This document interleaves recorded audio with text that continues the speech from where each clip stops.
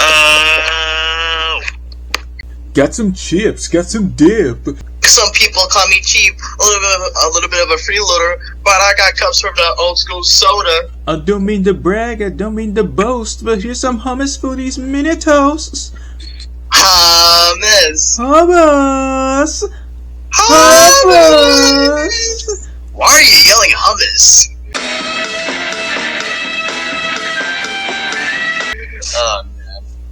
Welcome to the regular show station presentation. I'm Blitz, this is Fresh, and we have a newcomer to the station presentation, our good friend Mastermind.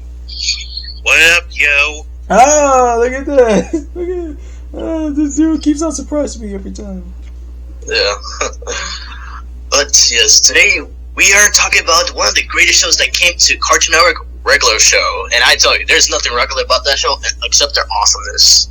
Well, like the title says, it's anything but regular, so... Yeah. Oh, man. Oh, okay. But now with the introductions, Fresh, go on with your introduction.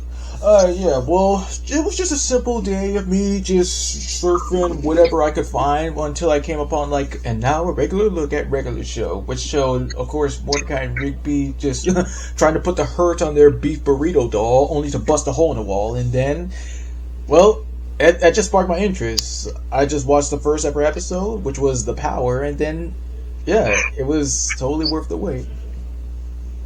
Totally, man. Like, yeah. And then you, Mastermind, your introduction? Basically, I got introduced to regular show back in 2011. Like, in 2011, I was 8, and I was watching Cartoon Network, and then I saw, like, you know, the sneak peek of regular show, like, where, you know, they showed, like, a sneak peek of the first episode, like, where Rigby goes, "What? Oh, you want me to put the hurt on you?" Yeah, that's The Power. The Power. Good one. For me, yeah, I believe back in the day when Cartoon Network was still, like, really good with their shows, I saw this promo, basically, with regular show, and it was showing, like, the scene we just did in the beginning with hummus, and, yeah, I got to watch one of the episodes. Now, The Power was not the first episode. The first ever episode I believe I watched was, Just Set Up the Chairs. Oh, yeah, same here. So you started with the second one, so that's good. Which is interesting because when we get into the episodes, I got some little bit of awkward stuff. Yeah, that's okay. But yeah, as I watched that episode and watched more because with the regular show and Cartoon Network, they had more episodes coming away, and yeah, I just fell in love with the show. It was one of my 4 favorite shows, along with Ben 10, Adventure Time, and Amazing World of Gumball at the time. Like, you basically just like summed it up right there, because it's like one of the best modern Cartoon Network shows of like all time that belong on like Mount Rushmore, along with, of course, like we said, Adventure Time and Gumball, and if there was anything else there, like, yeah, like, basically like goats. I mean, what would be the 4th one though? Well, yeah, in my opinion, I said Amazing World Gumball, regular show, yes, Adventure Time, and Ben 10, the franchise. Alright then, fair enough. Yeah. And yeah, as the time comes with like the show itself, and I keep seeing these awesome episodes on and on, it was amazing, especially the jokes. And like, yeah, there was a time where I took parts, like, you know, broke away a little bit from the episodes, especially when they went to space. I only saw like some of the episodes from space. The same as you. Yeah. And yeah, you know, though in space, like, after the final episode play, like, you know, it's just sad to see Pops die, but he died a hero. He did, yeah, and we'll get more to that when we explain the episodes, but yeah, I'm just so glad that I stuck around with regular show for a very long time. I just watched the episodes on Cartoon Network, on the Cartoon Network app, and when they used to, like, upload free episodes of regular show on YouTube. Yeah. I mean, I don't really think I saw that with me, but I mean, in fact, if you go on right now, there's like every episode of season 1 on there, and well, I mean, what basically made regular show better for me, it was like one of the many shows I saw on YouTube that would have people edit them to make them say cuss words, along with like SpongeBob and Ed and Eddie. It was just hilarious. Yeah. And fun fact, regular Regular Show was not intended to be a Cartoon Network. It was intended to be an Adult Swim first. Well, yes, because series creator J.G. Quintel, he did do like shorts in college, like The Naive Man of Lollyland, which was the introduction of Pops, and 2 in the AM PM, that was the introduction of Benson and Mordecai, and that's what led to the theory of Regular Show being a show that's focused on acid, because two guys working late at the convenience store turned into Mordecai and Benson. It's kind of like some kind of freaking drug trip. That's why it's so slow. I saw that on YouTube too. Yep. Oh yeah, and since Regular Show came to an end, like now they air it on Boomerang now. Yeah, which is really cool. Yep. Because y'all know how Boomerang is. Sometimes they play new stuff, but most likely they play the classic cartoons. Yeah, that's what I like about Boomerang. They bring back a lot of classics, and yeah, they always do good with it. Yep. That was our introductions, and now to the episodes. Alright, so, Friction and MasterMind should explain what their first episode was with the power. Like, what did you felt when watching it for the first time? Wait a minute. Like, wait, what do you mean us? Like, didn't you say that you and MasterMind, like, your both episodes were, just set up the chairs? Oh, okay, my fault. But go on with yours. Alright, well, with the power, yes, like what I did say, when I first saw the preview, it did show Mordecai and Rigby just freaking around in their room, and not like that, I mean, with the doll, with their beef burrito doll, until they bust a hole in the wall, and then decide to just, like, convince anybody to give them raises so they can fix the wall without anybody knowing. But, of course, since the power keyboard has magic powers, which can be able to warp reality, they accidentally send Skips to the moon, and they need to get him back. They escaped from the moon monster, and of course, everything just goes to... Well, not really go to crap, but like Benson just... Of course, like... just blows his top every time. Yep, and then Skips takes the keyboard and smashes it in half. But, I mean, like... Well, still, it was, like, still one of the coolest things to ever have, even if it did cause them a lot of trouble. And here's when I say the awkward part, because it was great to see the many characters there, but like, what was bizarre about it was that Mordecai's name was never mentioned in that episode. I was like, wait, I know Rick, like, okay, so I got your name, Rigby, but what's your name? I was like, and when Rigby said, "You are a genius," of course, raises, I stupidly thought that was Mordecai's name. Yeah. Yeah, the pilot was kind of questionable, like, here and there. Like, with the early designs, especially with Mordecai's. Whoa. I think you're kind of mixed up, because, like, you said the pilot. Even though... Yeah, we'll get to that when we get there. Okay, but going with the power still. Oh wait, how can I forget? The best part for me of that episode is then when they use the power on Skips when they get to the synchronizing watches part. That was like the catchiest thing ever in Regular Show for me. Synchronize. Oh no, Skips. Yeah. Where did he go? And they started, like, moving their shirts up and down, like, saying, "Go away, Skips." As a kid, that always amazes me how people could do that, and I also love that when they used that in the Clarence intro. Yes, and then when I actually did see a friend do it in real life, I'm like, whoa, that's cool. I'm like, how did you do that? I'm like, oh wait, no, you just have to put one sleeve down and then you just put your arm in the middle. You're like, oh, that's awesome. Yes. Yep. It's time for you to go to your room. Yes, Skips, it's time for you to go to the moon. The moon? What'd you say that for? Isn't that what you said? I said they said room, you dumbass. Not the moon. And let's see, another different one is that, like, of course, the language. There's some mild language here and there, but in the past, go ahead. I didn't say nothing. Oh, it must have been a glitch. Like when Rigby said, and here it is, bowlerization, just changing up the how they say. It was originally, how in the H are we going to fix this S? But then, how in the heck are we going to fix this stuff? It's just mind-boggling. Yeah, also. I know we're not talking about this episode now, but with the mild language, yeah. When I first saw this episode on Cartoon Network, the episode Mordecai and the Rigby's, that scene where Vincent gets a mace, he's like, holy crap. I'm like, oh my god, they actually put that in the show? Exactly. One of the many few, and this is what makes regular show unique. It's one of the many shows to get away with stuff like mild language or violence, including like fighting or characters dying and stuff. Yeah, or even, of course, references to movies like Terminator. Yes. But the power, yeah, even though it was not my first, it was an interesting episode to start, you know. Yeah, it was really cool, especially when they're actually on the moon. That was an intense scene. Yeah, I agree.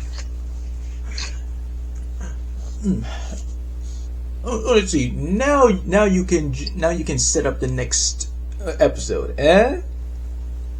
Thanks, yeah. Just set up the chairs. Yeah, so in this episode, basically, Mordecai and Rigby are trying to prove to Benton that they're not slackers. So they, set up the chairs and all that. It was going good for a while until, yeah, somebody had to get bored of it. Rigby. Yeah, he was being dramatic. And they were trying to find more chairs because they ran out. And there was, like, a door, to just, like, you know, vacant storage. And it broken open, and they saw like a whole arcade in there, and it was amazing. And yeah, MasterMind with the regular show games, like yeah, they had one of the like arcade games of it. Awesome, man. Yeah. Seeing all those video games, some parodies, some not, but still, it was amazing. Yep. Until suddenly they found an evil arcade game called The Destroyer. Yeah.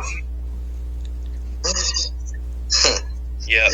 And yeah, you know, like, they ignored Skips' note. Rigby just had to compare the red wire to the blue wire, and suddenly, you know, the Destroyer of all worlds just came out of the arcade game and started destroying stuff.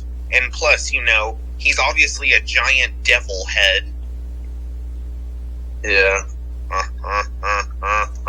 Oh, that's good. Yeah, that's good. And then we just have this whole epic fight with all the video games combined against that one. What was it called? What do you mean? Like the Lemon Hero dude. I mean, like he didn't really have a name. Like if I but his name was the Lemon Chef. Oh, okay.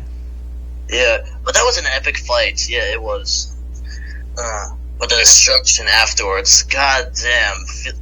You know, now let's get to the point. You know, what Vince is saying, you're fired all the time. Like, yeah, we're not into characters yet, but yeah, this iconic line saying, you're fired every single episode.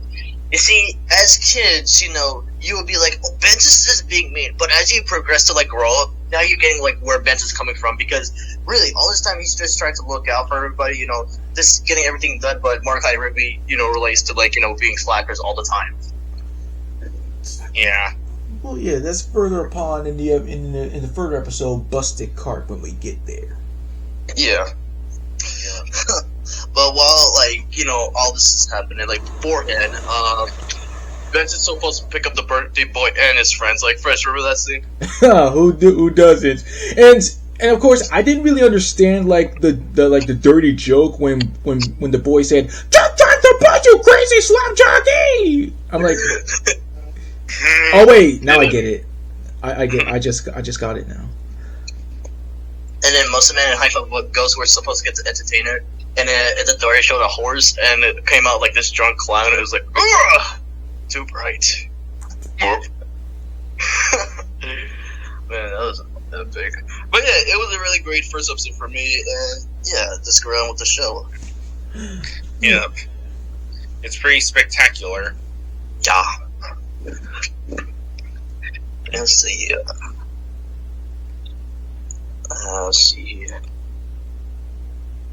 Let's see.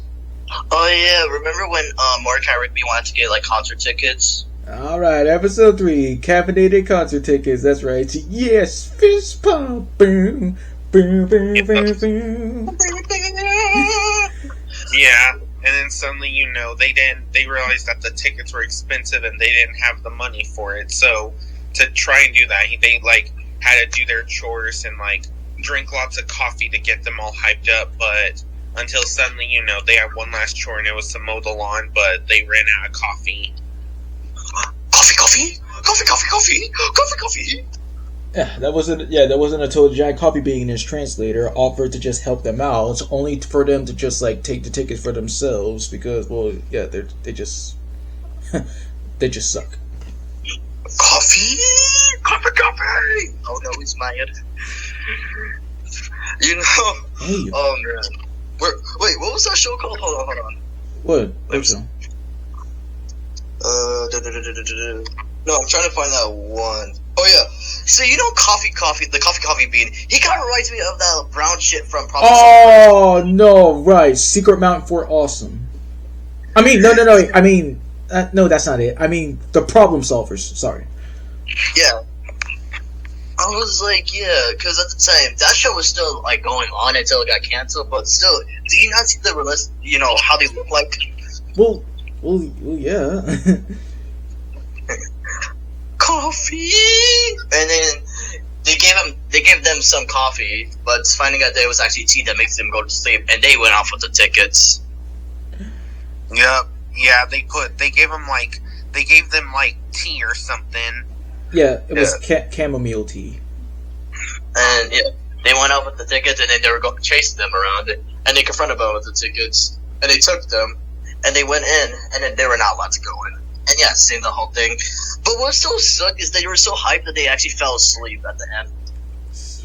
Yeah. Missed opportunity. But the funniest part for me, obviously, was when, of course, like, when they did make it to the concert and Mordecai's face was just full of Muscle Man's sweaty shirt. It's like, oh, sick, it's all sweaty. Every time when the way he says that, it makes me die every time. That's why you see, like, me make that short on my second channel. It's just, I just can't, I just die every time.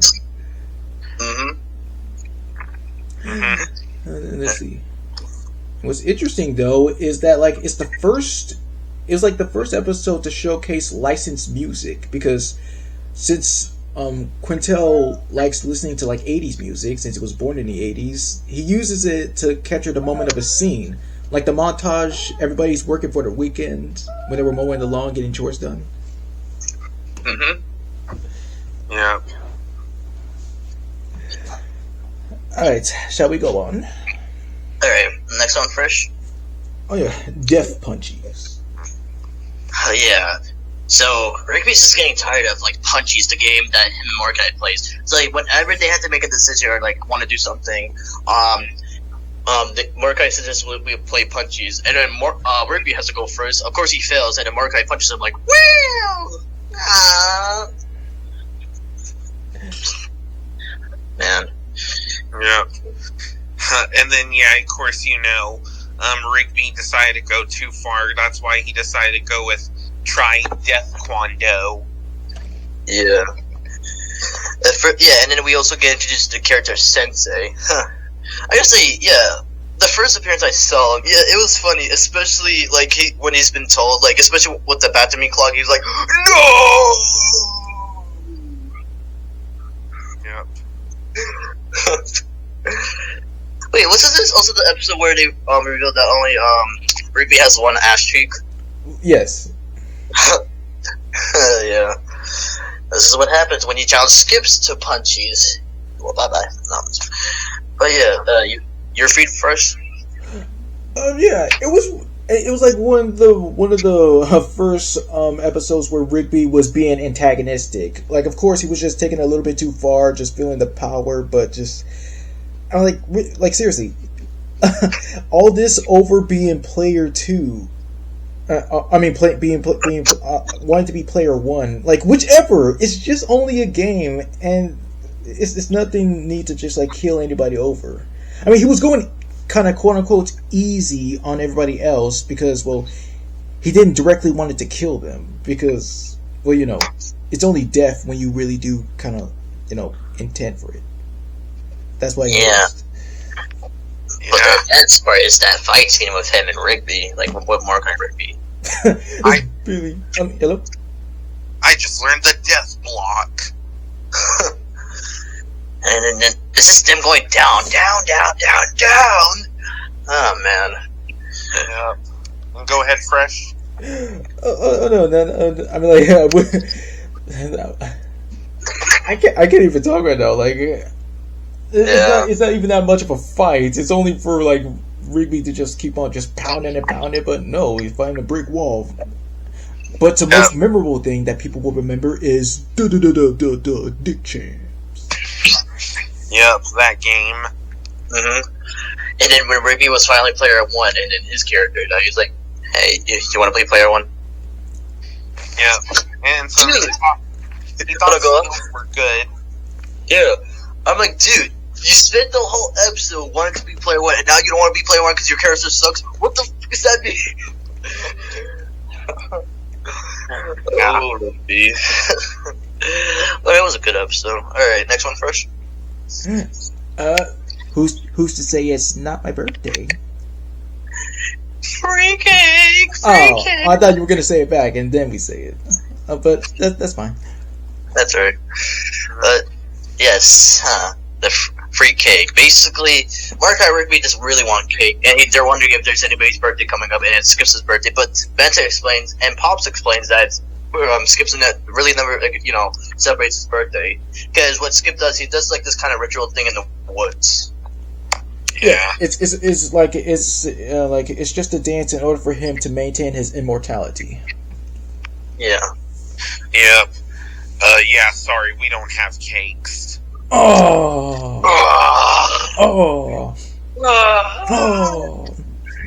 Yo, bro, look, there's cake mix. Wait, how much is it? $1.50. Oh man, $1.50, guys! Goddamn, are you guys cheap asses? Man, today's prices for cake mix would be totally different, but $1.50—that's a fucking steal.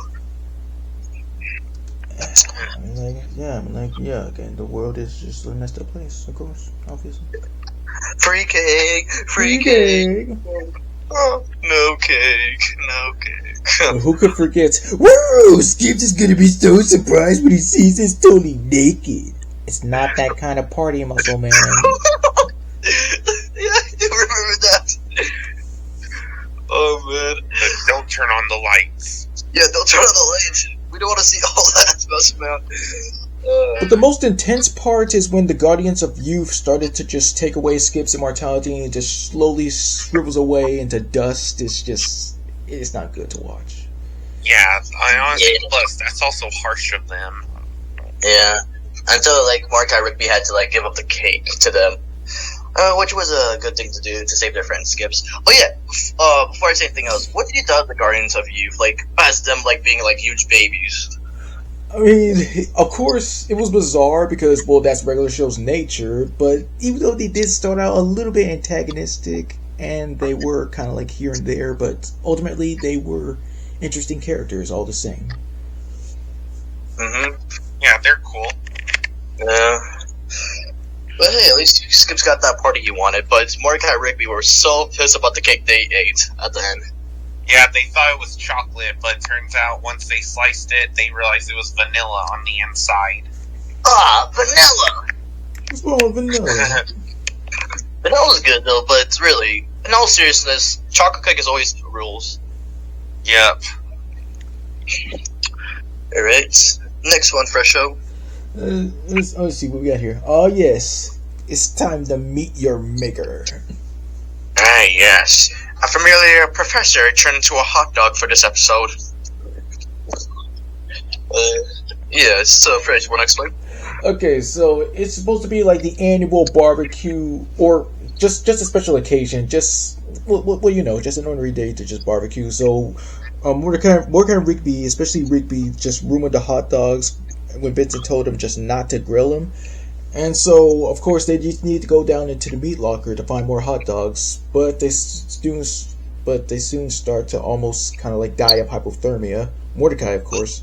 So Rigby finds a pack of sentient hot dogs who shows them out and demands that they want to be eaten, only to find that the hot dogs want to eat them as revenge for their brethren being, of course, eaten for years. And it's not until Rigby saves the day by spraying them with mustard and they start eating themselves. Everything almost starts to go to crap like it used to, but Reapy pins the blame on Benson, and he manages just to get away with it. Yeah. Oh yeah. And plus, I think I know what the hot dogs are doing. Like, so they put them in a bag full of like red liquid, and like I think they were turning them into corn dogs or something. Yeah, they were marinating them. Yeah. Let's just say one of the scenes. It's like when the hot dogs started like eating themselves. That was kind of like effed up and weird at the same time as a kid. Oh yeah, yep. Cannibalism. Yeah, exactly. It's like a hot dog eating It's like a dog eating a hot dog. Oh, come on, that's what? But no, because people make that joke for the years. Hey, what happens when a dog eats a hot dog? Because dog is in the name. Well, I mean, at least hot dogs aren't made of dogs. They're like made of pig. Boink. But yeah. It was a good episode for a certain celebrity guest star, but we'll mention him later. But still, it was a good episode. Alright, next one. Hey, you want to have this grilled cheese? Whoa, is that deluxe? Is that a deluxe grilled cheese sandwich from Cheezers? Grilled cheese deluxe from Cheezers. Well, yes, my fault. And then you want to do that later with the video. Hey, you know what go good with these sandwiches? Funny internet videos. Hey, I got one. No, man, you're just gonna pull that ostrich thing with the balls again. No, I won't. Wait, just trust me. Fine. It better not be the ostrich. It's loading and... No! Don't get too close, Pop. Yes, classic. Yeah. Well, yeah. Well, grilled cheese, and then Benson gets so pissed because there's revealing that it was his grilled cheese sandwich. It's kind of based around lies. See, it's about like who could be a better liar than the other one. So after they did manage to make it to Cheezers by lying to everyone that they're astronauts, and Reapy goes over to actual astronauts saying that's they have had astronauts experience. They're then brought to the compound where there's a problem with like some kind of sciencey stuff, and one of them will have to sacrifice themselves, but they ultimately save the day by using Benson's grilled cheese, and they're warned if they ever lie about being astronauts, it would not be good for them. And Benson, of course, wants an explanation. When Reapy tells the actual truth, they don't believe that. Benson doesn't believe them, so Mordecai simply says they just ran it over by accident. You know, this is a classic tale of the boy who cried wolf. Well, not really. I mean, it would only work if... I mean, you're close. The Cassandra truth, because that's when you actually, tell the truth, but nobody really believes you. You're kind of right at the end part. Yeah. But what I also like about the episode is that the song Lies, yeah. Yeah. Man. Good episode. Also BRB, I'll be back. Yeah.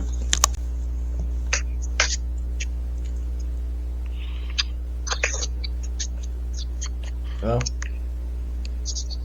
This is the part where we go with the next episode. Well, yeah, the unicorns have got to go. Now that's one of the few episodes I know people like, but I didn't see it that much. It's okay to me, but what do you think? No, it's horrible. What was even the point of that? The logic of it was stupid. Well, of course, it was just a regular day of just trying to just play some strong johns, but Mordecai just takes it a step up to just buy some cologne in order for him to attract Margaret. But it attracts a bunch of dude-bro unicorns, and all they do is just act much more gradually jerky, and it's just not good. They just take over the house. They're just causing trouble, and and of course it turns Rigby into much more of a jerk up until oh God, what have I done? I need my friend. Seriously, the whole plot of it, especially when one of the unicorns had to take a test, because they were explaining to Benson, if this unicorn doesn't pass their test, the world will be destroyed. I'm like, what kind of logic is that, though? Well, come on. Wait, I think you're confusing. I think you got the episodes mixed up. Wait, there was not a unicorn ticket at Testo? I mean, like, I think that was just an ordinary horse, like, called Party Horse, but is, like, the one that we're talking about is, like, a bunch of Dubro unicorns, like, it was, like, way back in Season 1. Oh, okay. So, the episode I must be talking about, let's see here. Oh, yeah, so, the episode's called Party Horse, but, okay. But, yeah, again, it's one of the episodes I didn't really see that much and don't really care. Yeah. Yep, and yeah, you know, of course, the crazy part, you know, the unicorn said that Mordecai must drink from a cup, and then the unicorn said, it's definitely not unicorn slum. Yeah, it's messed up. That's very simple. Why'd you do that? But, yeah, again, bad episode. Bad episode. Alright, next one. Yeah, alright. Wait, who we calling? The master prank caller with prank callers. Joe Mama! Oh, you're making prank phone calls, huh? Ring, ring, hello? Every time.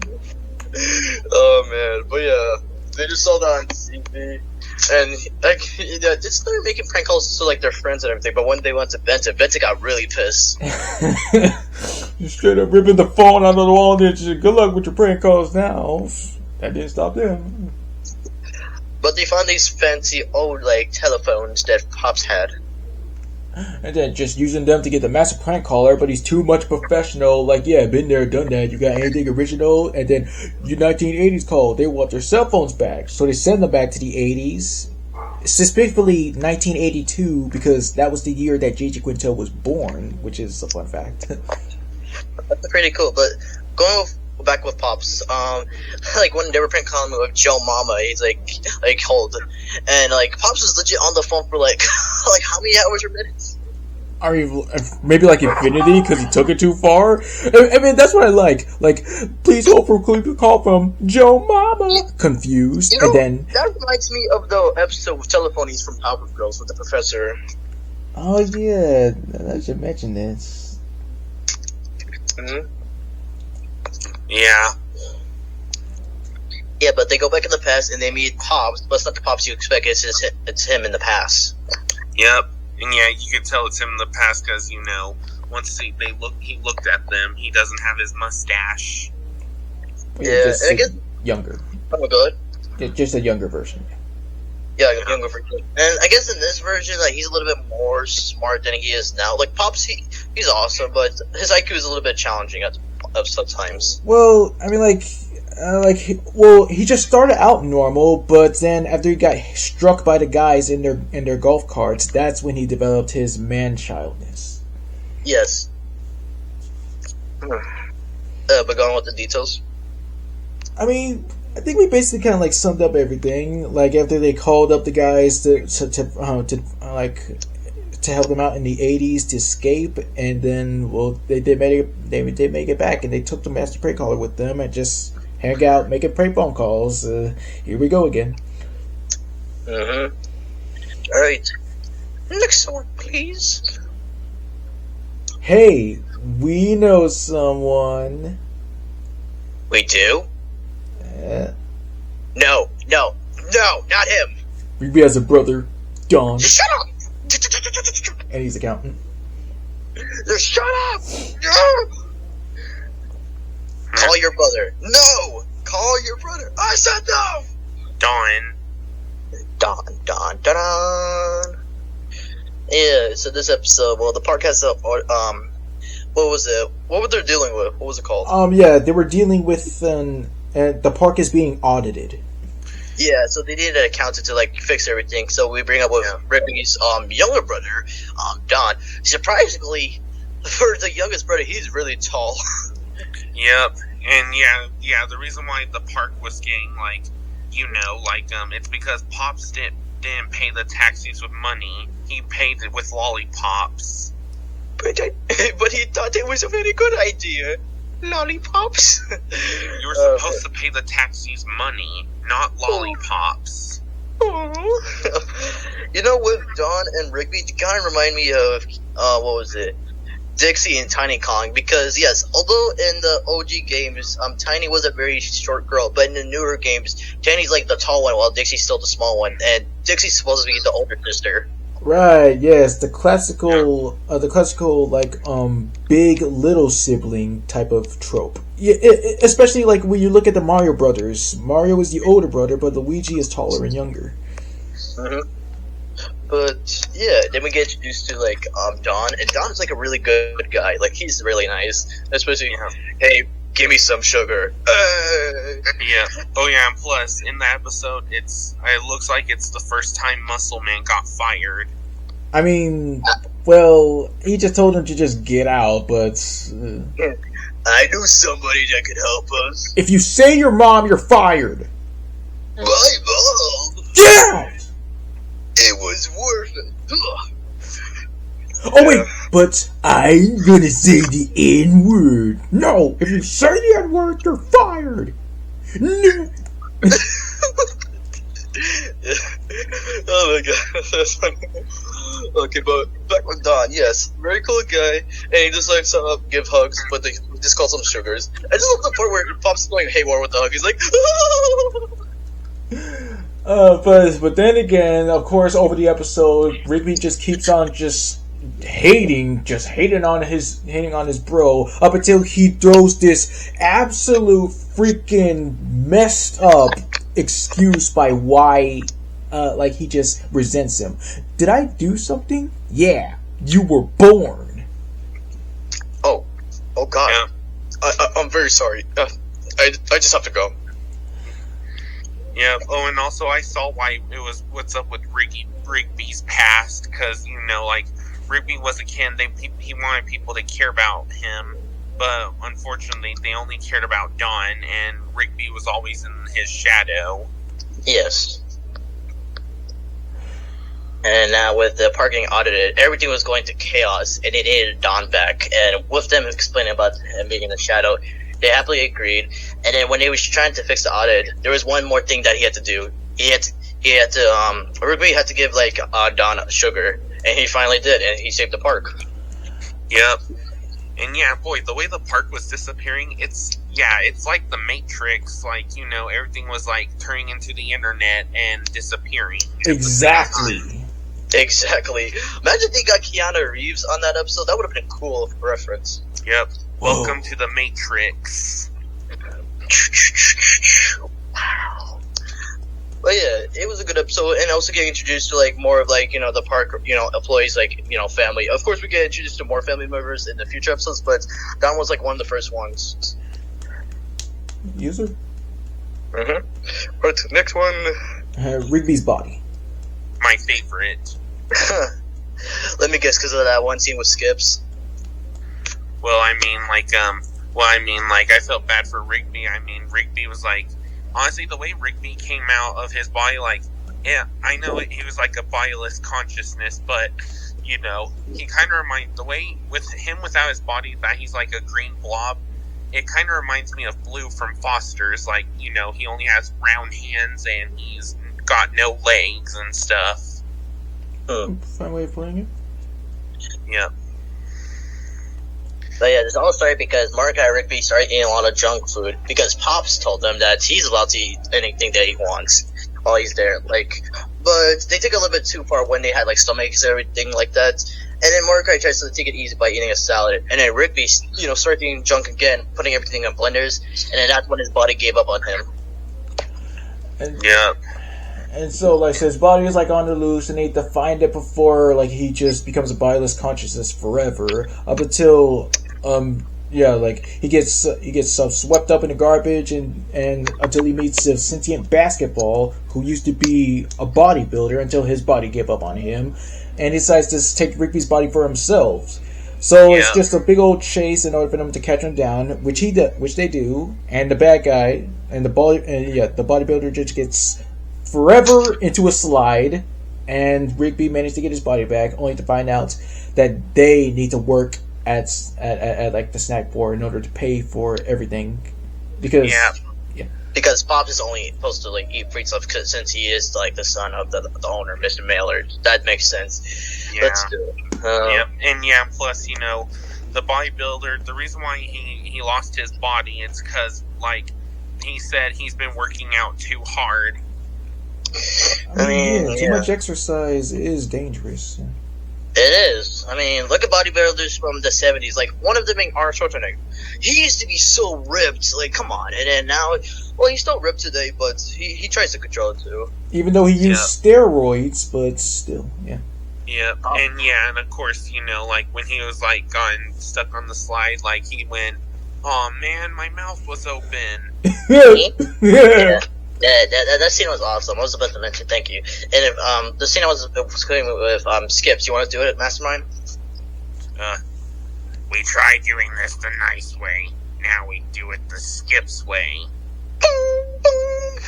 What the Yo, I saw, for first seeing that episode, I saw that as a commercial. I'm like, what is this? And another thing that kind of like interests me too, like again with the bowlerization, like of course in the original episode that when Mordecai and Rigby just say the word turd, but in like British or something like that, they changed it to plank. Oh yeah, that makes sense. And yeah, you know, Skips also went, like, when Pop said turds, you know, Skips said, "I really wish you wouldn't teach him those words." Yeah. He's impressionable. Yeah. And yeah, Muscle Man and High Five Ghost were working at the snack bar as well, and then, like, apparently, you know, Rigby scared them away because, unfortunately, you know, they thought he was a talking bucket of diarrhea with a boot with wheels. Oh, right, I forgot. Yeah. Oh, sick! What are you? What are you? Oh. Looks like a bucket of diarrhea. Huh. It's me, Rigby. Oh man, that boot with wheels stole Rigby's voice. Oh man. Yeah, it was also a good episode. Alright, next one. Alright, the last one is Mordecai and the Rigbys. Now this one, before seeing the episode, I did see this in a promo about like what's new on Cartoon Network, like new episodes, and I was like, whoa, why do these guys look so cool? And why did Rigby do that to his tail? Only to find out that was their future versions. Yeah. So basically, at the beginning of the episode, yeah, Mordecai and Rigby just started to wanted to, you know, do a band. I believe Rigby wants to do it the most. So he got these like T-shirts with the name Mordecai and the Rigbys. And didn't they have an original name before deciding on that? I mean, like, yeah, they were thinking of stuff like Cool Dudes, Face Punch, Head Trap, Helicopter Crash, but Mustache Castache. Yeah. But the only reason why they lied about being in a band, they thought a couple of shirts would make them just, like, had the idea to just form a band, which, no, that's just stupid. Yep. But unfortunately, also, yeah, them from the future, like, they tricked them into lip-syncing. Yeah. And that's how they became rich and famous in the future, because of that. And that's what any other freaking singer would want to do. Hey, look at me, everybody, I can sing. Hey, wait a minute, he sucks, actually. Yeah. And yeah, of course, you know, like, also plus, you know, they came from the future because they tried playing 3 record players, but they were all getting confused and stuff, and it summoned them from the future. Yeah. But you gotta admit, the accents in the future are awesome. Yep, and also even the tattoo, like, you know, the tattoo on Rigby's armpit, like, it was like a shark, and every time he moved his arm up and down, it moves. Yeah. But out of the accents, I like Rigby's the most from the future. It sounded really cool. Yep. And yeah, I could tell, Mordecai was able to tell that they weren't really singing, like, once he dropped his guitar thing, he was wondering, wait, how is the music still playing? And then he behind him, and some reason all the speakers were unplugged. Yeah. Boy, oh boy. And then he found the radio. Yeah. Also, before all this happened, one of the reasons why Marco also agreed to this, because Marga got interested, and she got one of the shirts, and he just got, oh, yeah, let's do this. Yep. Oh yeah, and plus, you know, I saw this on YouTube, like, if you go to the Cartoon Network's YouTube channel, there's like actually a live-action regular show thing where they're Oh my god, I saw that as a kid. That was awesome. Uh-huh. Yep, I agree. And the way they did all the characters, that was just awesome. Yeah. But speaking of the song, the song in the beginning.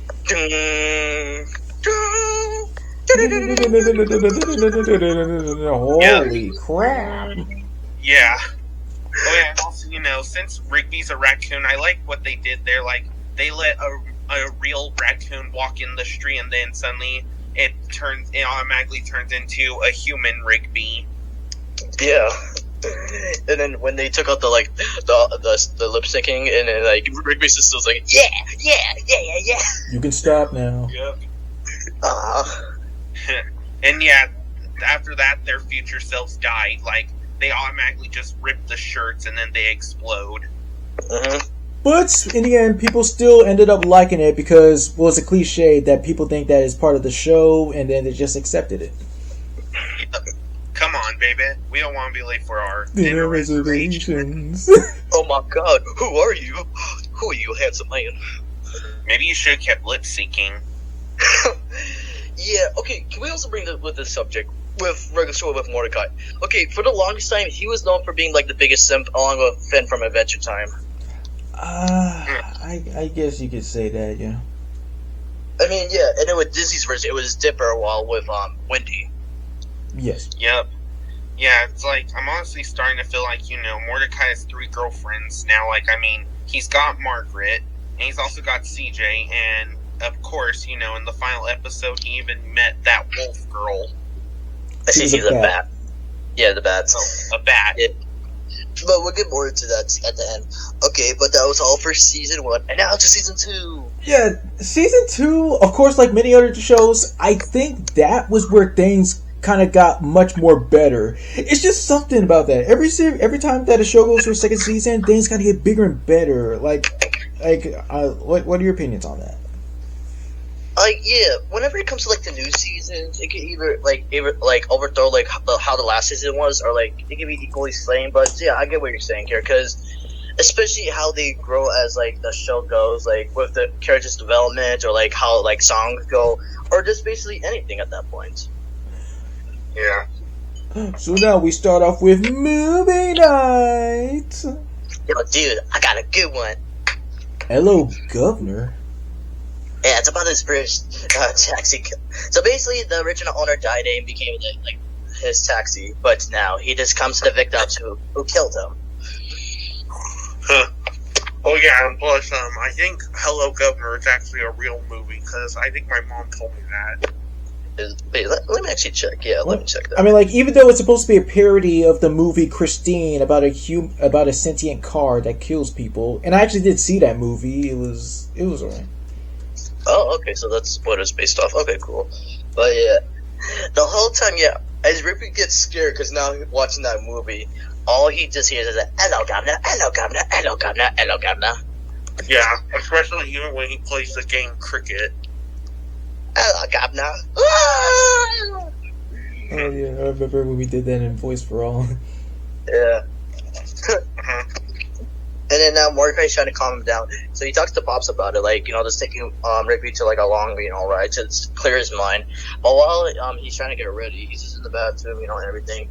And he just sees a text and a phone call with "Hello, Governor." Oh. Yeah. And suddenly, after that they get lost in the woods, and then suddenly Rigby sees the car chasing him again. Yeah. But unfortunately, go ahead. No, I know you were at the point, but you go ahead. And then suddenly after that, now he then finally realizes it was just a guy in a costume, like a transformer. It was like a transformer costume, yeah, because I seen cosplays like that, but it was the same guy from the video store from the beginning when he made, when Rigby made fun of his costume. Mm-hmm. Oh, man.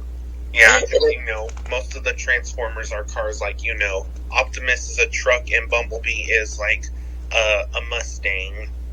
Yeah, but what do you call it? They explain how they destroyed the DVD and all that. But the guy was like, you got to pay, and Pops offered to pay, and he was like, with this $100, and he was like, yeah. And the guy was like, is this a joke? And they run off with Pops. Yep. Yep. Oh yeah, and like, yeah, did they actually destroy the DVD? The tape. The tape, but yeah, because Rigby got so scared. Yep. Oh, and I know how they destroyed the tape. Like, you know, I believe it's another movie reference. Destroying in slow motion. Well, actually, he just threw it up against the wall. Oh, Yeah. Okay, my bad. Sorry, That's right. I saw that from a movie and from Family Guy. My bad. Oh, it's cool. Mm-hmm. Alright, to the next episode. Da-da-da-da-da. It's time. Oh, what time is it right now? Mine's 5:26. Like really? Mine's 4:26. Now, these like one of the episodes that could be really like challenging and kind of hated or kind of loved because it was like the tension between Mordecai and Rigby. Yeah. Well, it just focuses on Mordecai's inability to just say what's on his mind to Margaret, and he was just like getting jealous of just Rigby just butting in. He bought tickets for him and Margaret to go to the zombie dinner party, but only for like Rigby to just like get some tickets himself, and well, yeah, just keeps on just getting much and more about Rigby just egging on Mordecai, just taking him off up until like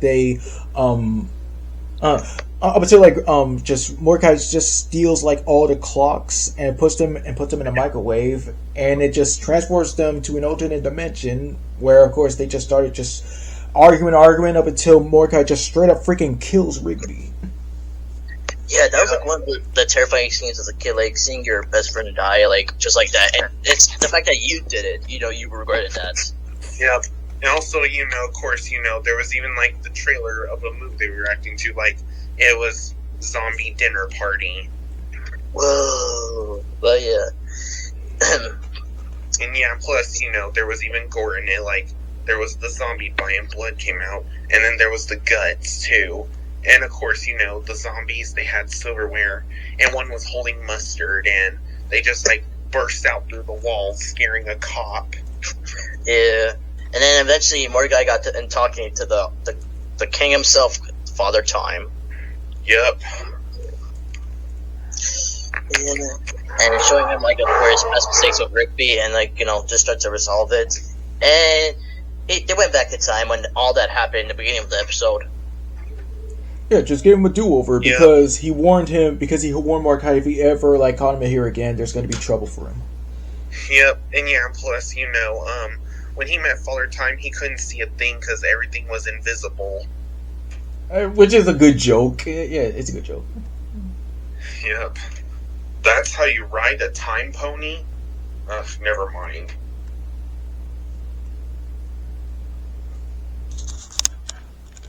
Again, it's like one of those challenging episodes, I must say, but it's a good episode though. But alright, next one. Appreciation Day. Yes. Where all the park employees got appreciated for like their hard work, except Mordecai and Rigby.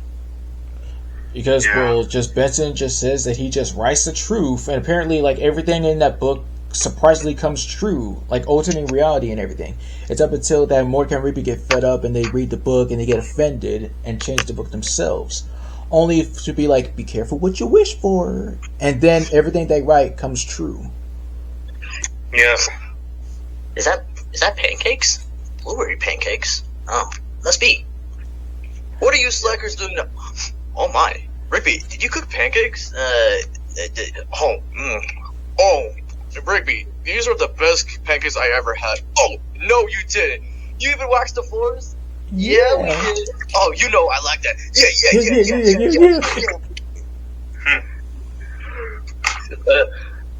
But that book they're writing, it kind of reminds me, it's like similar to like the Death Note a little bit. Like coming true and everything. Yep, or it could also, of course, be similar to Doctor Strange, too. That is true. But yeah, all these events happening, and then a snowstorm, and then coming up with a snow monster, and then Skip's breaking his leg and everything. That was like extreme. Yep. Oh yeah, and imagine what if the snow monster was the abominable snowman. Maybe.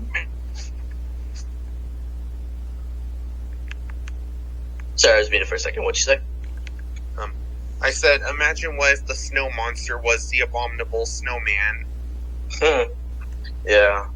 That would have been. But then again, we have a Yeti who snips. Yep. But honestly, that's one of the good episodes. Like, even though it kind of took like a turn with the end, but it's still good. I agree. Yeah. All right, next one. As he peeps. Oh God! Don't look at me.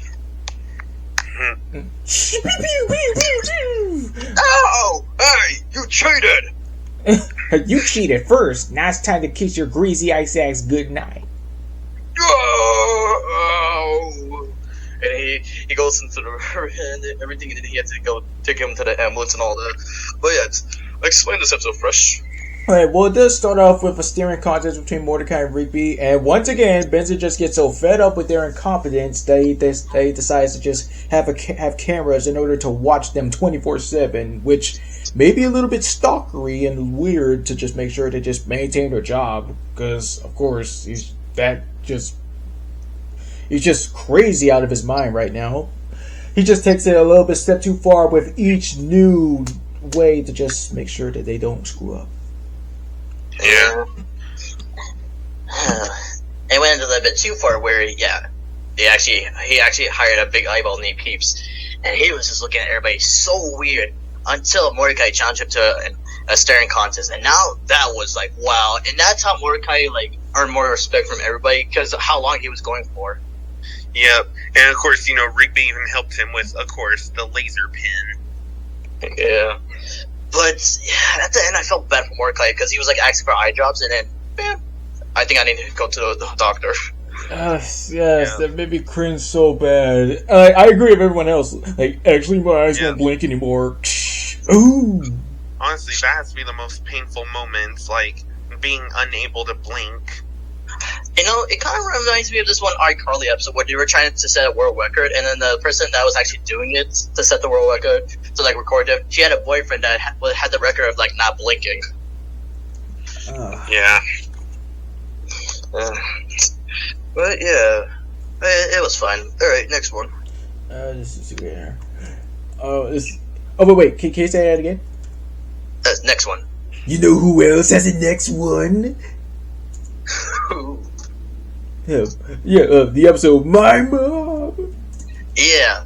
So the episode My Mom, we were getting more introduced to Muscleman's character along with High Five Ghost, and because Mordecai and Rigby at the beginning of the episode, they were supposed to pick up a lemon tree and they were running late, and Benson had his doubts. Well, Skips had his own opinion, and they received it, but the lemon tree was not very good. And then this is where they had to call in Muscleman and High Five Ghost to show Mordecai and Rigby how to actually do it.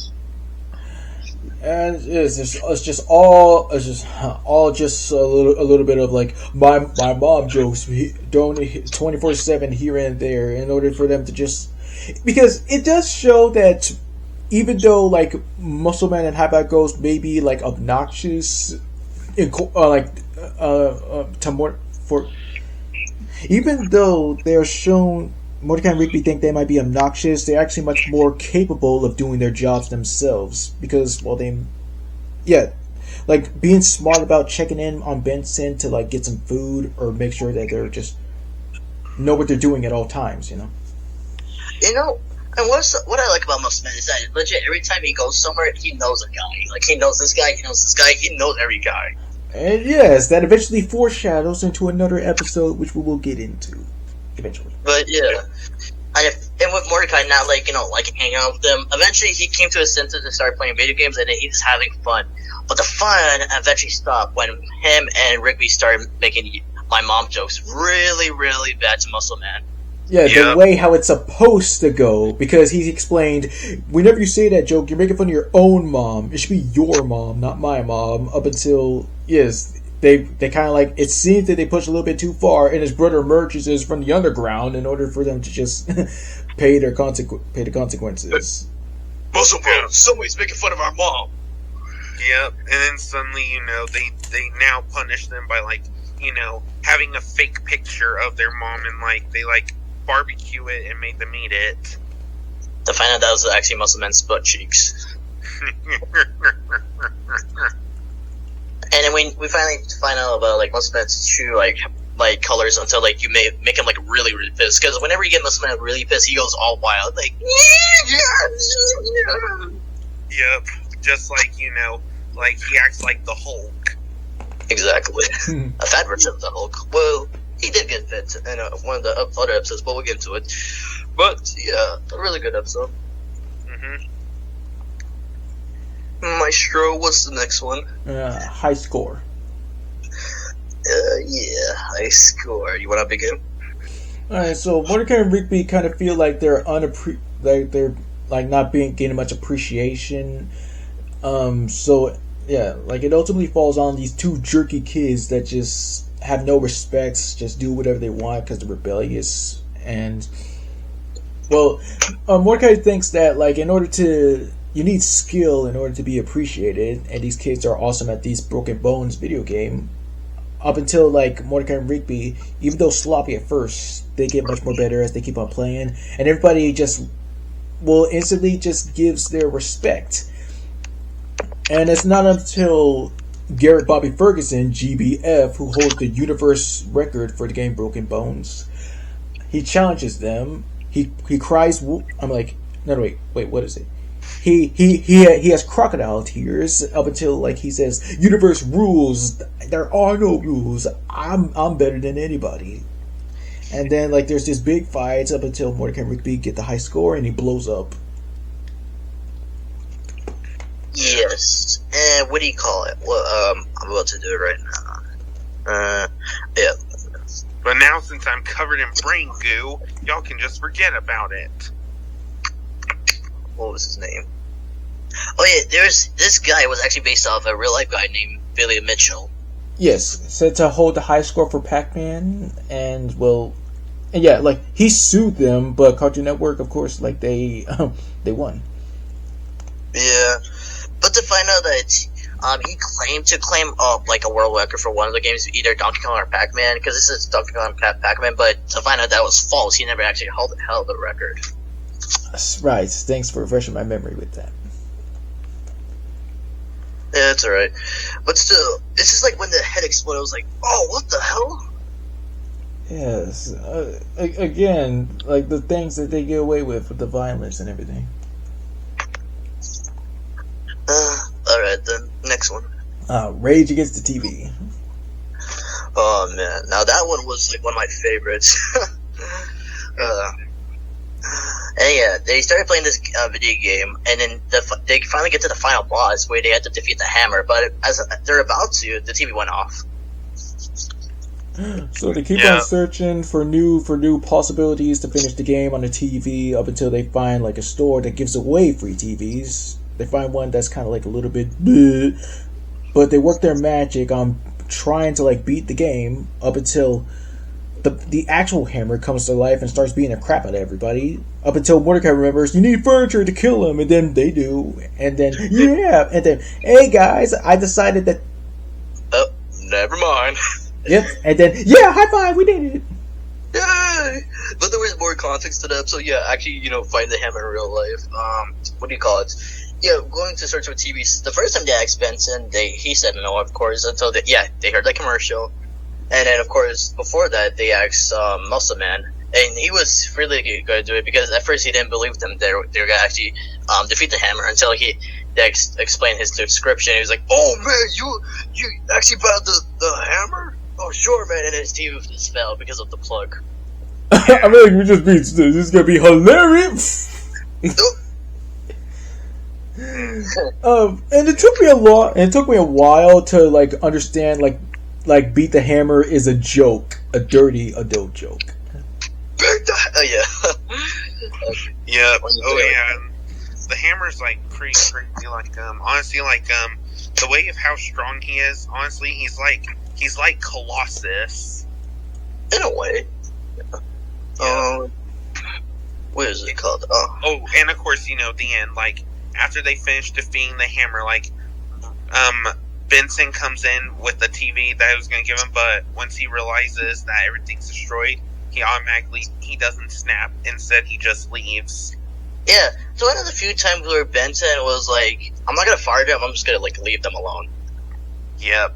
Yeah, and then after that, they all high five at the same time. Well, yeah. What do you call it? And then MasterMind was trying to convince his friend Jimmy. He's like, "Come on, Jimmy, come on!" And people made memes about that because people was like, "Hey, let's make this meme out of this Jimmy guy and make him a reference to Mr. Beast because that's his real name, Jimmy." That's funny. Come on, Jimmy. And then yeah, Jimmy came and he was like, "Oh, MasterMind, I got fired. Can I just hang out with you guys today?" Wow. Sucks. Sucks to suck. But yeah, that was a good episode. Oh, one of my favorite parts is like when MasterMind was stretching the hammer. He was like, "Dude, it's the hammer!" And it's oh man.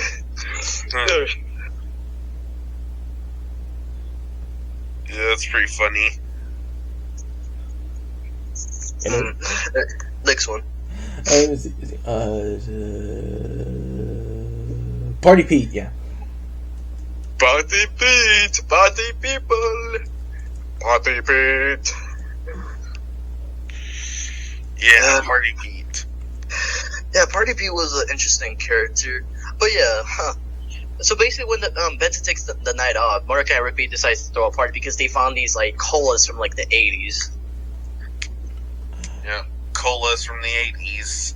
I bet they taste like Coke from the 80s. Totally did, yeah. What do you call it? Oh, let's see here. Hold on, just give me a second. I'm just texting somebody.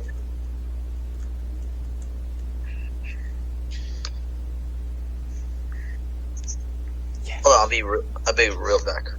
All right. Real bag. Shut up, I missed my words.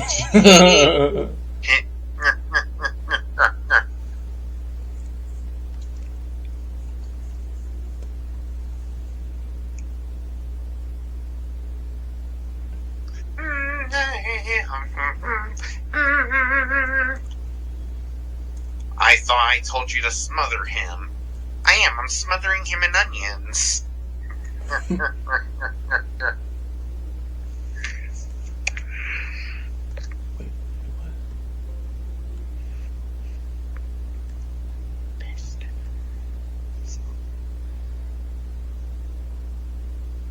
Pardon me. What are you grubwines doing? Gain seconds on lobster. Seconds? I thought lobster upset your stomach. I dipped it in pesto bismol.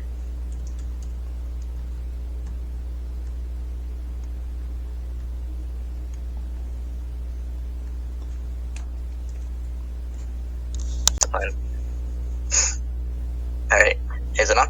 It's on. So basically, Mordecai watches the tape that the store clerk was watching, and then all of his memories goes into that tape, and now he's just brain dead. Yep, and he was like stuck inside his head. Mm-hmm. And we call it skips and Rigby goes into his mind, and then like he's trying to forget that one part of Pops being naked, and eventually they do. But they meet the store clerk where he was like really normal, and he's like explaining like, "Oh, I watched the tape, but he wants to stay here because he gets free time." Oh, right, I forgot about that part. And up until the part of course that you did say again when Benson came in with a towel and then whoop, like a slot machine gun. Benson, put your gumballs away. Yeah. Yeah, and yeah, they had to chase Pops down because he was running. Mm-hmm. But yeah, one of the funniest. Oh, sorry. What I gotta say, this was like one of my favorite and funniest episodes out there. Yeah, the one thing I remember, of course, Planet Chaser Starlight Excellent is that song, that freaking weird song. It kind of gave me a combination because of how the characters look like. It kind of gave me a combination of Voltron, Dragon Ball, and Sailor Moon combined. Wow, thanks for that.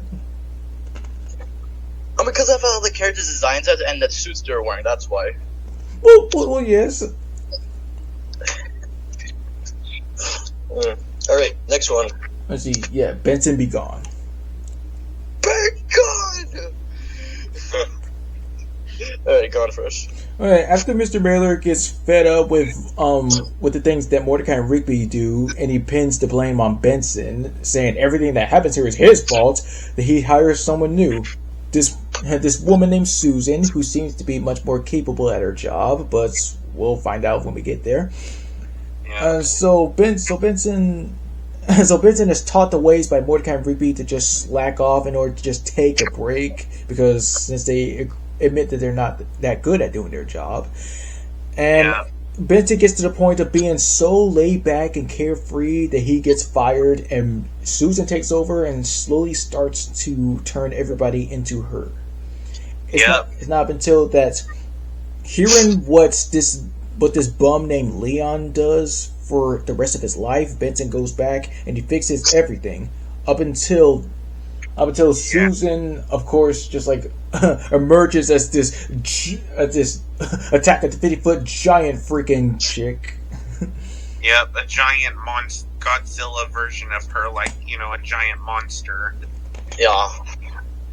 And Benson took back his job as, the park manager for Mr. Mallard, yeah. Yep. Oh yeah, and Susan was like a demon, like, after she realizes that now everyone's back to normal, she then, like, floats away as a monster and out the window, and then suddenly her giant monster self grabs her and eats her. Yeah, that was, like, wow. But another scene, like, when Benson was put with Mordecai and Rigby, at first he was afraid to get fired, but, you're gonna like the scenes where he actually hangs out with Mordecai and Rigby. That was really cool. Yeah. Oh, and of course, that was clever. What happened at the end of the episode? Like, the limo just flips over and breaks both of Susan's high heels, and then she falls back into the hole and dies. Leon went down on a high note. He may be a minor character, but he did save everybody. And of course, the bittersweet moment was when. Wait a second. Did we skip something? I think. Like what? Oh crap! We skipped Dizzy, the Dizzy episode, because I was about to give away the best part of Benson Be Gone. Oh, okay. That's no issue. So if we can continue with that episode if you like. Yeah, if you want. I mean, okay, like the bittersweet moment at the end, near the end, was where Maillard actually appreciates Benson by actually calling him by his actual name. Yeah. Let's see here. Now with Dizzy. Okay, hence the name Dizzy. So basically, we all did this as kids, spinning around as and then getting dizzy and you see the world shake. Come on, who hasn't done that? Believe me, it wasn't well for me. Like shaking around for 1 or 2 minutes or something, you get dizzy. I'm like, oh, this is how basically a drunk person would see the world right now. Yeah. And then suddenly, Pops was all nervous, and when he was trying to talk to people, he was going, and suddenly, Mordecai and Rigby gave him the idea of being dizzy, and while he was getting dizzy, he said, "I'm not nervous." So it all just focuses on Pops. Pops is made to give a speech out to everyone by his dad, but he just ran away crying because he couldn't just handle the pressure and embarrassment, because it is an actual phobia that people have, public speaking. Yeah, it kind of reminds me back in school when you had to go next or something to read or present something and you get nervous. Yeah. and then go ahead. Well, I was gonna say, and then now, after Pops realized he got too dizzy, he then goes and checks out the Dizzy world. Exactly. And they made more of an elegant Mordecai and Rigby at all once. Yep. And so it's up to Mordecai and Rigby to rescue Pops, going inside his head in order to save him. And Pops inadvertently makes this whole big speech, and that's when he was able to just do that without facing people. But up until he broke the law of no speeches, they managed to get out, and they did manage to still get away with helping Pops by drawing on the back of his head, and not giving that much short of a speech, but it's all in good. Everything worked out. for a second? Say what? Can you pause for a second? Okay. Alright, the next one. Ah, yes, a good one. One of my personal favorite ones. But I have a receipt. Behold, the realm of Darthon. Oh, yeah. So basically, Mordecai actually brings a new game because it was game night, so they had to bring a board game. And a lot of, it was like, they were getting a little bit confused here and there, kind of getting the concept. I was like, what is the point of this game? Yeah, anybody, it's just imagination based and stuff, of role playing and That one SpongeBob meme, imagination. exactly. Imagination is key. And it did prove it. It did prove that it's really awesome and fun when they actually do go to the realm of Darthon and they are their respective characters and they just battle their way up to stop like the game master. Which turned out to be the store clerk that they got sold by the game. And while this is happening, like beforehand, everybody was in line for buying that board game, and Mark Rigby was telling them not to buy it, and basically telling them it was a scam. Yep, and there's a full-out war about like, hey, I want everybody to experience this game. But like, no, man, your game sucks, and everybody needs to know it. Yeah, I like that scene where what do you call it? Yeah, was it? Yeah, it was Mordecai showing this book of the character, but it's like the same character but different costumes. Yeah, the pixie fair, the sorcerer, yeah, pixie sorcerer, yeah. That was my favorite part too. Yeah, it's a great episode. Yeah. Next one. This is my jam right here. Summertime, summertime. Summertime. Oh man. So yeah, Mordecai and Ruby are basically just cleaning the gutters until like they found like this tape of Summertime. Like, oh boy, them playing the song, and then eventually getting sick of it until Rigby started singing it, and like he can't control it, and now he's just basically overtaken by the song. Yep, and yeah, the song was getting stuck in everybody's heads. And we had this epic like band fights because everybody had their own instruments, and it was pretty epic. Yeah, and they were going, aw, snap. Aw, snap. Yeah, that's right. Come to our macaroni party, snap. And we'll take a nap. And then we see this epic battle with the Summertime tape, and then with this such a battle, and yeah. But up until, like, yes, despite Benson showcasing his awesome drumming skills, their song "All Snap" turned out to be a new earworm for Rigby, and then here we go again. Yep. Alright, then next one, Muscle Woman. Keeping track now. Okay. Because I'm also on track because I was in the episodes while you're reading as well. But yeah, Muscle Woman. This is where we get introduced to Starla, basically Muscle Man's girlfriend, well, ex-girlfriend in the beginning of the episode, because it starts out with Muscle Man just being sad. And they're like, hey, you want to talk about your feelings? But then, no, I'm too much of a sissy in order to talk about that, because my girlfriend dumped me. And then he starts crying in the shower.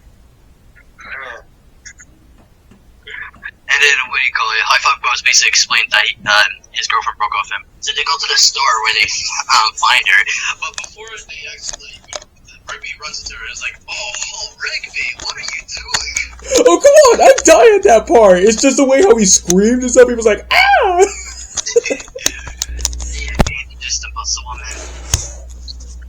Yeah.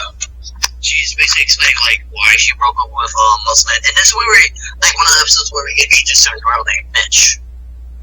Yeah. Mitch Sornstein, which is a pretty cool name. Yeah. Nobody calls me Mitch, well, except my girlfriend and that guy from the airport. Yeah. And then Mark basically talks about, like, the emotions and everything has, like, every person have emotion, and then she starts falling in love with Mordecai. And then that epic montage where, of course, they need to just break up with her, which he does, up until she goes on full-on She-Hulk on a rampage and everything, up until Muscle Man needs to talk with her, and they get back together, and I did not need to see them just do that. It's just... ugh. Cringy as a kid, but you get it as an adult, but yeah. No. I mean, yes, kissing, but it's the way how they did it. Just, I don't want to see that. Just French Damn. kissing. Yeah, I know what you're talking about. Yeah. But you want to talk about the montage with Starla and Mordecai? You can. Okay, one of the scenes, they're at the beach and she wanted sunscreen on her back, but you just see a whole tattoo where it used to be like Muscleman's name, but now it's just Mordecai's name. I'm like, what the hell? She's so obsessed. Oh man. Hey, at least Muscleman got his woman back. And pause. We're live. Alright, so the next episode, Fresh. Oh, I thought you were losing. Oh yeah, temp check. Yeah. So basically, Rigby hires his temp. His name is Doug. And yeah, Doug, you know, he's very new to the town, and Rigby basically gets introduced to him to like the park and everything where he's sleeping, and yeah, then he introduces him to Mordecai, and you know, yeah, everything goes good for a while until he knows some changes with Doug. He's becoming more of Rigby. Yeah, just starts out imitating his voice, his mannerisms, the way how he looks, and then he just decides to just fire him because he's creeping him out. Up until he does, like, say, you're fired to his face, he says he's more Rigby than anyone, and that's when he ultimately transforms into Rigby. And it's all like, and it's all the spot, and it turns into the spot the imposter trope, where it's like, yeah, you need to find the real one. And so they have a competition about who would say what, who would do what, answering these questions and everything. And it all seems that they picked the right Rigby, but up until Rigby just confessed he was like said, next time you choose a total imposter, you're your best friend, Mordecai. And only to find that the real Rigby would never hug Mordecai you can tell that it's him from whining. Yeah, exactly. And it's up until that Doug gets caught and arrested and just telling him, yeah, you have a good thing going here. You gotta, like, own that. Up until Rigby is ungrateful to his friends and he's on dish duty. But what I like most about the episode is, of course, Blitz here. He always requests that I do the voice of the cop, voiced by a certain somebody. Because, well, can you blame him? The voice is awesome to hear. Yeah. Oh, he's not here yet. Okay. You seen the episode? Yeah, I believe I have. Alright, I'm back. I'm here to explain my opinion. Go ahead. Yeah. So yeah, what Fresh was saying before I had to go for a little bit. Yeah, just him and Rigby, you know, debating like, I'm Rigby. No, I'm Rigby. And then I guess you guys have basically explained where they had this little competition about like who's really Rigby, about like basically his hobbies or like what he's worst at, anything, determining and asking him these multiple questions. And yeah, what I like was like, yeah, Mordecai was like, you want to hug me? He's like, yeah, man, fine, go away, hang out with me. I see how you are, Mordecai. And he was like, wait, that's Rigby, because the real Rigby would have given me a hug. Yeah. And then bad boys, take him away, boys. Bad boys, what you gonna do? What you gonna do when they come for you? Oh, bad boys. Man, what do you call it? BRB. And yeah, as we get introduced to the cops, yeah, this cop in particular was one of my favorites from that one episode, even though he was like a one time. I just like the voice of it. Gee, I wonder why. Well, not just because of the actors. This is like how he plays out that like the voice. Like, you want to do it Fresh? Exactly, that's what I'm talking about too. Now, the perp's full name is Dr. Doppelganger Shablowski. He's been pulling this scam all over town, but thanks to you, he can be brought to justice. I just like how Doug's voice evolution-wise, because at the beginning of the episode, he was like very light-hearted and saying, "Oh, thank you, Mr. Rigby." But when he got arrested, "Hey, Rigby, I want to talk to you." Yeah, I noticed that too. And then Benson had this whole rage freak out about him not hiring people, but he's the only person that can hire people. Well, I mean, it's only because like Rigby was just being ungrateful, like saying like, "I can't believe you got that I can't believe you guys thought Doug was me. You must feel like idiots." But it's like, dude, why? Now's not the time. Yeah. Yeah. But yeah, again, just be appreciative of what you get, even if it's pay. Listen, I know you. With Rigby standards, like, listen, at least you get money to work. You don't even work half the time. Come on. Yeah. I mean, hey, it explains the episode with the high score episode, like being paid in bags. Complaining about how Skips get checks because Skips has an account. That's why. All right, next one. Okay, but might want to beware about this. Get ready for it. Wait for it. Wait for it. Hey, guess what? Yes. Guess what? What? Jinx! Yeah. Jinx. Yeah, the episode where basically Rigby gets Jinx, and every time he talks, he gets punches. Yeah. And yeah, this is where, of course, Mordecai takes a little bit of an antagonistic role of just always having the urge to just punch Rigby whenever he can because, well, I mean, come on. I mean, even though it is kind of a little bit satisfying since Rigby has his jerky moments, it's still kind of messed up. Yeah, and surprisingly, Skips got into the game when he punched him. Yeah, and also, it's, of course, even funny, Mordecai says that he's got, a box, and then suddenly, when Rigby opens it, it's a punch in the face. Every day is a punch, too. Yeah, that scene where he, punches him from through the box, it reminds me of that part from the Three Stooges movie where Mo said he has a box, and when a lady opens it, he pokes the girl in the eyes. Ah, I see. Yeah. Yeah. And then Rigby goes to a person that can say his name 3 times. He eventually finds High Five Ghost, but he just want to say his name because he's Jinx too. But since he talked, most of them punched him, and Rigby, the goat himself, he's like, High Five Ghost, High Five Ghost, High Five Ghost. Yeah! Oh man, what'd you do that for?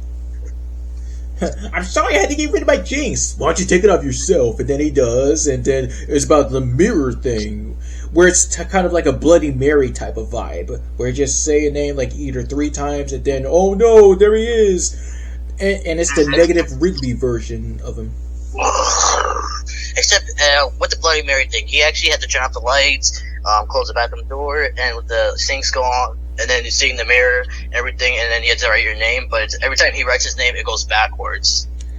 I think maybe that's because it's his negative version writing to him back, which I think kind of was like a parody of the 2003 Hulk movie with that one scene in the mirror, if you saw it. I never seen the 2003 Hulk, no offense. I mean, yeah, it's not really all that good anyway, so. Again, I always prefer the 2008 one. Well, yes, I agree. I'm just warning you that it's bad. I think I prefer the MCU Hulk. Well, that's your opinion, yes. Well, even though I got my opinions about Mark Ruffalo, listen, he's a good actor, but I always prefer, what they had in store with Hulk in the beginning until they ruined him. Yeah, no one to blame you. Also, can you pause for a second? Season 2? Yes, see you there. Yeah. So basically, most men is throwing this big birthday party for High Five Ghost, but learning that Mordecai and Rigby are not invited to the party, and they're trying to figure out why they're not invited. Until they there's this whole montage or a flashback basically of what they did to Muscle Man with the soda thing. Well, you need to explain so people will understand. Yeah. Well, Muscle Man was laughing so hard until something. What was it, Fresh? You explain it. Okay, so Rigby was choking. Muscleman was just laughing his butt off until Mordecai performed the Heimlich maneuver on Rigby, causing him to spill out some kind of paper ball, and it splashed soda in Muscleman's face. Yeah. And so he begins to freaking flip out, and then Rigby says, quit whining, here's another soda, and then he trips, and then splash, and then he just go and freaking Hulk smash on everything. Yeah. So they try to sneak into the party, but they fail a couple of times until they try to sneak in the back. But that's where they made High Five Ghost's brother Low Five Ghost. Yeah. Eventually, that he turns them into ghosts, and then it's said that if they and High Five Ghost says it's bad because if Mordecai and Rigby don't get back into their bodies soon, they'll be ghosts forever. And they need to find somebody who needs to help them. It's their dad, and he says that he needs that in order to turn back to themselves, they need to scare somebody. They follow MasterMind to the bathroom, and then they scare him. He starts having a heart attack, or so they think. Yeah, he was faking the whole time. And this whole birthday party supposedly was a whole sting operation ever since the soda incident.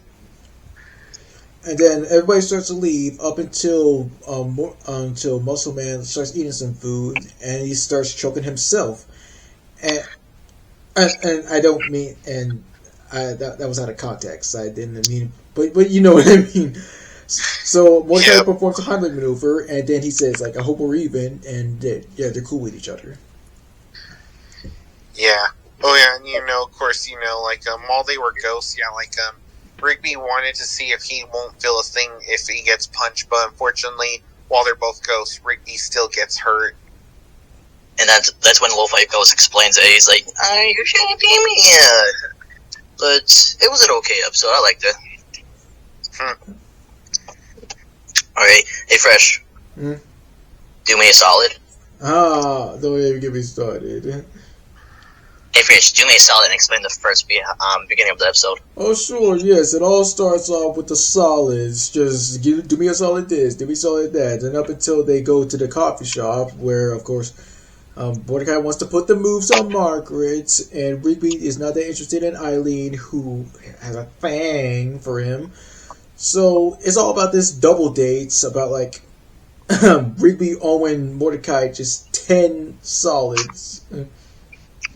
I mean, Mordecai, the other way around. Mordecai owning Rigby like 10 different solids because he just wants to take this to the next level, ruining his chances of getting with Margaret, and it keeps on just building up pressure and pressure that you just, oof! Up until the 10th solid that's, is so very extreme that Margaret will never forgive Mordecai for it. We don't even know what happens. We don't know what the 10th last solid was to prevent the Earth from being destroyed. Until we find out, like, what we see is supposed to. So Rigby actually told him to, like, lay an egg.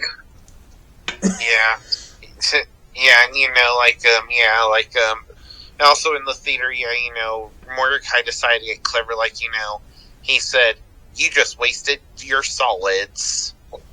Yeah. Yep. And of course, we don't know what the last solid was, but I bet it was something that shocked everyone, because, everyone's making shocked faces at him, especially Margaret. Oh no, bro. Perhaps it was something inappropriate or something. There was. And Mordecai was so pissed at Rigby still, but he was like, hey Rigby, do me a solid, you want to come to the arcade with me? It's mixed. It's kind of like negative with Rigby again acting like a jerk to his friend, but yeah. Next one. You guys want to see a movie? More like a horror movie. Because we know everything about scary movies, and you know nothing about scary movies. Yep. Is that the zombie one? Uh-huh. Yeah. Yes. So you want to explain MasterMind? Yes. And also, plus, they even made a game of this episode. Yes, Night Marathon. Yeah. So basically, Mordecai and Rigby were like, they were all like trying to plan something for the park to make it exciting, and they said they could do a movie night for everyone, and they decided to do it at a cemetery. And Mordecai went to like go find a movie at the videotape store, and unfortunately, they couldn't decide. Rigby chose a Grim Reaper movie, and and Mordecai chose a Purge movie. And suddenly, the manager of the store, he gave him a good movie. They gave them a zombie movie. And honestly, it kind of reminds me of The Walking Dead. Yeah. It kind of reminds me of, The Walking Dead, and also, then again, The Walking Dead came later after, because that episode came out first, but it also kind of reminds me of, what was it? If I'm trying to remember. Well, there are more zombie movies, there was Shaun of the Dead, and there was Dawn of the Dead, and there was even Zombieland. It kind of reminds me a little bit of The character, the main character, he kind of reminded me of Ash versus the Evil Dead. Right. Yeah, that was played by Bruce Campbell, but still, that episode was really, really awesome, especially the fighting with the zombies.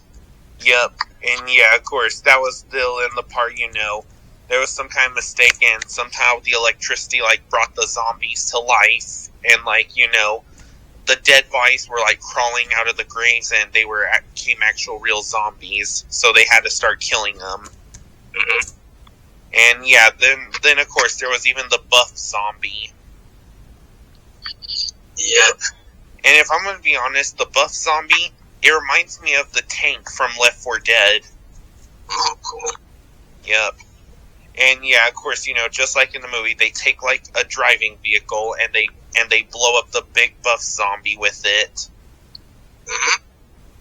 And if I'm gonna be honest, that episode was awesome, and yeah, especially it's cool that they even made a game of it called Night Marathon. It was basically a computer game and a mobile game, but now I don't think it exists anymore. Yeah, as soon as the show was over, now the games are over. I hate that. They could at least keep the games, come on. Yep, and even, of course, especially Best Park in the Universe, that game was pretty epic, but now yeah, again, since that episode's over, yeah, the games are gone as well now. Yeah. But what's so funny is that when the movie ended, Benson stinks out, this is no movie. He didn't even know the whole fight was happening. He was just enjoying it. Yeah. Exactly, dude. But overall, what's y'all's opinions on this episode? Fantastic. Yeah, it's really cool. Really cool stuff to see, the fights. It's even more funnier with the edited version on YouTube, and of course, yeah. I remember you were showing that to us, and it was funny as hell. Yeah.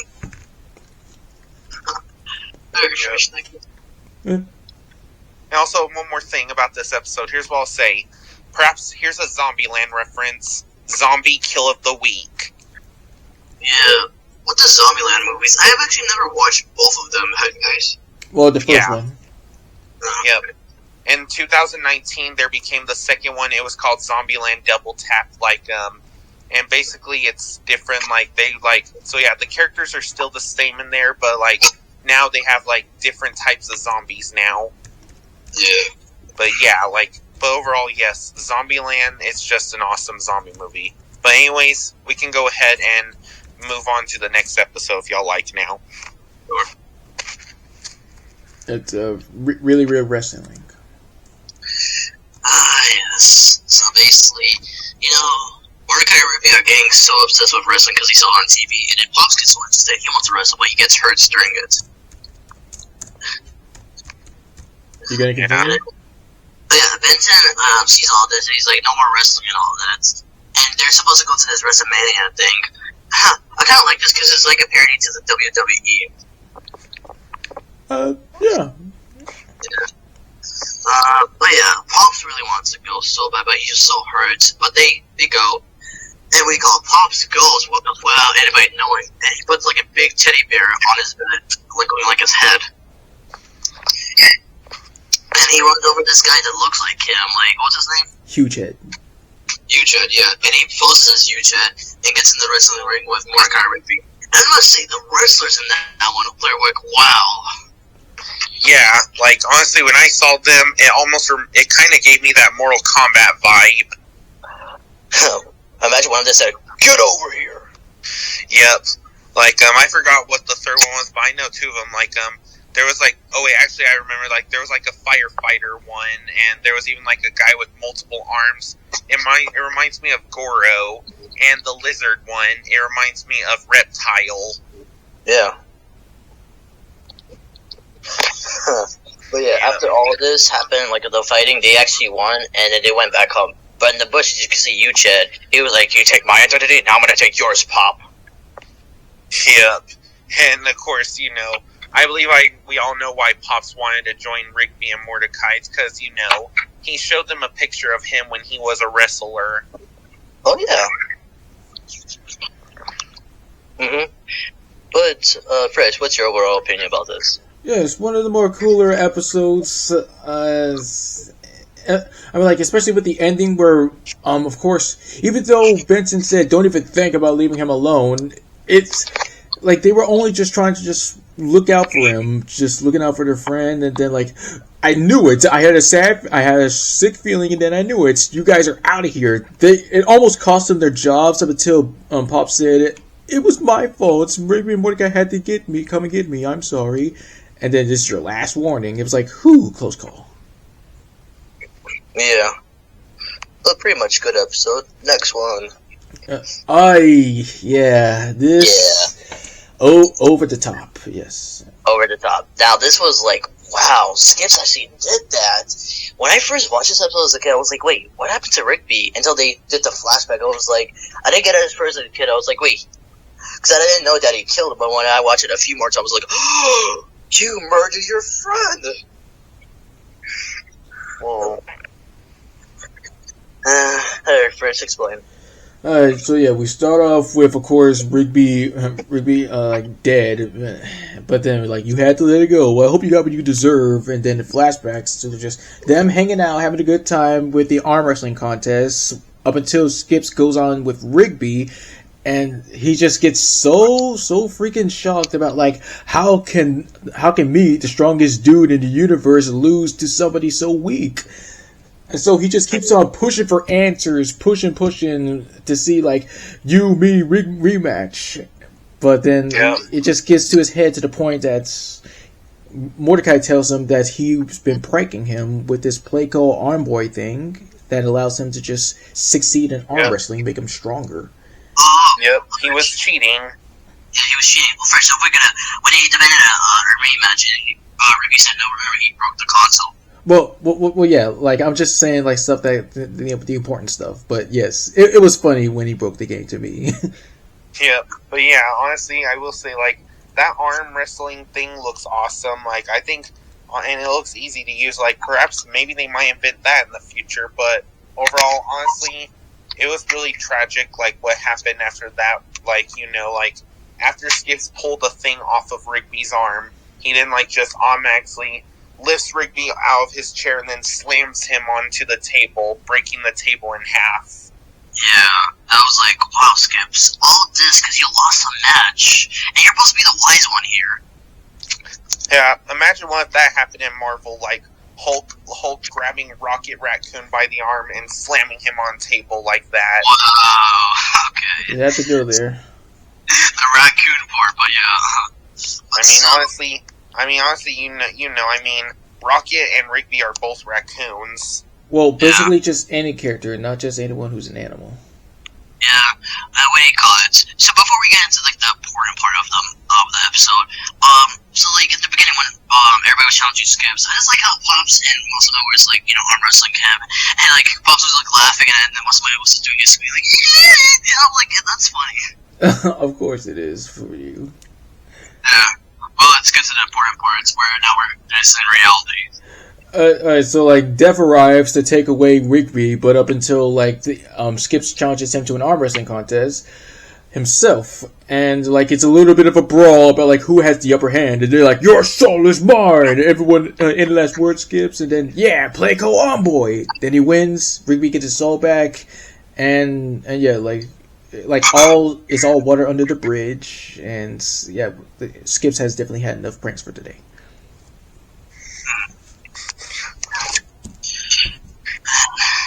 Goes to show you, like, they really, this is a simple match. Like, listen, everybody does arm wrestling matches. If someone gets pissed, someone gets impressed. But with Skips, that's the one episode I'm like, dude, come on. Again, he's supposed to be the wise one, and he's, like, older than everybody. Like, he's seen things in his life, and that's the only thing that, like, keeps him down. I mean, yeah, it may have been, like, a little out of character for somebody as wise and strong like Skips, but yeah. I mean, even though it may be like a little bit, well, tear-jerking to see, like, him have the upper hand over Rigby, but the highlight for that part was, like, the music playing, because that was the first time I heard that song, and I heard it again when I rewatched X2, X-Men United, when Nightcrawler was just beating up everybody through the White House. Oh, I see. But yeah, that one was a very sad and risky episode. But let's move on. Next one. I mean, like, the Night Owl, it's okay. It's not really my more favorite ones. Like, I don't really remember much from that one.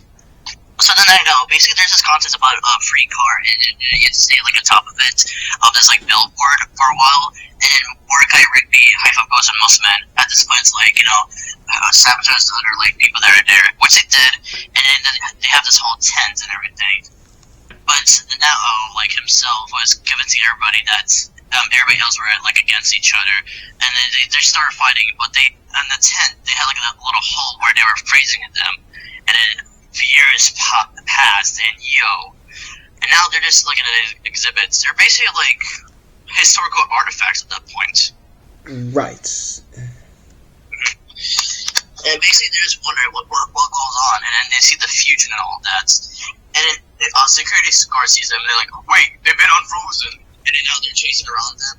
And like, while you're seeing all this, you see a Benson. We know it's not the Benson, but it's like one of his, like, like maybe a distant relative or something. But yeah, You sure about but then that?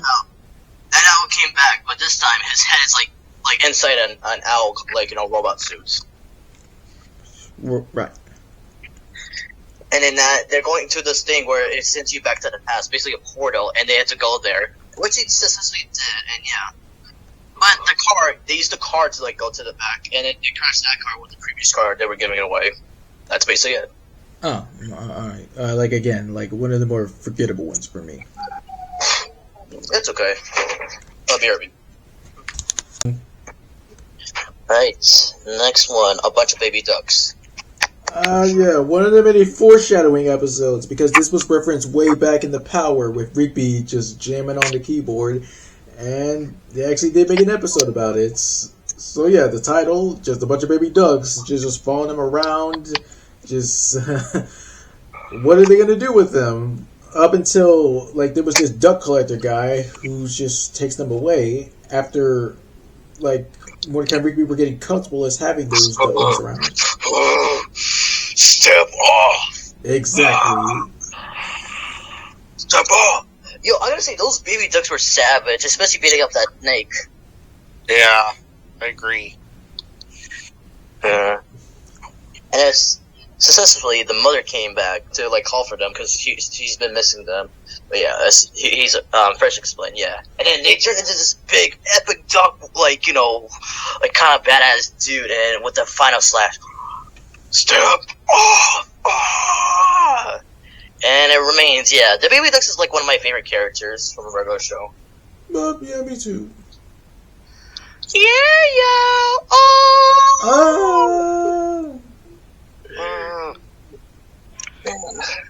It was one of the good ones. Alright, next one. More smarter. Alright, so yeah, so it begins with like Rigby trying to make his... What? Oh, I think I see you had to go for a little bit. Sorry about that. Oh, it's okay. There's no issue. I didn't hear. Anyways, Fresh, go ahead. So it starts off with Rigby trying to make his own brand, and of course like his and Mordecai says that it's just what? Oh, it's like his own drink, the Rig juice. Well, yeah, like brand, like brand of either food or drink or anything like that. That's what I mean. But yes, like Mordecai insists that he's not really that dumb to just drink anything like that. And he just rhymes maybe that. Like, he has no, like, high school education since it's a dropout. And he just basically brags about Rigby not really having a diploma, not really applying himself to life. And so Rigby's just so fixated on just proving that he's just about as smart as Mordecai. So he actually goes back to school, but that doesn't really work out since he just falls asleep. Congratulations, Rigby. You get your diploma. Rigby, get up. Do we have a diploma now? Get on my class, Rigby. And then up until he purchases like a bottle of Brain Max that will increase his intelligence or intelligence for him. Dummy. So yeah, he does drink it, and it does allow him to be much more smart. Up until Mordecai drinks him, and then they begin to just test each other's intelligence about who is, the more intelligent dude. And it gets way out of hand. They become so smart that everyone around them be stupid or hideous to look at. And then it's up until that they drink the rig juice, and everything turns back to normal. Yeah. I want to go back with, also, with the diploma. This is the stupidest shit I've heard. So there was a burger, truck, and the only thing to get the burgers for free is if you have a diploma. What kind of truck does that? I mean, not really diploma, just, anyone who graduated from high school. Well, yeah, still, but what kind of rule is that? Seriously, I bet you that guy that was working in the truck didn't even have a diploma. Oh, jeez. It was weird. I was like, wait a minute, aren't you the same guy from my mom? I think it was, yeah. Oh, man. But I've actually seen people on YouTube, cooking YouTubers actually make the rig juice. Oh, right. The same guy's responsible for making the freaking ultimatum, yeah. Alright. Next one, Fresh? Here we are. A confusing one. And I say confusing because, before a regular show was a thing, there was a pilot, and the first day, they're kind of like the same episode. It just falls on Mordecai and Rigby being introduced to the park. They eat some they just eat some cereal. They get stuck on the first day up until they find this uncomfortable chair that Possible's going to give away. So they play rock paper scissors. Cereal. Why are you eating your cereal like that? Exactly. Yeah. So they're basically just the same episode, which is kind of a little bit pointless. But they play an endless game of rock paper scissors, and they get 99 times. But when they hit 100, the world starts to fall apart, and this tie monster decides to eat the chair. Up until Mordecai throws rock and ends the game, and it's like, yes, get this mess cleaned up or you're fired. Blah blah blah. Yeah. Do y'all think that would actually happen? If you get a rock, paper, scissors tie 100 times, something bad will happen? I mean, that only happens in movies, but... Yeah. But, sorry for, saying that in the beginning with the pilot, because, it was confusing, sorry. I was saying, Mordecai's design in that one was, kind of, weird and different. And yeah, I noticed both of them, anyone for that matter, because with Rigby later on, I was beginning to notice, wait, what is that? Why does he have that little hair at the back of his head? He never had that before. Oh, true, okay, yeah. But, I guess for a pilot, good on them, but... Alright, next one, go viral. Yeah. Nowadays, looking back at it, I'm like, dang. So this was to try and be on YouTube, internet sensation-wise.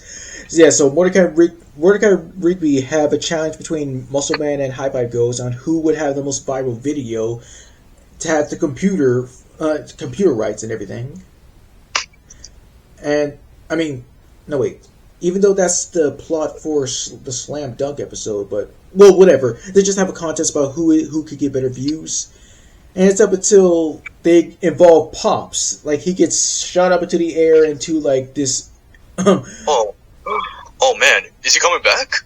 Dude, I don't think he's coming down! Oh, no! And so, they go to this... of course, another dimension where this warden of the internet lady just locks up people who are internet famous or anything like that. They need to be locked up for eternity or something up until they escape, and the day is saved all thanks to Wedgie Ninja. Wedgie Ninja, just go. Yeah. Imagine that happened on YouTube or on TikTok. You were in an internet world, and then you were stuck inside YouTube or in TikTok forever. Well, technically that happened in Wreck-It Ralph Breaks the Internet. Oh yeah. But yeah, and then you see all the characters and the people that work on it. They follow this guy, and most one's confused until that bear steps on him and farts on him. Yes. Yeah. And yeah, of course, in Wreck-It Ralph, they also, of course, showed, like, lots of Disney characters, like, especially Marvel and Star Wars, and even Stan Lee. Enough said about that, true believer. Yep. In fact, it's pretty cool seeing Stan Lee in another Pixar movie. I mean, we saw him in Big Hero 6, and now we see him in Wreck-It Ralph as well. Even though Big Hero 6 is not a Pixar movie, but yeah. Well, Disney I meant Disney movie. Well, yeah. But as you know, because that movie came out in 2018, and that was like one of the final times you get to see Stan Lee, sadly. Yep. Well, we also saw him in Captain Marvel. Yeah. Which was like one of... And then, of course, Endgame and all that. Yeah, Endgame, yeah, but... We salute you, Stan. We can never forget the legend. Yes. Excelsior. Thank you, Stanley. Alright. Next one is Skunked. Yeah, it's a really cool and interesting episode. And when I say cool, just the concept itself, because later on there's some stuff that are not cool. Yeah? Fresh. That episode was not cool. It stink. Well, yes. Like, you didn't... I mean, like, I just said for the concept, but everything else afterwards, when we get to a certain part, yes, it's not cool. I was trying to make a pun, that's why. I mean, but yes, it's a good joke. Yeah.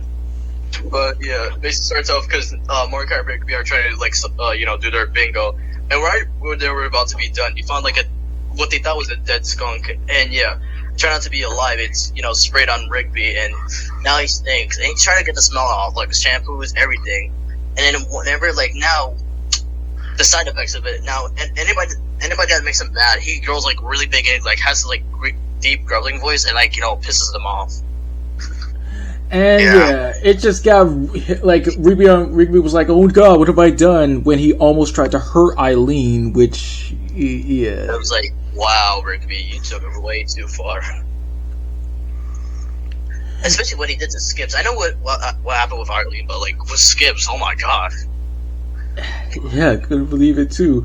Up until like Rigby finds the were-skunk, and then he just says like, "Oh yeah, like all that negative attention will fall on me, it'll fall on you," and then it's just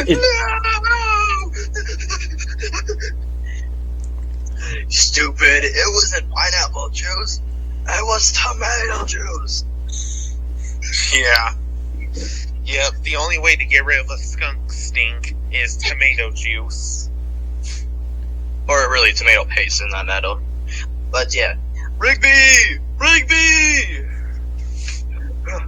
Oh, open the door! Open the door! It's still late. It's my friend now. And I can figure it out. It's tomato paste. And then we have that epic fight and everything. And then, yes, like with Rigby doing an Evil Dead reference, split this. And then everything goes back to normal. Thank you. Ugh. Damn. But, interesting episode, but still, it stinks. Alright. Next one, and the final one for season 2, karaoke video. Yes. That video was, God dang. I'm like, they may have like gotten away with it, but still, it's just heart pumping to watch. Yeah. Singing that song and then revealing they're actually going to go the next day. Now they're trying to get that tape back and everything. But of course, the owner, Karaoke, doesn't want to give it back to them. And then there's this whole epic fight now about the tape. Yeah. But we can't forget what Pops was singing. It was a good song. Oh yeah, the song Footloose, and I actually did see the movie. The 80s one's, of course, awesome. Not interested in seeing the 2011 one. Was that one bad? I mean, well, yeah, it didn't shape up to the original, of course. Well, as any adaptations would. Oh, okay. But as they're fighting, Pops is singing, Footloose! Footloose! Yeah, that was epic. Yo, you know it gets heated when Skips gets punched and it's a whole epic fight. Yeah, he get punched. Like the fact that he got angry by getting punched, it caused him to actually run instead of skip. Yo. And then it got so funny when somebody punched Muscle Man's juice bag. Gravy bag. But thanks, but it was funny though. Oh, yeah. This all could have been avoided if they just told them the truth about the tape, but that got resolved in the Oh, come on! If they would have told them the truth, everybody would freaking hate them. That is true. Then again, it's kind of like that one episode of Hey Arnold. Remember with Helga, telling the insults as like jokes. Yeah. Well, I think maybe that might have been like from a freaking hangover because like we're not gonna take it. We hate these guys. Blah blah blah. These guys suck and everything. Like. Yeah. And let's see here. Now we're season 3. The last series we're going to talk about, because Regular Show had 7 seasons, but we're just going to talk about a little bit more, but with season 3, because we've seen until season 6 with the space episodes, but just turn it off. But the first episode of season 3, Stick Hockey. It's so much fun. So much fun. So much fun. So much fun. And let's see, Vincent gives away Mordecai and Rigby a stick hockey table, and the two set it out to track it down, because apparently Vincent sold it, even though he was supposed to keep a promise. Yeah, it's kind of fudged up. Yep, that makes him a bad boss. Mm-hmm. Oh, man. And now we're in, this scene where, the hockey table is, used for torments and everything, and then Vincent gets flashbacks with him and his friend. That's how they got his head, chopped off. Right in front I feel of bad him. for that guy. Yeah. And now Benson is trying to find this fat guy who from years ago, and successfully he won. What else can you say? With stick hockey tables, when you see them in real life, did you ever try one? Tiny bits. Well, I kind of think stick hockeys are hard to play, so, I prefer air hockey. Now, air hockey, those are the best, especially at Chuck E. Cheese and the Dave & Buster's. Yeah. Oh, I'm sorry, MasterMind. What was that you said about stick hockey again? Well, honestly, I don't know if I'm that good at stick hockey. And why? I mean, you have to quickly move the things around fast, so without missing the puck. Oh, god dang it! I thought you were gonna fall for it. Ha ha. What is it?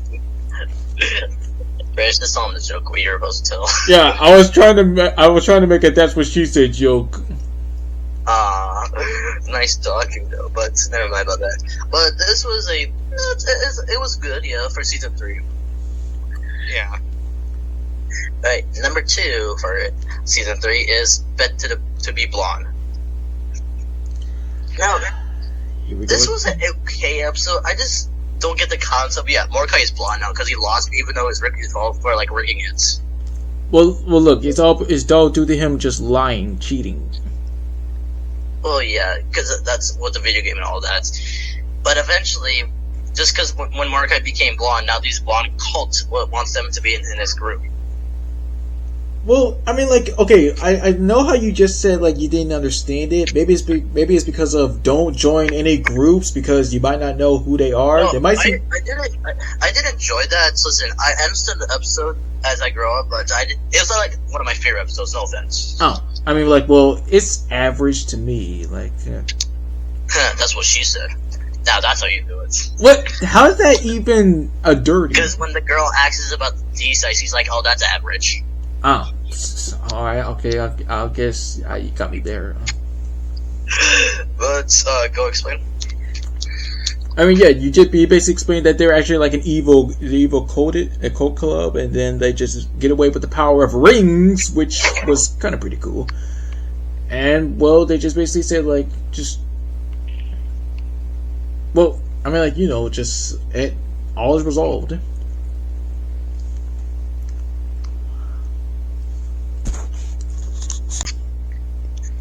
Alright, next one, Skip Strikes.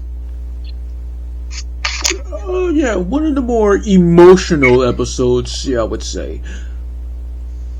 Mm-hmm.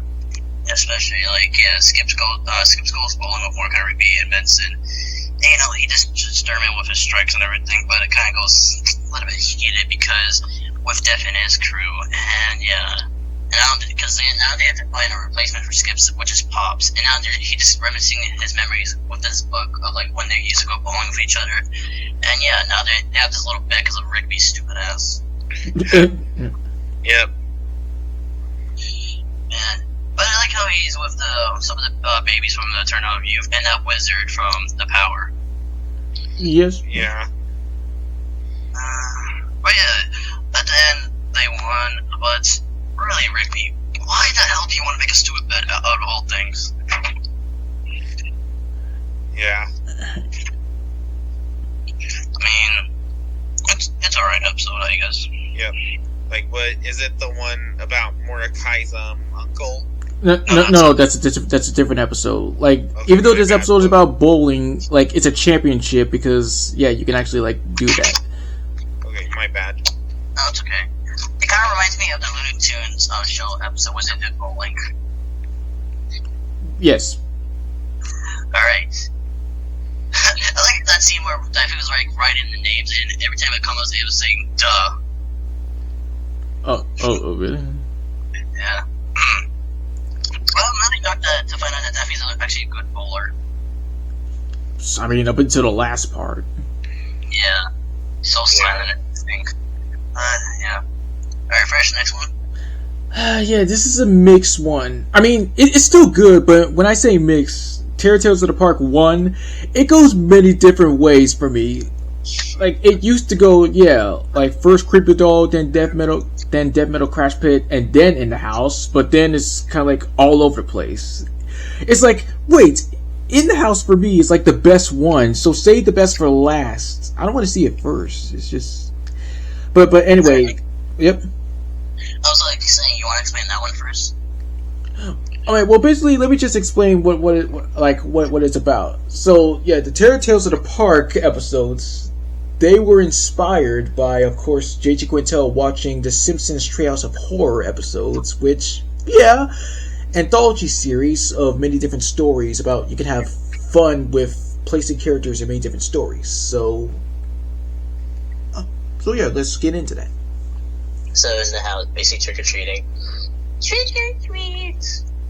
What do we say? Yeah, twinkle, twinkle, twinkle, twinkle. Hey, are there even kids in those ghost costumes? Run, Mordecai, run! Yeah. The nerve. And so after like trying to get some more candy from this freaking spooky house, Rigby exits, and then like the wizard places a curse on him. He begins to be all paranoid, seeing them everywhere, up until he starts to just, something's wrong with him. So Mordecai goes over to try and apologize for him, only to come back to find out that Rigby is turned into a house. And the wizard calls them saying that he's gonna pay, and then he just freaking up and kills everybody. You're all gonna pay. Yep, he killed them all one by one. Yeah, after that, like he skinned Muscle Man alive. He like sucked High Five Ghost into the phone, and he threw Skips into the fireplace, and Skips got burned alive. And like also he I was gonna say the other ones. Pops got sent to a closet and disappeared. And with Benson, holy shit, that was like wow, it's been getting thrown in the toilet. And then Flush, and all of his gumballs were acting like blood. Yeah. And of course, Mordecai got decapitated. Yep. Yeah. But I was gonna say, hey Mitch, why don't you make a joke about your mama? Don't talk about my mom! With the skin out parts. What was your reaction when you first... Oh no, go ahead. Oh, so this is what it's like to be as tall as Rigby. Screw you! But yeah, what was your reaction when you saw most of them like that? Yeah, even though it was kind of like nonchalant because nothing kind of really scared me right there, I was like, whoa. Yeah. Me, that scene, it kind of reminds me of the Predator. Like, if you remember in all the Predator movies, the Predator skins people alive. So, yeah, imagine that. What if they put the Predator in regular show, and then, that happened to Muscle Man. Yeah. But I told you I was ripped. You were ripped, and then you fell down. Oh no. But yeah, all that was like, wow. And then this whole time, he just did all this so the wizard could just throw eggs at him. But up until he does drown him with a giant egg, so there's that. No! Yep, and Ricky was turned into breakfast. And in that epic scene, he was like, oh really? Happy Halloween! Uh-huh. Yeah. We'll go back to the scene with the lady, and when he was like, give me candy, lady, a scene where the cops came up and he was like, "What are you doing?" Just taking a snap. Eggs. Yeah. Yep. What are you, Sylvester Stallone eating an egg raw? What the hell? Because he did that in the Rocky movies. Yes. Well, yeah, it was one of my favorites as well. But now to my second favorite one, the creepy doll. Oh, a Chucky reference. Yep. Or of course, it could be a reference to Slappy. Mm-hmm. Well, and like in the later episodes, there was a parody of Slappy, like Mr. Bossman. Yep. Yeah, that doll. Yeah. But Fresh, going with Pops' doll. Okay, so yeah, Pops finds his doll from childhood, thinking that he's still cool, but up until like he pulls the string, he just always wants to do is just draw on people's faces. And like when it actually does happen, like Mordecai Rigby decides to get rid of it for him. And then the doll is just sentient, and all he wants to do is just freaking draw on people's faces, which is kind of stupid. But they just go down to the basement in order to just stop him. Pops like says it's not cool for an old man to just keep up like with dolls. He throws him in the furnace, Freddy Krueger style, and then just he just dies. I'm gonna draw on your face. Let me draw on your face, Pops. Let me do it. Fresh, would you like to explain the last one? Oh, okay, Death Metal Crash Pits. After Muscle Man is like... Oh yeah, Muscle Man and High Five goes enter a fog. They come across like a... they come across some kind of truck, or it was an RV or something like that. And then they proceed to just throw it in the crash pits up until these ghost band guys, they just... Say punk band if you want. It's anything you want. Well, okay. These ghost punk band guys, they just decide to just throw the junk in the crash pits along with them, up until Muscle Man sabotages them in order for them to just perform for everybody. And well, of course, they suck. They're not really good musicians. So Muscle Man decides to just do the favor for them, and well, yeah, they're ghosts now. Well, High Five Ghost was already a ghost. Oh, well, you know what I mean. Yeah, I know. But yeah, I just remember before seeing that episode, Cartoon Network back in the day with their Halloween episodes was epic, especially the promos. Oh, yes, sir. Yeah. Yeah, I liked when Cartoon Network did a lot of Halloween episodes and stuff. Yep, and that was turned to shit. But anyways, the next episode, I believe it's Can Be Cool. Yes. Okay, so yes, Mordecai invites Margaret and Eileen to join his weekend camping trip with Rigby. Unfortunately, their secret spot is actually a restricted area in a national forest, but yeah. But they still have fun going to another area, and they keep seeing this deer, and eventually Mordecai's trying to get, from Cyber from Margaret, until he puts some music and he locked the door by accident. Yikes. Yeah. Poor Mordecai. So we see the same deer, but we didn't expect him to be half human. What? So, okay, well, if the deer was half human, then it definitely has to be a centaur. I mean, that's a goat. Okay.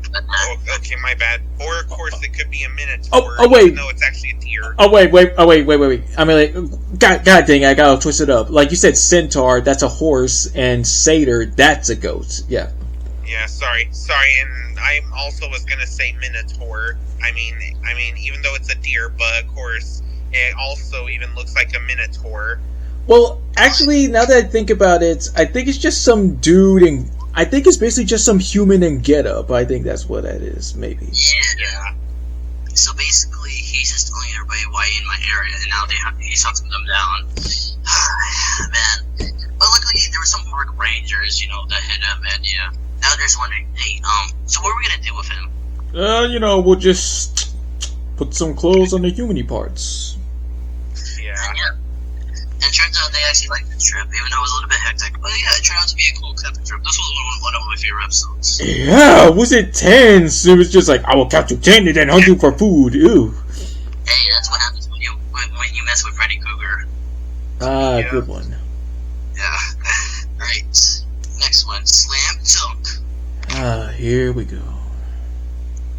So yeah, basically Mordecai Rigby played basketball against Muslim Hyphen-Bus and helping him, like, winning access to the computer because Margaret asked Mordecai to do a website for her, which he did, because after she left, oh look, Mordecai, you see cheeks. Yeah, funky. But yeah, when they did basketball, they decided on us, but they were trying to do it in secret too. And I don't know how Muslim, he's just doing basketball out there, and he comes back and was like, did I not make myself clear? I'm like, how the fuck did you do that? It was like, I'm waiting for this call about this chick. What, your mom? Why have to beat out like that, bro? Yep. Man. And what was it? What was that basketball player's name? What was his name? Yeah, the god of basketball. Yeah. He was really cool, and I was really surprised who he was voiced by. Yeah, so like he came in and was like, what did you say about basketball, boy? And like, nothing. Yeah, you just only think it sucks because you don't have the skill. But up until he does manage to try his best to train Mordecai and Rigby, that he willingly gives them his powers, and it became better. Up until Fives just takes a dive, and it's up to Muscle Man to just try and challenge them. And then there's this huge fight in outer space, which is so freaking awesome, and then, boom, Mordecai wins. And, of course, oh, sorry about your website. Oh, it's alright, Eileen took care of it. Hey, at least you got to see some good cheeks. And at least Mordecai is hot to Margaret, because, yeah, that's what she thought of him. Alright, next one, cool bikes. Another mixed one. Yo, Benton, are we cool now? Oh, wait! You should have did, like, what you should have done was this. Hey, Benson, are we cool or are we dumb? Oh, okay, yeah. Hey, Benson, are we cool or is it dumb? Dumb. Well, fuck you too. But yeah, good one for us. Yes. But yeah, Mordecai and Rigby are trying to prove to Benson, because everybody thinks they're cool, but they're trying to prove to Benson if they're cool, which Benson always says no. So they go out to buy, these bikes and then some cool ass clothes, and then it gets sent to this, like, space court. Yeah. Yeah, they call it cool jail, I think. I mean, even though they didn't really go to jail, it's just courts, and their sentence was deaths, but they managed to get away. Yeah. All Benson has to do is prove that they were really cool. Which he ultimately did, because, well, like I said, their sentence was death. Up until they did escape, and then it's like, hey, you said that we were cool, so that means we get the car back, right? No. Alright, next up. Man, you just gotta follow the rules. For that moment, house rules. Rules are for fools. Rules are for fools. I always mess this up. Oh, it's okay, you did good though. But yeah, house rules. Basically, after being forced to sign up on Ben's new incredible strict house rules, Mordecai and Rigby decide to move out and try to find some way to live in their own.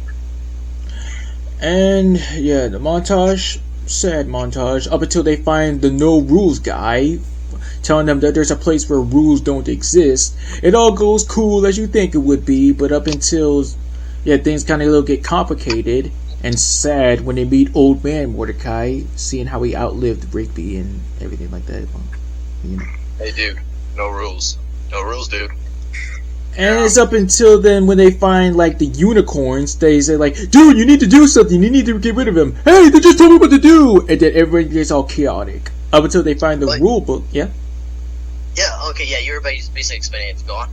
Okay, so they just find a rule book and say, like, rule 1, like, rule blah blah blah, no unicorns, blah blah blah, no punchies, no prank calls.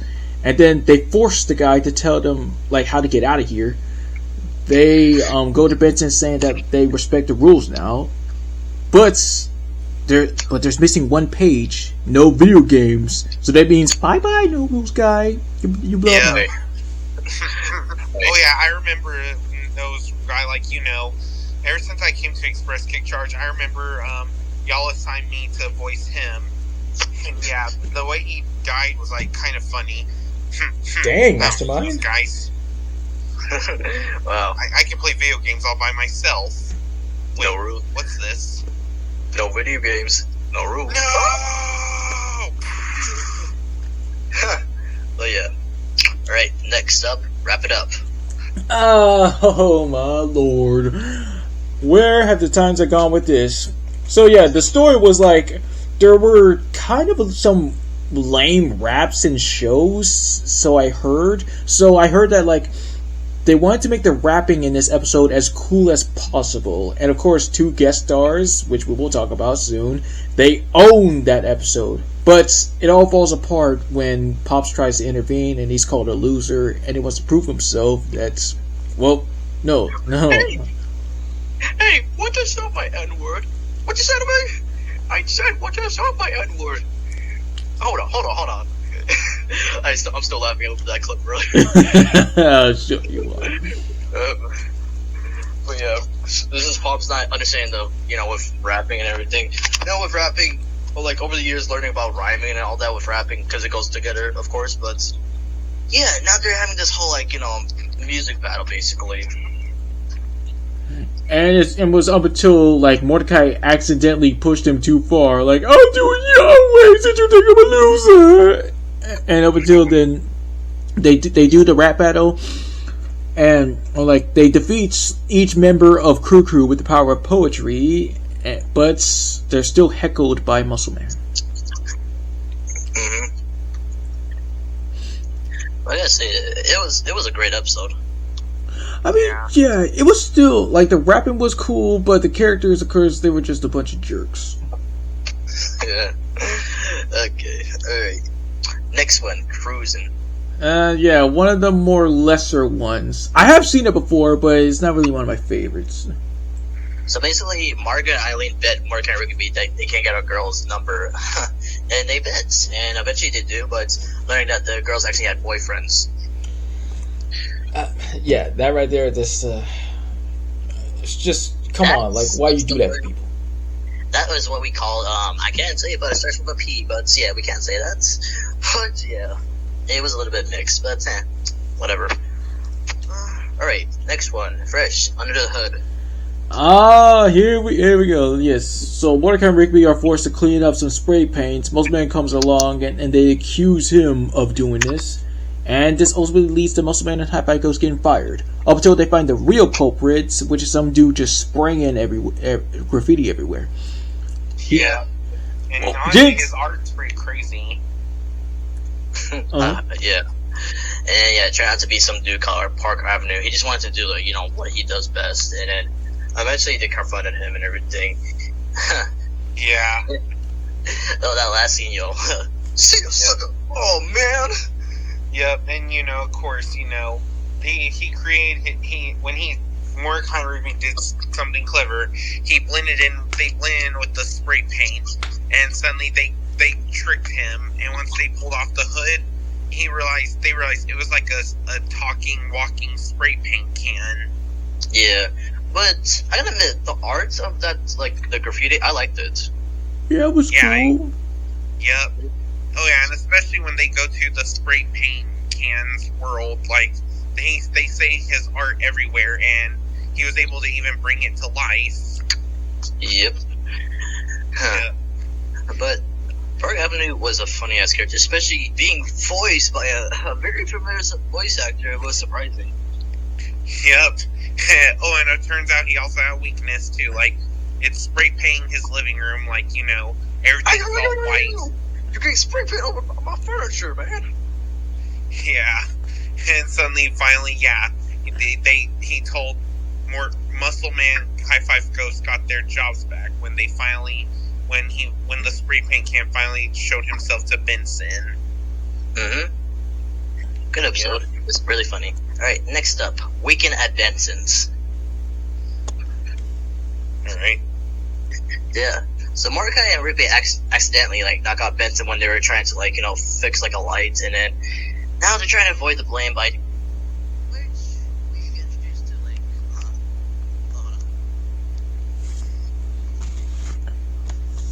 Where did he go?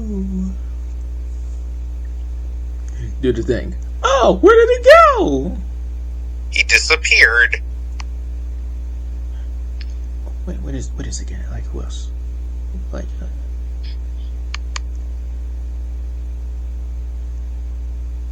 Sorry about that. Somebody's calling me. I just had to text them. I'll call them back. okay.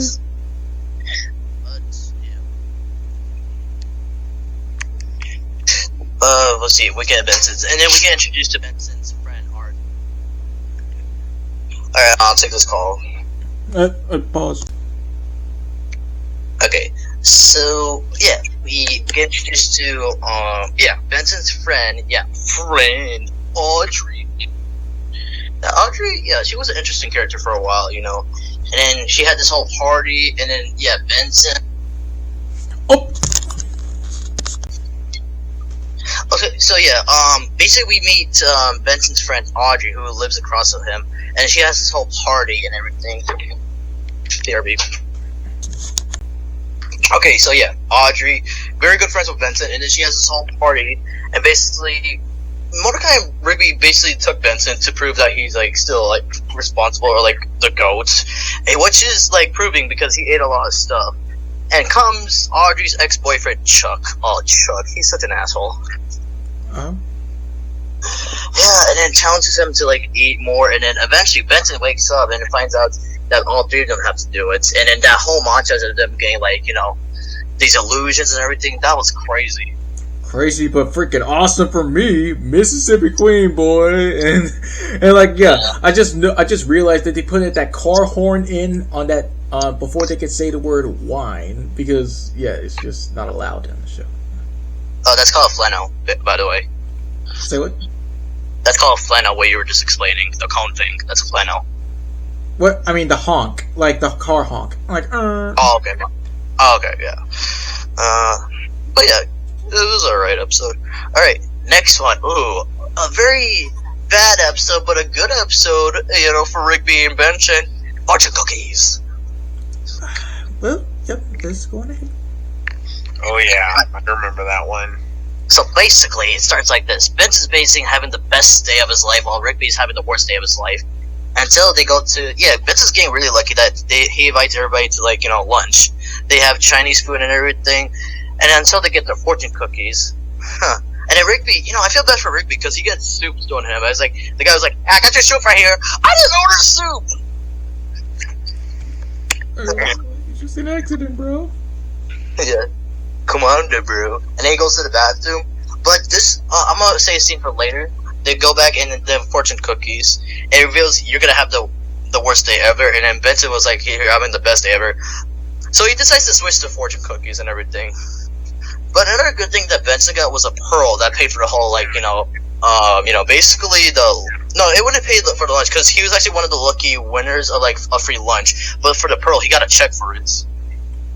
Oh, but yeah, I guess it's a good payoff. Yeah. But now Rigby is having a good day while Benson having a bad day. Yikes. And now, now they're trying to, like, switch the fortunes back, which created chaos because now Benson just lost everything to the park.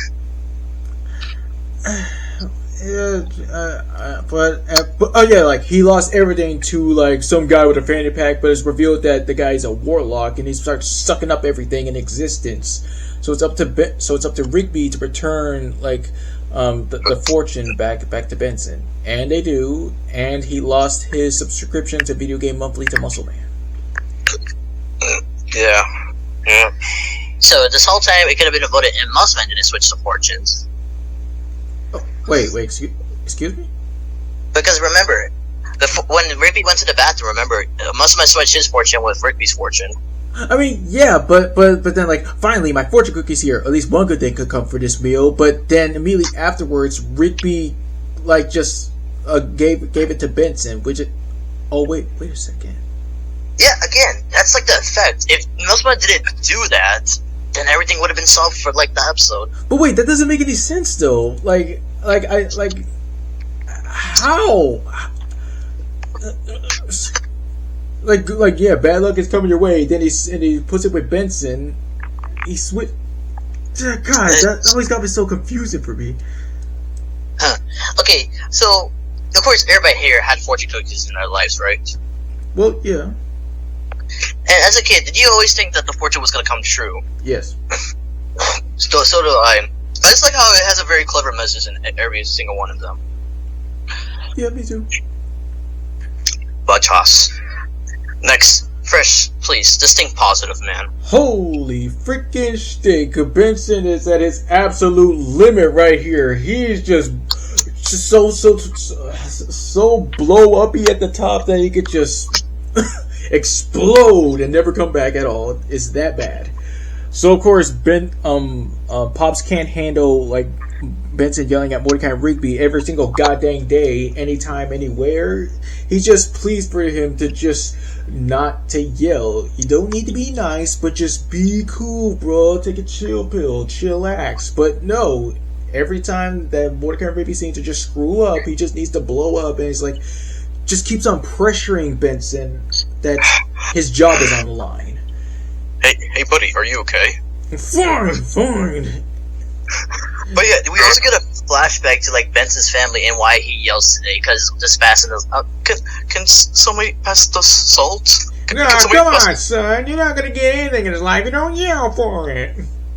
Can somebody please pass the salt? Got a boy. Benson, you're fired. No.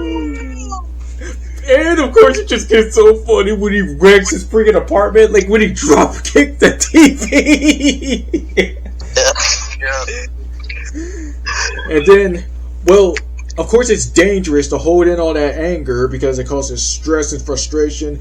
He just freaking, the park is just disintegrating. He's floating into the air, and then forget what I say, Benson. If you don't yell at Mordecai Rigby, you're fired. And then it goes shoot the whoop on Mordecai Rigby, doing the reason you suck speech ever of all time. That it causes someone's vocals to just give up. Yo. And honestly, that kind of looks like a Dragon Ball Z reference. The part where he holds all this anchor and then he turns into a disintegrating ball.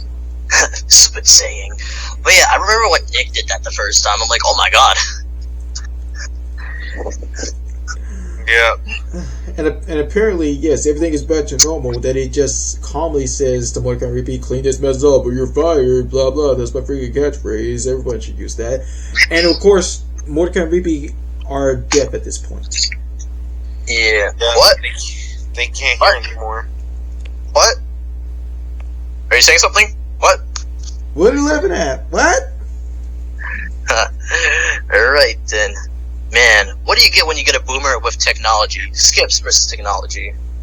Yeah, again, I have seen episodes, but it's one of my rarely watched ones. I mean, the flashback with I Get Around, the montage of Skips going through history, fixing everything. Like, Skips can fix anything, but he's not familiar with technology, so there's that. I just remember those two guys from the computer store. It's like, gosh, you're worse than my mom and my dad. Gosh. Yeah. Awkward. Yo, Tecmo, take care of this guy. Yeah, Tecmo. I like that guy. Tecmo is really awesome. Like, yeah, really cool character. He kind of reminds me of a regular show version of, like, Technus. Wow. Yeah. Of course, Christian would say that if he saw the picture, but you gotta agree. But Tecmo was a really nice character. Yeah. And he was so brave enough to even do this for his friend that he got overtaken by the virus. But eventually he did find a way back. Yeah. But I did like the song in the beginning. Having a good time. Oh man. That was so good. Alright. Oh man. Oh, I didn't make the sentence. I said a butt dial. I do. Thanks. But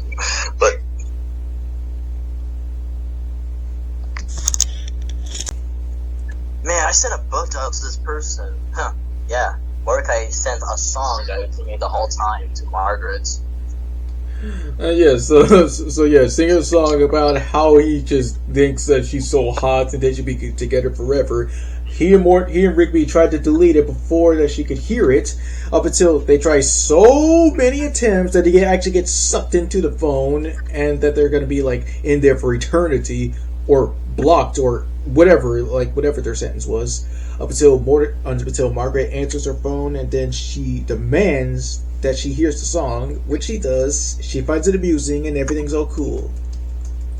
Yeah, it was a alright episode. Yeah, I liked it. But this was one of my favorite episodes. This was very excellent, or should I say, excellent. It was excellent for everybody. It's the episode that won them an Emmy or something like that, if I remember. Oh, that's awesome. Excuse me. What does that sign say? The customer is always right. And what am I? The customer. And what do you do? The customer is always. Oh, no, go ahead. No, wait. Like I thought you were gonna. Oh wait. What? Never mind. That's okay. But yeah, in this episode we learned that Rigby's actually allergic to eggs. Which is like, yeah, I was like, wait, how can anybody be allergic to eggs? It's bizarre. Actually, yeah, that's a real life thing, Fresh. Somebody, like, some people are actually allergic to eggs in real life. Oh no, I know. I'm like, during the time when I was growing up still, I was like, that's weird. But I feel sorry for people who have that.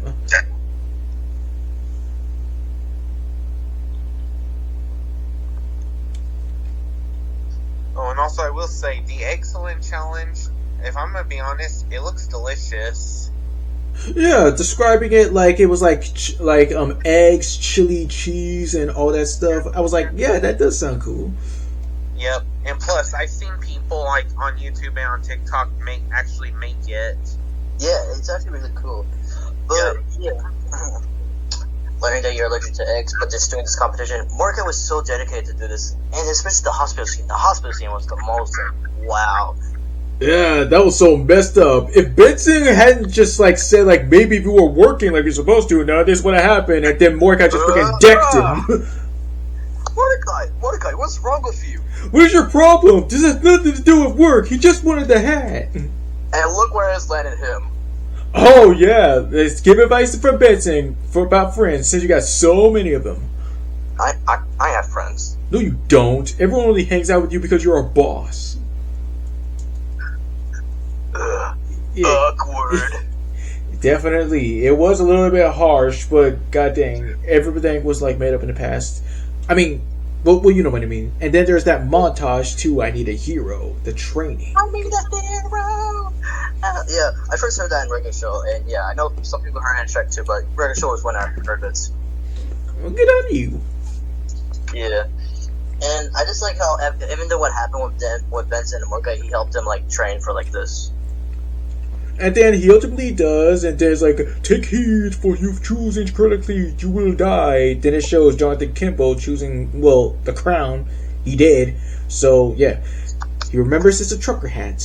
And he gets into Rigby, and he comes out of his coma, up until, oh no, he finds this steak commercial that he needs the shirts, which is kind of stupid. I mean, come on. Hey, you wonder, if we take out the head, will he still be, alive? Only one way to find out. No! Yeah.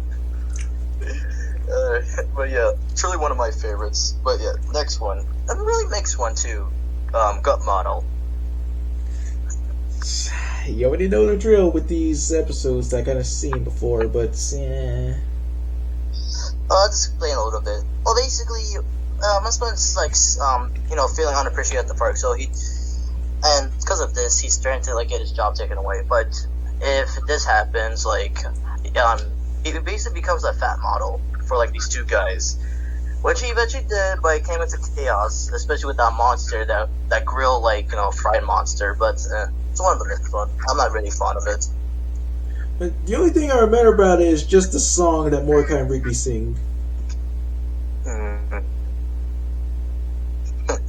Alright, next one. Dude, why are you choosing him over me? Because he's the video game wizard. Yeah, the episode is a parody of the 80s movie called The Wizard. I actually did saw it. It was pretty nice. Wait, is that the one with Tobey Maguire? Yeah, I mean, yeah, like a cameo appearance. Young Tobey Maguire at age like 14, I believe. 14, 13, something. But it was rude that he was like still uncredited. Yeah, but yes, this episode, like, yeah, Rigby's feelings are hurt after like Mordecai chooses Skips to like go to this video game competition, and yeah, really, just choosing Skips, like, nothing wrong with Skips, but come on, choose the guy that actually games with you all the time. Yeah. course, Rigby tried forcing Mordecai to like pick him. He made a song that he made by himself. Yeah. And suddenly, the most harsh thing ever. Mordecai told him he's terrible at games. And yeah, every single time that I rewind about when Mordecai pushes Rigby to the ground, I always repeat with everybody else with ooh. You get real shit, Rigby. But no, actually though, and in all defense, Mordecai went a little bit too far with that, And we're gonna make the road trip with the song. It got so awkward, especially with the trail mix scene again. Hey, Scaps, you want some of the trail mix? Yeah, that's really big. Want some, Mordecai? Oh, I'm sorry, I ate all of them. But then, of course, everything was made up. People were like, I need you to have fun with. And it was cool for Skips to just take a dive, even if it was kind of a little bit funny. To break his fingers? Goddamn. Excuse me, my friend, he broke his hand. His hand looks fine to me. Nah! Wanna check again? We could fix that for you. But yeah, now they just combine it to this one mega, wrestler dude, and yeah, they won. Yep, and yeah, of course, the gaming fist, it told him that friends are more important than just a glove. Which is important, yeah, which is true. Yep. So yeah, imagine what that Thanos had that hand, if Thanos became a gamer, then I bet he would use that glove and fuse it with the Infinity Gauntlet. Yep. Guys, guess what? Yeah? I won the lottery! Yeah! Big winner. Yeah, basically, Mordecai Rigby, for Muscleman's birthday, they gave him a fake lottery ticket. Yeah. And then it gets bad news when they hear about the last guy that pranked Muscle Man so badly. And the number is this! Oh wait, no, it's actually this number. I got you, Muscle Man. Yeah. And also, Muscle Man started taking things too far, thinking he was actually rich. He broke stuff and got a lot of food, and he said he'll pay for everything. Yeah, that was kind of wow. But hey. Yeah. And Mordecai and Rigby were imagining what would happen if they tell him the lottery ticket was fake. Yeah. And after this, the guy that made the lottery tickets actually canceled all of them, which is a good idea. Yep. And of course, they there started becoming a Hulk reference. Muscle Man started beating up all those cops one by one. Mm-hmm. And then after that, finally the cops knocked him out. Mm-hmm. Hulk smash! Muscle Man angry. Alright, next one first. The best burger in the world. Yes, one of the worst episodes so far. It's just, not so far, during the time. You know what I mean. Yeah. So yeah, everybody is so hyped up to try the ultimatum, which is claimed to be the best burger in the world, because anybody who doesn't eat one is a chump. So, of course, Rigby and Benson get on Mordecai and Rigby's case just day all day long, trying to make them just work, not even going one step to the freaking burger truck. That's a nice song you just sung. Work. Oh my god. Honestly, I will say the Himalayan burgers, they look delicious. I think I would like to make one someday. I guess you like the meats from Arby's. Yep. Or of course, try the Himalayan sauce. Yeah. But really, it was a dick move of Benson eating their ultimatum burgers. Yeah, right there. That right there solidifies himself as one of the worst things he's ever done. Exactly. Alright, next up. Oh yeah, by the way, imagine what if SpongeBob made that burger. Oh. Don't forget about the monster Krabby Patty. Yep. Or, of course, maybe what Bob's Burgers made that burger. He could, yeah. But guys, I gotta tell you something. I just got replaced. Oh no! Take care of me. No. So yeah, basically there's an episode called Replace where Mordecai Rigby gets almost replaced by these two new dudes. Yep, that look almost like them. Yeah, their name was Chad and Jeremy, right? Yes. Yeah, so Benson just puts them to the test, and they're actually doing more work than Mordecai Rigby has ever done. And because they're getting so pissed at this, they try to sabotage them, even having a big-ass party. But yeah, Chad and Jeremy, they're alright until, like, it quits. Damn. Goodbye. Yeah. I am the Pizza King. He sure is. Alright, next one first. Trash Boat! Hey there, Trash Boat! Oh, hello there, Trash Boat! Oh, Trash Boat! Yeah. So after Rigby was watching this documentary on this band called Bad Crow the Death Witch, with the leader, the Urge, saying that the success is name change. Since, well, yeah. I mean, he's not really wrong, because I was thinking of changing my name too, to be honest. I mean, and still, so Rigby just like puts together Trash Boat after seeing some trash in the picture of a boat, and everyone immediately solidifies it as the stupidest name ever. And like it gets to the point where the Urge just travels back in time in order to kill him, since Rigby became much more famous because of his new name change. And so Mordecai and Rigby need to make it to the courthouse in time, which they do. Rigby changes his name back, and every musician in history is out for the other musicians who robbed them of their fame. Boy, which one of you is the Urge Boat? Barracuda Death Wish. I mean, what was it? Valiant Overkill, yeah. Yeah. But I just like that whole scene where everybody just comes back from like wherever they came from and they had this epic fight. Yes. Alright, the next one. Oh, yeah, a little bit. I gotta say, this is like one of my favorite episodes because of a new character called Fist of Justice. Yes, I agree too. So Skips basically takes time out of work to fight an enemy of the Guardians of the Youth. It's basically their big brother, Clark Bane. Yep, you're gonna proceed? Oh yeah. So yeah, Skips was supposed to fight him, but of course Mordecai Rigby just took over. But I say Clark Bane, he is so wow, especially killing one of his baby brothers. Give him the Fist of Justice. Fist of Justice. Yeah, Clark Bane. When you saw Clark Bane for the first time, what were your thoughts? Yeah, I was like, wow, this guy looks cool. Especially the voice actor that played him. But yeah, it was a cool episode. Yeah, it was just such a pleasure for Mordecai Rigby to help out Skips, and then, well, the only thing I also remember is like that catchy song, like, we know you're home, Skips, pick up the phone, Skips, we know you're home, Skips, pick up the phone, Skips, alright! Yeah. Yeah. Alright, next one. Yes, dude, yes. Hey, this one is a doozy, yeah. Yeah, because Mordecai thought that Margaret got engaged by this orange, what is the species called? Jay, I guess. No. What? Orange? Are you? Oh! You did not just say that. What the? Okay, no.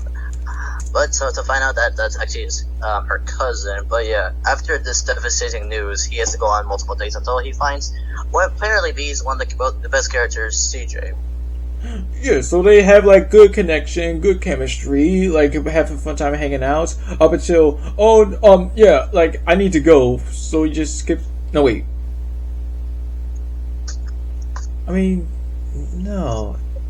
Like yeah, just like he just needs to tell Margaret just how he feels.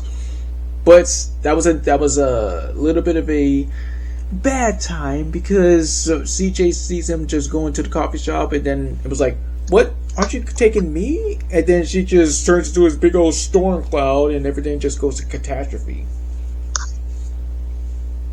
Okay, MasterMind. But yeah, what else can you say? But that was an interesting episode, and we just have to wait. Yes, dude, yes. An answer you would love to hear from a girl, but sadly not. But this one was like, wow. So yeah, we did basically explain this a little bit. Yeah, I did explain how there was this guy that Margaret was getting engaged, but we did explain what the CG situation, but we didn't explain that guy turned out to be Margaret's cousin. Yeah. But he's a cool guy, honestly. Yeah. But yeah, good one. All right, next up, busted cart.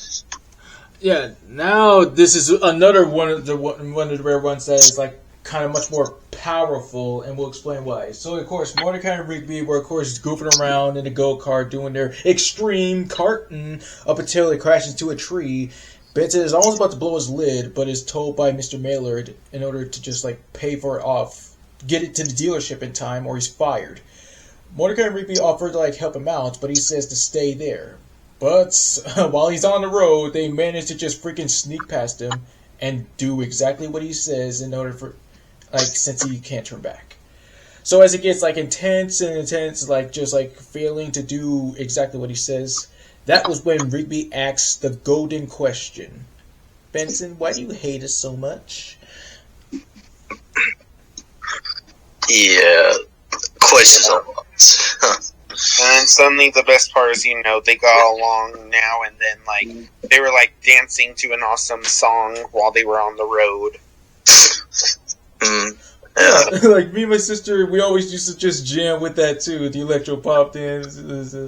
But what's important, of course, yes, while Benson doesn't hate Mordecai and Rigby, he just pushes them to do better, which is of course influenced by Maillard. Is that why Maillard yells at you? And yeah, of course, again with the dancing and everything, getting along so far. Yep. And then until suddenly, Mordecai and Rigby made the big mistake of their lives. While Benson was asleep, they decided to stop by an arcade in the middle of the night. And then suddenly, once Benson woke up in the morning, then he blew his lid. And then suddenly he was crying, and he then told Mordecai and Rigby that he's going to take his last bathroom break as an employed man. And that's what led them to realize that they really did screw up big time. So they had to take the most dangerous highway, which is the way to get to the dealership. They almost die. If it wasn't for, of course, Mordecai and Rigby's extreme karting, they make it to the dealership. They make it to the dealership, and are just taken to the hospital. Yep. So what do you think about it overall? Well, go ahead first. No, you go ahead. I was gonna say a little bit because, with your statement before, this is one of the episodes I rarely see. I saw it a couple of times, and I think it's okay. But before what you guys were explaining, I was like, oh, okay, that's cool. Yeah. For me, I'd say it's a pretty decent episode. Especially with the song and stuff that they were dancing to, and of course, Benson was able to get to them by driving that motorcycle he borrowed.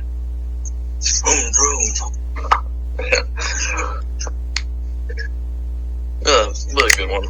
All right. Hey, sorry, man. Sorry, I'm sorry. You can't come in. Access denied. You skipped one. I knew what was it? Dead at 8. Yes. Ooh, challenging one. Alright, you want to explain first? Alright, so Mordecai and Rigby were just egging on Muscle Man to ride his self-made water slide, which of course, it was working at first up until, oh no, he just slammed into a tree, and that's when his life is kind of on the line for death. But lucky for them, he is taking his wife out for their anniversary dinner, and they're left to babysit his son, Thomas. While it may be easy at first, since he may be an innocent little baby, it's going to be no problem at all. It's revealed that he's actually hundreds or thousands of years old, able to talk, and he demands that, before he can go to sleep, that he wants to just have some playtime with the gang. Yeah. I want some playtime, or else I will tell my mommy and daddy about you. Yeah, the little baby's name was Thomas, and it's funny because there was another character named Thomas. But yeah, baby Thomas, yeah, he was one hell of a baby, especially from death. Like, yeah, it's just like the ending of the episode, like, where he was just like, and then the Cinderella, like, fell at him. I was like, whoa. Yeah. Yep. And yeah, of course, since he's a demon baby, of course, yeah. Imagine what if he was in Hell of a Boss. Oh no, that would have been bad. But it'd be awesome at the same time. But yeah, I think that this was a good episode, although Muscle Man's life was on the line. Yep. And suddenly, they managed to get Thomas to fall asleep, which of course, the chandelier fell on him. Yeah, let's mention that. Yeah, it's okay. But truly a good episode. But now we can talk about Access Denied. Yeah, go ahead. Yeah. So yeah, basically it's Margaret's birthday. How Rigby and Mordecai can't get into the nightclub because they're being held. Basically, they ask the guy in the front, like, "Can you check again?" And yeah, they see this lady. Do you remember the lady's name that had like a fashion design or something? Yeah, I mean, I remember her, but I don't remember her name because, well, she's kind of like a little bit it's weird, like how people say that anybody can be forgettable, but even though I can remember, but I just don't really like her, is what I'm saying, Oh, her name was LaDonna, basically a parody of Madonna. Right. Oh, that's clever though. But her clothes though was like, well, that's a little bit questionable. And then they met this guy that was spray painting, and they grabbed a couple of garbage bags, and he was spraying, and yeah, it became their design. And she especially liked Mordecai's design the most. And of course, well, while they did manage to get into the club, and Rigby just, oh yeah, look at me, I'm free to show up on my junk, but that's not allowed because they're considered an embarrassment. Only to find out that LaDonna is the manager of that freaking stuck-up club and tried to get Mordecai and Rigby kicked out. Yeah, but to find out they were actually in the wrong club the whole time because they were supposed to go to the club next to it. Well, it was a different naming. Like, there was Box and The Box. What the yeah, I remember I was like, wait, how can... That's really confusing, though. Yeah. But hey, at least Margaret and Mordecai had that little dance in the alleyway. Yeah, indeed. Alright. Okay, I think I need a mentor, because I need a muscle mentor. You know who else needs a mentor? I remember after this episode there was a game about this. Oh yeah, called Riding Rigby. Yeah, I used to play that in the Cartoon Network app on my dad's phone. It was amazing. Yep. Oh man. I mean, honestly, I miss the old way the Cartoon Network app used to be like. I mean, they used to let you watch clips and episodes and play Cartoon Network games at the same time, but now they only let you watch full episodes. Yeah. But anyways, because of the lack of work Rigby's been doing lately, he needs a mentor, so he must be attached to Muscle Man for the whole day, for the trainership. If he gets on any time, he gets fired that day, so he just tries to keep school and everything, but it gets a little bit difficult. Especially when times Muscle Man would try to give up on him, but he kept it in until he finally did it. He proved everybody wrong. Yep, one of the many close calls of him almost actually being fired because, well, he had to run his mouth about Benson. Alright. Next one, Out of Commission. Oh, right. Another cart episode. That was when the gang got a new carts, but Mordecai Rigby didn't really approve of it. So they had to get rid of the carts, which comes alive and which comes it comes alive, is able to talk, and well, he just keeps on dodging to keep going to the junkyard or the dump or whichever. All he just wants to do is just experience sweet life before he can be taken away. Yeah, and that episode was so cool to get to hang out a real life, golf cart, because that was alive. And then he just wanted to end off.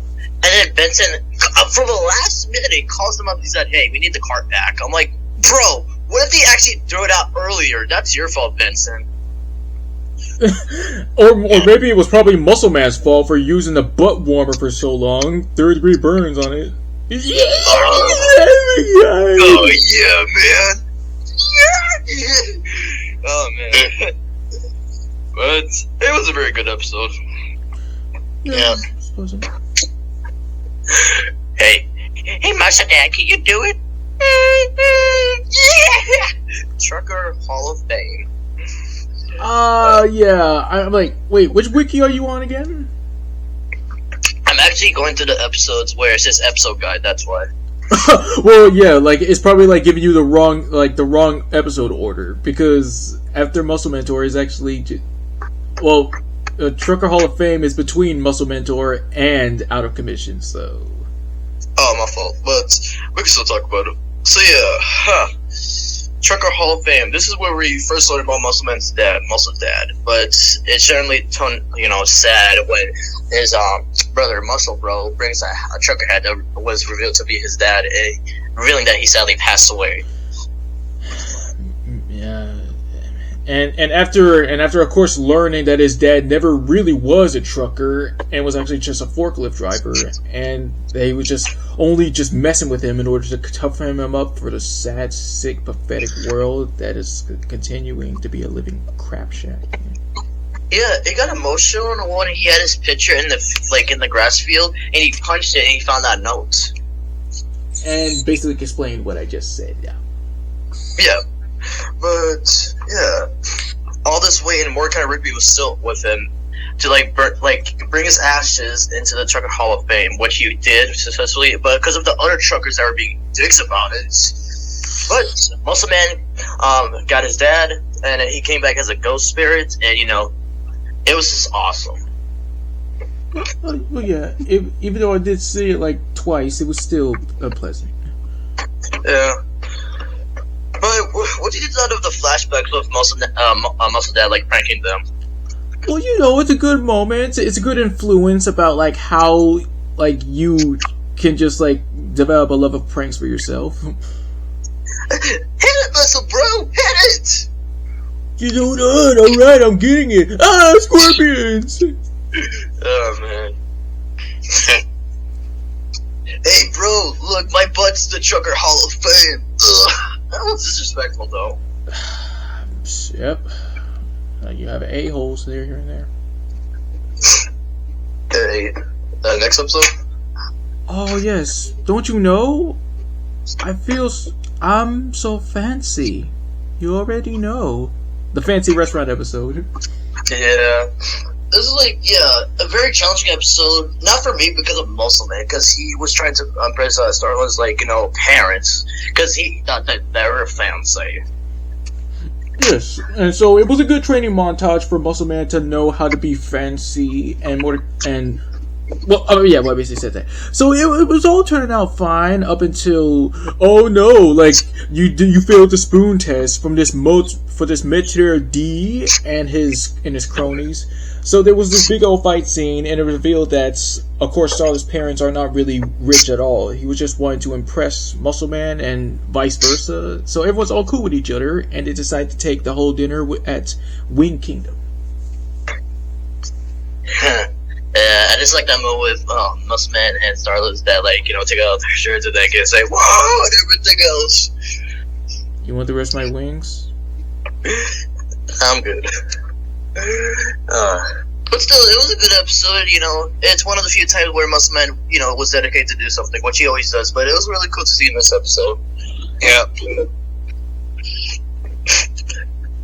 Alright, guys. Of course, you watched Diary with Woku Kid, but have you ever watched the episode with Margaret's Diary? Who hasn't? Yeah, there's a lot of different surprises when we get here. Oh yeah, this episode. So Mordecai Rigby discovered Margaret's diary while, she's away and actually breaks the lock. And then they try to, glue it back, but that gets worse and then it gets burns and everything else. Sheesh. And they get Skips involved, and then there's this whole giant spirit of Margaret as a warrior. That was kind of cool, but I was wow. But overall, what did you thought of the episode?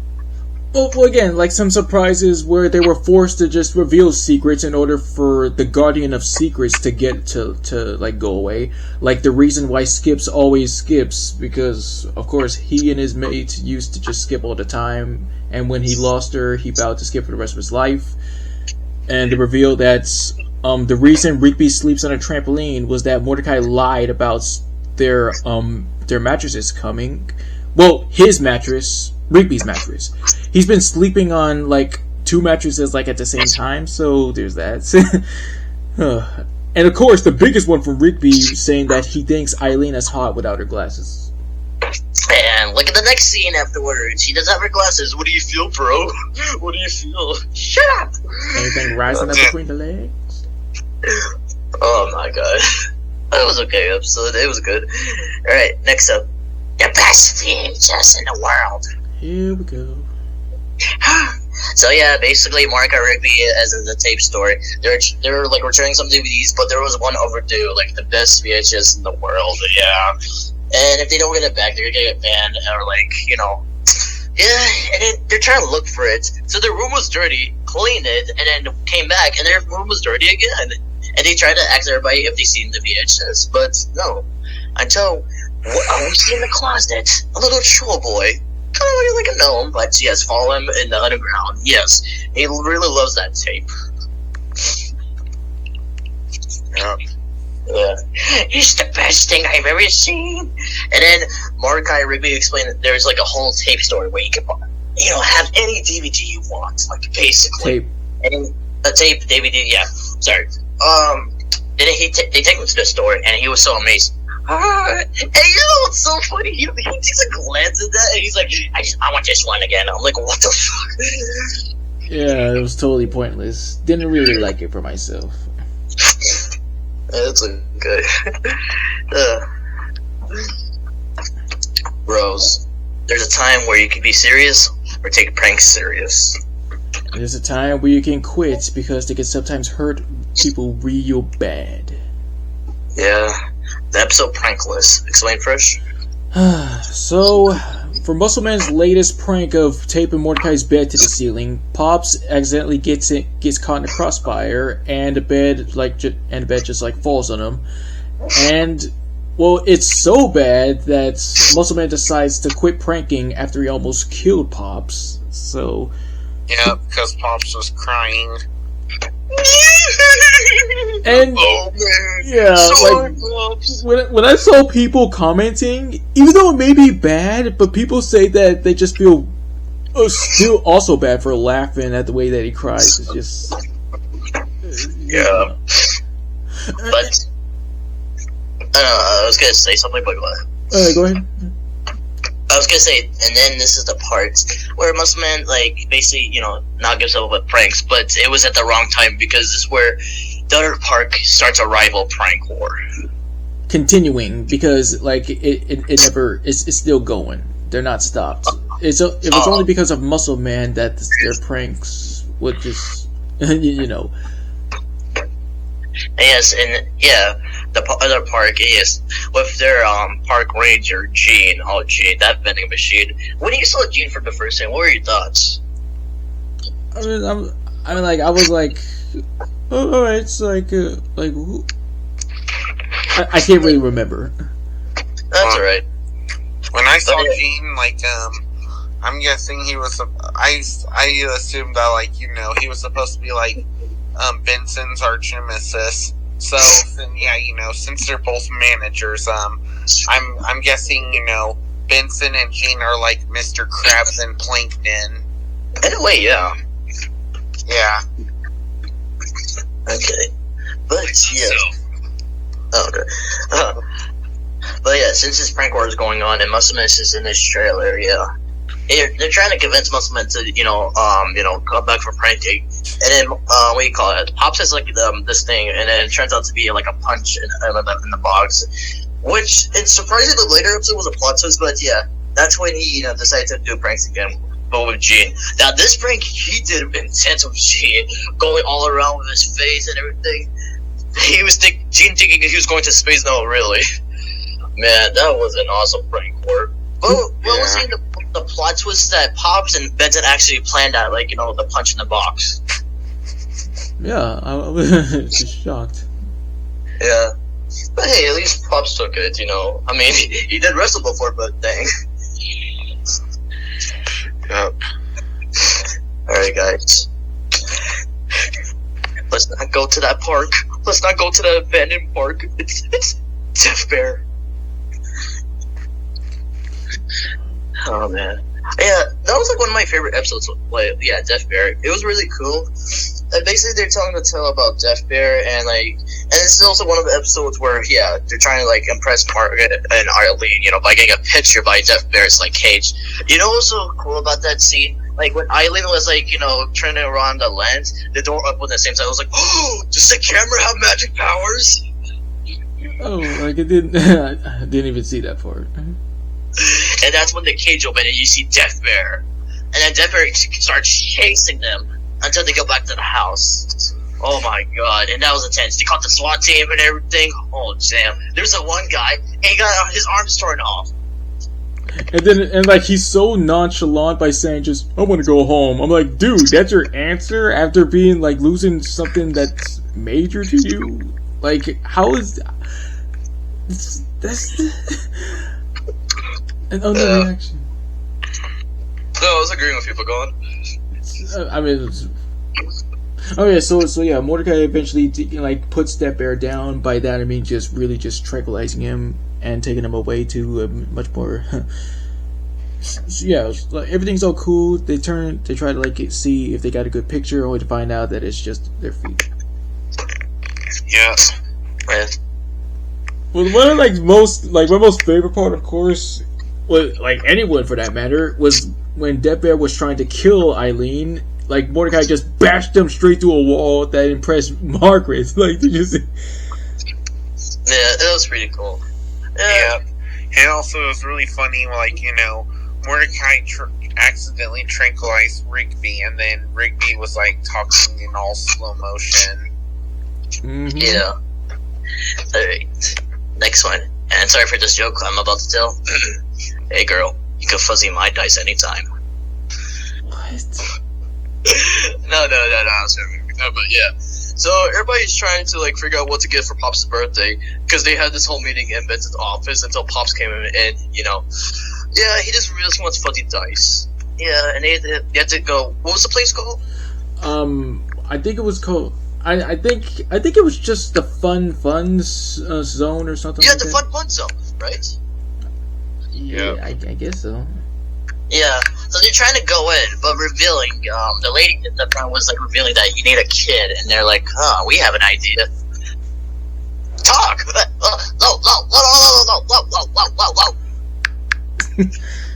Yeah. And they start playing. Yeah, before they started playing the games, they figured out like how much it costs for the dice, like for tickets, and then he actually tried to pay for money, but that cost too much. So they actually play the games. Yo, I just love how they got to the skee ball part in the dirty joke. So I want you all to line up, and when the balls drop, when the game starts. Yeah, and yeah, they successfully got a lot of tickets, and they were almost gonna get the fuzzy dice until that Five Nights at Freddy's parody stooped in. Yep. Five Nights at Freddy's reference. Like, do you remember the animatronics names, like, from that parody? Okay, well, I'm pretty sure that the bear is. Oh, wait, hold on. I think they were called like the Capicola or Carachola gang, like whatever they're called. Yeah, you were right. The Capicola gang. And yeah, let's see here. So their leader Dominic, that was the bear, and then let's see here. There was also Louie, and lastly was Amelia. Right. Yeah. And it was revealed that there's diamonds inside those fuzzy dice. Yep. And yeah, those animatronics, I think I already know which ones they're like. I believe they're like Freddy, Bonnie, and Chica, because, you know, they're the main ones. Boss, they're on a swell, love it! But yeah. Then there's this epic chase and everything, and then the SWAT team gets involved and shoots down Dominic. And yeah, the dice bag. Eventually, yeah. But they showed this whole montage of like the aftermath, and it was revealed that Dominic might still be alive in a future episode. And yes, it came to fruition. Yep. Oh man, but I like that episode. It was really cool. Yeah, I agree. All right, so let me go back. I love when shows do Five Nights at Freddy's parodies, even if they came out before Five Nights at Freddy's. Well, it says here that there's supposed to be a reference to the Chuck E. Cheese animatronics. Oh yeah. But it was cool that Dominic was a reference to Freddy. To be fair. For sure. Yeah. Alright, next one, where Mordecai actually had the balls to kiss Margaret. Wrong. Ha! Nah, I'm just playing. Go on. Go on with what? To be specific, man. Put the right up, so I know I got it wrong. Yeah, the Sugar Rush episode. Yeah. Oh, yeah. Okay, that one was actually really cool. Hey, yeah, so they're supposed to get donuts for a morning meeting. Whoa! What kind of donuts are those? Oh no, those are apple fiddles. I've been let down for so long. And yeah, they eventually get all the apple fritters, and with a lot of glaze, and then they put it in the table, and then Pops comes in and he eats a bunch of them. He has a sugar rush and everything. And of course, this was one of the many incidents where Skips was Skips was wrong about how to fix the problem. It wasn't really just more sugar, but mainly just a whole wheat donuts in order for everything to be fixed. So once they run out of donuts, they just use their super speed in order to get more donuts, and then boom, everything seems cool up until Muscle Man eats some apple fritters, and then whoops, here we go again. Yep. I think I would like to try those apple fritters. I guess you could say Skips hasn't seen this before. Yeah, that's what. That's his usual. Wait, I've seen this before. But does Muscle Man know a guy? Nope, because at the end, you know what happened to his ass. But yeah, next one. Now you may proceed with Bad Kiss. Okay, Bad Kiss was a really surprising episode when I first saw it, because it's the first time when Mordecai and Margaret actually, came close together and, kiss. I'm like, wow. But what happened afterwards was she commenting on Mordecai's breath. I'm like, oh, dude, that sucks. If you shouldn't have ate that chili dog, bruh. And on a 5-second rule, for Christ's sake. Yeah. And then Rigby pulls out this time machine ball where they go back to time and they try redo that mistake and everything. And it goes in chaotic, ways. This episode was very important because this kind of messed up the timeline, because Mordecai and Rigby went to different timelines. So there were different Mordecai and Rigbys at this point.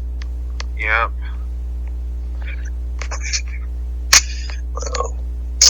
Yeah. It really shows you, when your moment's gonna come, but hey, this was Mordecai's moment. Yeah. On. Alright, so was that the rest from season 3, or was there more? Alright, well, yeah, that's the end. And yes, although yesterday we made the decision of, only go to season 3, we'll be talking about important episodes, throughout, season 4, 5, and 6. Let's see here. One of the important ones of season 4 was Exit 9B. Yeah, alright, let's dive on in. Yeah, so before actually seeing the episode, I saw this as a music video for Gangnam Style. Really? Yeah. I was like, wait, when did this episode happen? And when I actually saw it, I was like, oh my god, this is amazing. This is one of the best episodes of season 4. You bet it is. But yeah, apparently, So why don't you explain the first part first? Alright, so yeah, we're introduced to a new character, Thomas, and he's just talking with his mom about how everything would be up until the park is freaking under attack by some bearded dude. We don't know who it might be, but he just goes around just brainwashing all the park members except for Mordecai and Rigby, who managed to get away just in time. And so now, with everyone having a different personality and occupation, Mordecai and Rigby plan to just get everybody together and rework their memories in order to stop the bearded guy. It's not until that they need Benson's signature as well that the bearded guy introduces himself as Garrett Bobby Ferguson Jr. and he plans to revive every villain who've ever existed, especially including his father, in order to get revenge on Mordecai and Rigby and their friends for the deaths of said villains. That was my favorite scene, though, the battle scene. That was like Endgame before it wasn't even Endgame. Exactly. Yeah. What was kind of confusing though, during the fight scene, you see like Party Pete. I'm like, he was not really a villain, but he just took away, like, he just took, control of like all the coal of them. Well, yeah, to be fair, yeah, but then there was an episode that was meant to explain what happened, so. Yeah, but really, both him and his father got, destroyed, and everything went back to normal, and Thomas, was talking to his mom to, like, at the end of the episode.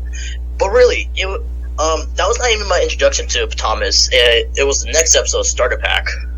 Oh, well, good.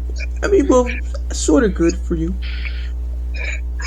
Yes, we get more introduced to Thomas's character, being an intern and all that. And then, this whole episode is basically like Muscle Man just pranking Thomas non-stop. And, Mordecai and Rigby are actually getting pissed about it. So they just try everything in their power to convince him to stand up for himself, only to fix it themselves by of course, like having some trash fall on Muscle Man, and they pin the blame on Thomas. Muscle Man goes on a fiery rampage, and eventually is led to believe that they killed Thomas, only to find out that he was pranking them as well. Yeah, which was really a good plot twist, though. Really. Well, yeah. But this episode, then we go more with Thomas's, character. Yeah, he was a really cool guy, Until the later episodes, we found out about his secret about, going forward with other, episodes with, season 4, the special ones, or, anything. Oh, well, yeah, this Christmas special, that one was a good one. You bet it was. Dive on in. Who are you? Well, I'm Santa. You're not Santa. Wait, how do you know what we get for Christmas then, Santa? Look, your boy Kai and Rigby. I've been getting letters from you two ever since you were little. Dear Santa, dude, give me an invisibility cloak. Santa, dude, don't be a jerk. Just give me an invisibility cloak. Yeah, this whole sting operation, why Santa was crashing through Skips' shit and everything. It was because of this evil elf. What was his name? Quilgan. Yeah, Quilgan. Yeah, and he just wants this special Christmas present and all that. So everybody else, including the rest of the crew, help Santa. But yeah, this was a good Christmas special, especially that scene with Muscle Man and Santa. Of course, don't go what you say that. Oh my god. Santa got a 6-pack. Dude. But really, it was really surprising. And then with the cloak, they were be able to defeat the cloak. And it was a good Christmas special. One of the best. Yeah, I agree. It was also awesome for a certain late celebrity to reprise as Santa Claus, but it was so cool. Yeah. Let's see here. Have a holly jolly Christmas. Let's see. Let's see here. Any other important ones from here? No. Where is it? No. Again, we would like to talk about the episodes today. It's gonna be a little bit long, but yeah. Of course, we could include everything, but we do have the time, but this is gonna be too much. To be fair. I mean, well, that's what I was thinking about. Yeah. So be tedious. Oh yes, another important one. Skips a story. Oh, yeah. So yes, Skips tells Rigby and Mordecai the story of how he became immortal after he founded the Guards of Eternal Youth. So basically, he was attending school, and I gotta tell you, this was a good backstory. Even though it was sad, it was really good. Yeah. And as we were mentioning before with how Skips got his name, Yeah, it's because he it all started because he met this really like good lady. Do you remember her name, Fresh? How dare you? I'm sorry. No, not that. I mean, like season 5. You should have said like, oh, it's season 5 with Skip's story. You could have just said that. I'm sorry, my fault. But do you remember the fine lady's name? But yeah, like her name was like Desmona. Desmona. Yeah, her dad looked like Abraham Lincoln. Ha. Yeah, speaking of which, there was a principal that looked like Benson. Yeah, that was kind of like a little bit threw me off because I know Skips has like existed ever since like 1700s, and Benson just kind of like appeared sooner or later or something like that. It was bizarre. Yep. Oh, and of course, in this episode, Skips was trying to impress her, but she was like walking away from him because she doesn't want to see him fighting someone. Well, yeah, that's what's important. Like, well, it's all because of Clork Bane. If it wasn't such a dick, dink and stuff, then it would if Skips was to fight, like he would be expelled and he wouldn't be able to like see Desmona. But well, you already know what happens when we get to like prom or homecoming or whatever. Yeah. That was really sad, especially keeping it like the lock that she had around her neck. It was like wow.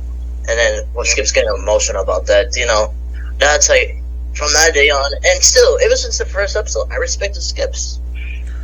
Yeah. Oh yeah, and also in that episode, the prom night, I realized that's a reference to another movie. Like it was the prom night dance. It was like, and it was with all the music from another movie. I don't know what movie it was from, but yeah, there's a reference in there. Oh yes. Wait a minute, I'm trying to find out. Okay, Fresh, what was the episode where they revealed that about Thomas's secrets? Yeah, the real Thomas, I believe. The real Thomas. Yeah, that was one of the biggest plot twists of regular show history, in my opinion. Yeah, I agree. Like, and I just like how it is. Like, you bring in a character that doesn't seem to like do much, just being there for the sake of, just being there, but only to find out that Thomas is actually just a Russian spy. But he did like have a little bit of a change of heart at the end. But still, it's a great twist. It was really he's a Russian spy named Nikolai, and all this time, the biggest plot twist is somebody that you didn't expect the most.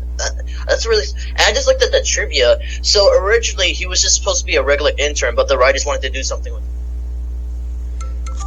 Dad, FaceTime. Right.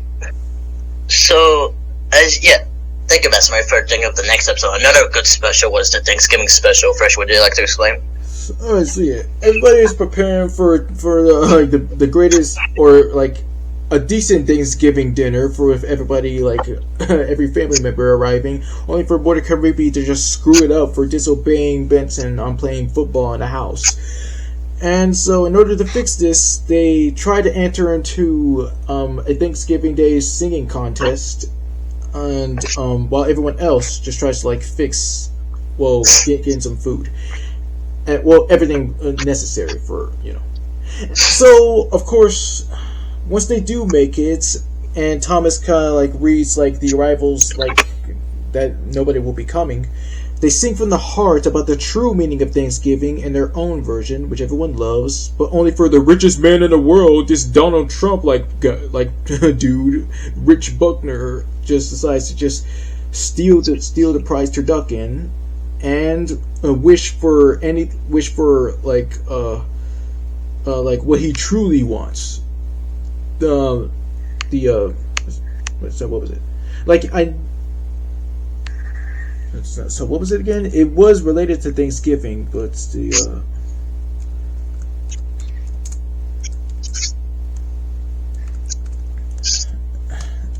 what was it that he really?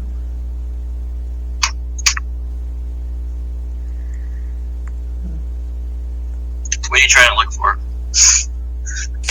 Yeah, just trying to see what was his goal again? Yeah. Okay. All right, right. All right. Since he says like Thanksgiving is like for everyone to be with their families and everything, all he wants is the true is like Thanksgiving itself, how he always wanted to be like, you know, thankful and stuff. And so Mordecai and Rigby managed to like stop him, and they wish themselves back to the park. And well, everyone's families arrived. No thanks to Thomas misreading the arrivals. And well, Benson gives this good speech about how they say Thanksgiving and everything is all cool beans, and everyone just has a great time with each other. Totally. It was one of the best ones. But this still raises a question, though. And I've said this multiple times. Mama said this for this review.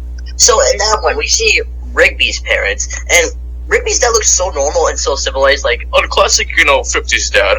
But in later episodes, he just became this asshole of a dad. Yeah, I don't know. Like, people just don't really care about continuity anymore. But I guess like they Flanderized him or something like that. Rigby! Where is Rigby? Who are you looking for? Rigby! Yeah. Alright, so for the two last episodes will be on Season 8. One of the first ones I watched in a while from Season 8 was Mordecai and Rippikai. Yes, that was... I'm surprised, like, this is a good connection. Because along with also the Christmas in Space episode, that was like the only 2 episodes I've seen from, regular show in space. Yeah, so, what do you call it? This is like, I always like to get like a break from regular show because I haven't seen it like in a few months or like a year or so.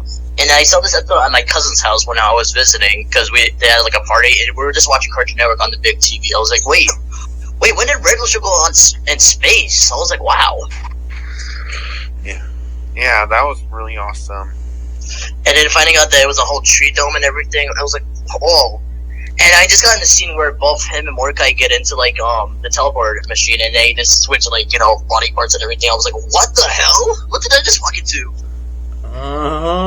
You just walked into the parody of The Fly. That's what you did. Yeah. Oh, that's a good one. Yeah. Because I kind of saw this thing. It was called Ultimate Cartoon Fighting. It used to be a YouTube channel back in the day. It was an episode called Goku versus Mordecai and Rigby. No, I think it was Vegeta. Yeah, it was Vegeta versus Mordecai and Rigby. And they did a fusion. They were like, fusion! And they were deciding on a name, Rippikai or Mordecai. Oh my god. Yeah. Pretty crazy. And then seeing this, Rigby is getting used to Mordecai's body. He's like liking it, but Mordecai doesn't like Rigby's body. And then Rigby gets offensive about it.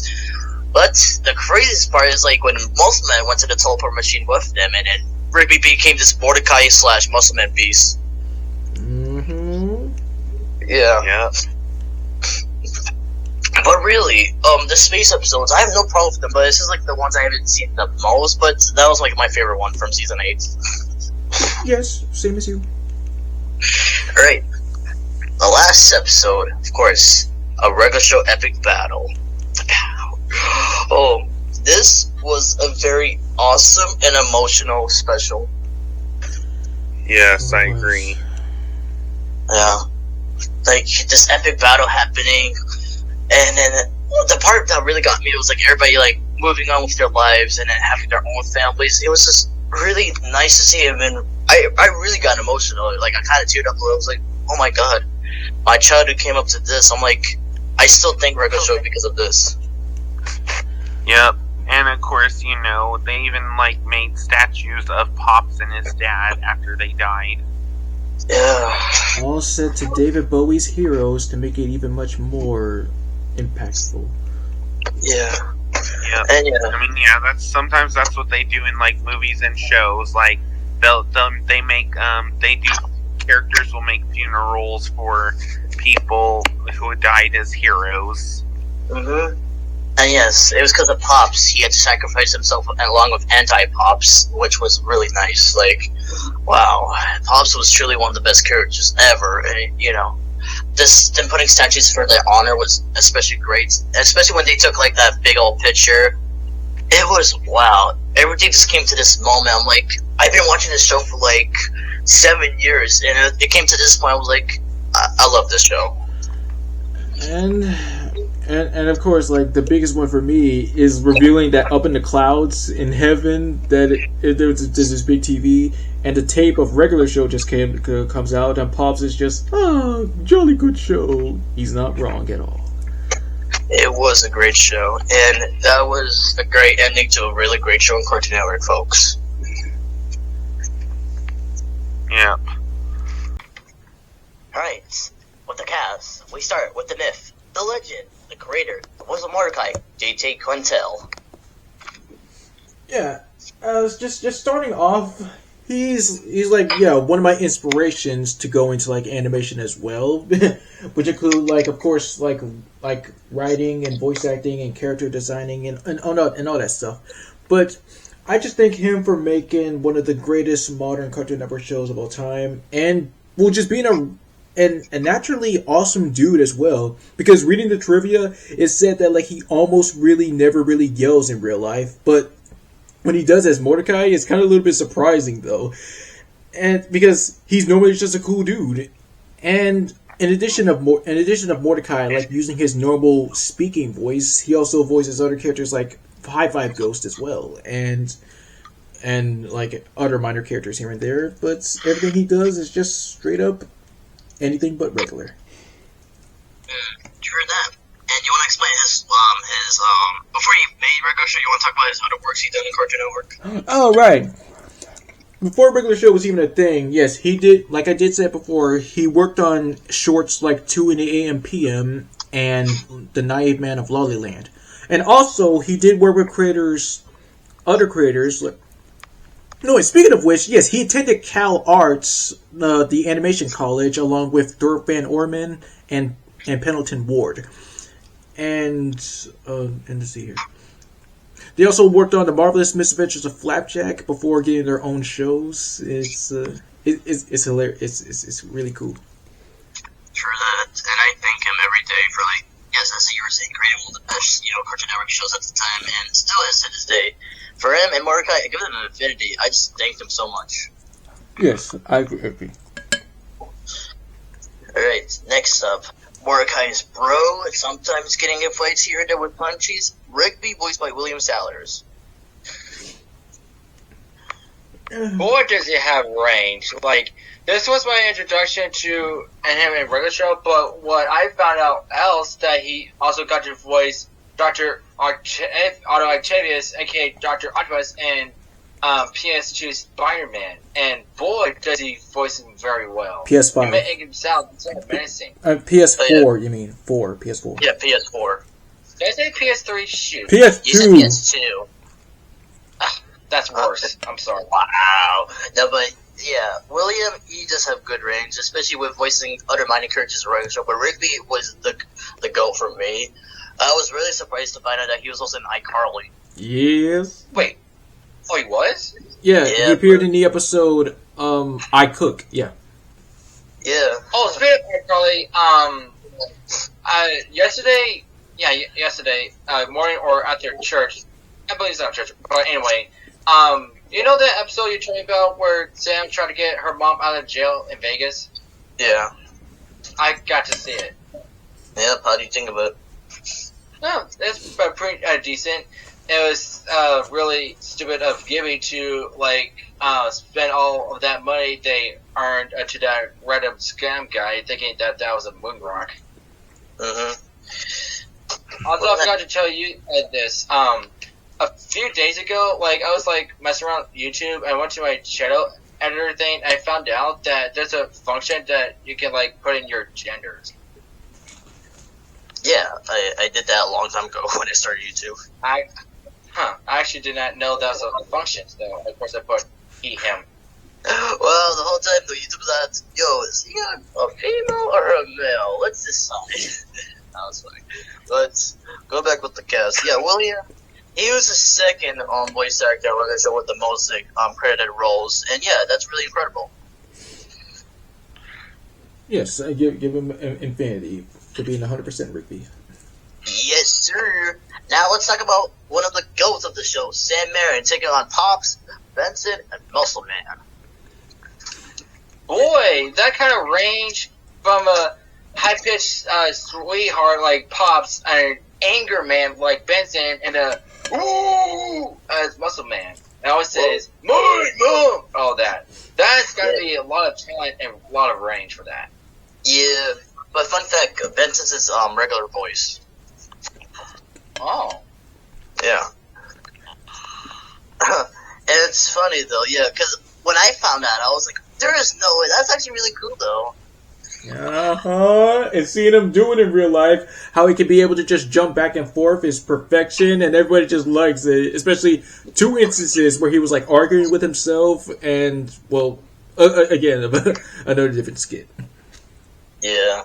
I wonder, out of all the characters, which one he likes enjoying voicing the most. He says that he enjoys voicing Benson the most. Yeah.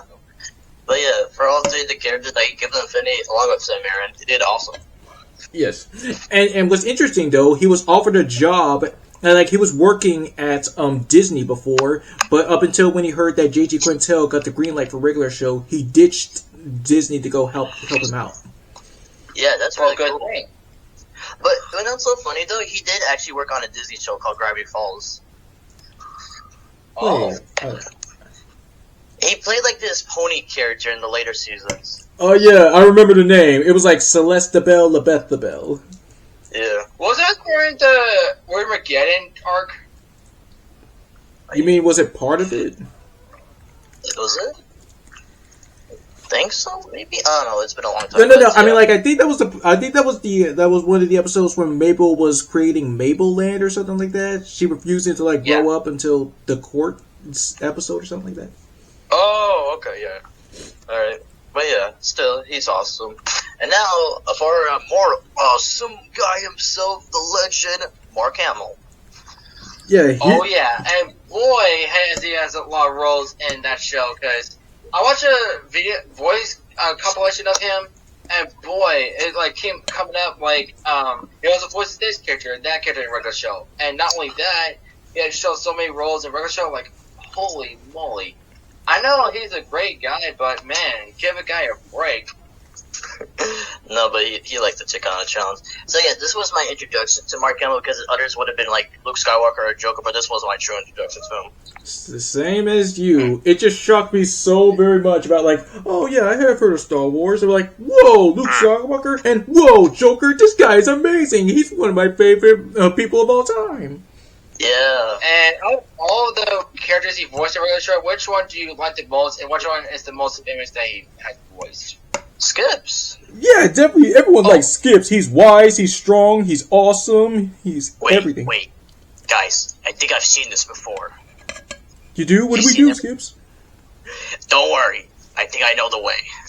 He knows the way to life. He's been here for centuries, decades, everything, man. But yeah, Skips was his best character, along with surprising other like minor roles, like yeah, along with him, J.G. Quintel, William Sellers, and what was it? I think who else was it? Who was voicing that baby ducks? Yes, I was. Thank you for bringing that up. Yeah.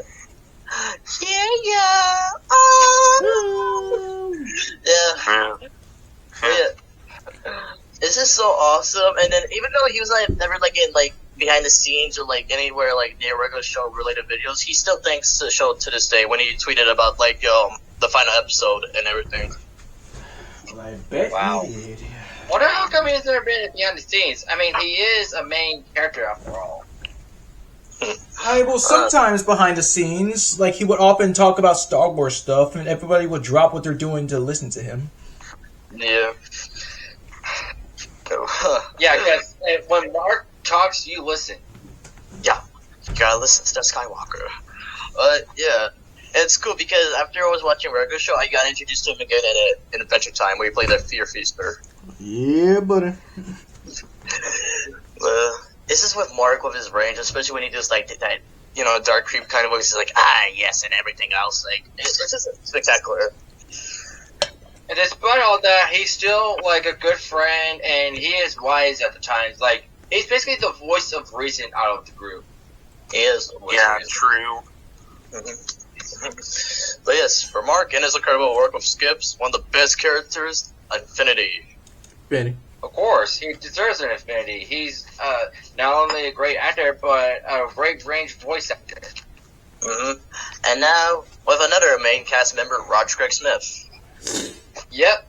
Voicing, what was that Gold's name again? Thomas, a.k.a. Nikolai. Right. Because, well, I'll let you tell what he really is. Yeah, because he was a Russian spy. We basically explained that. But, yeah, Roger, just voicing minor characters and then eventually voicing main characters, that was really cool for him. yeah, like he would have like the most incredible minor roles ever because of how much awesome versatility he's got. This is my main introduction to him, in addition of Sonic, which would be my second. And well, he just amazes me every time. Mm-hmm. Yeah, it was also my introduction. Well, cool on us, both of us. But yeah, what do you call it? Even though we mentioned this when we did a stream about him, do you want to talk about some of the minor roles that you were talking about? Okay, yeah, some of my favorite ones. Yeah, I do like The Urge. He surprised me the most when he was able to like sing that awesomely and hilariously good. Mm-hmm. And the surprising one for me is when he voiced Margaret's dad, Frank. Yes, And what's his personality like? Well, at first, he was just a very overprotective dad of, like, his daughter. Surprisingly, yeah, when I first saw the episode, I did not expect him to be a human. Oh! yeah, he Okay, really. that's a question there. So, that would mean, if he's a human, that means Margaret's mother is actually a Red J. Robin. Correct. Wait, You're correct. what species is she? Robin. Robin, yeah. Right. But yeah, But then, but okay, what would happen if, okay, what if like a bit of mix, like, this is strange. I have no words for this. Yeah, just say that's an interspecies relationship, but not bestiality because that's just wrong. Don't use that word. Mm-hmm. But again, he was just overprotective that he didn't like Mark at first until like just telling him to like dive in the pool and everything until the final blow. Finally got the handshake from him, and he respected him from that day. Wow. Uh-huh. Did it ever show her mom? Yes. Yeah. But yeah, Roger, he currently has the most credits for Roger, so he's the first actor, which is really impressive. Well, yes, everybody else would agree. Mm-hmm. Alright, next up, Pops. Where's my son, Pops? Mr. Mailer. Yes. Now, first, would you like to explain? Yes, Pops' voice was David Ogden Stiers, who you may know from Disney, like Cogsworth from Beauty and the Beast, Jumba from Lilo and Stitch, and like other characters here and there. Yes. Like, even though, yes, Mr. Mailer did start out as being like, just a straight up stubborn and cranky boss to Benson, but it did warm up to him later on. Yeah, he proves like to be just still a loving dad here, and well, yeah, he's a little bit mixed for me. Yeah, but that was my introduction to him. I want to Beauty and the Beast. Lilo and Stitch. Yes. And then he rest. Yeah. What was so shocking about him is that he was gay. But what? Oh yeah, you did tell me that, didn't you? When did you tell me that? Well, like, I saw this when Fresh posted his Hall of Greats episode about him.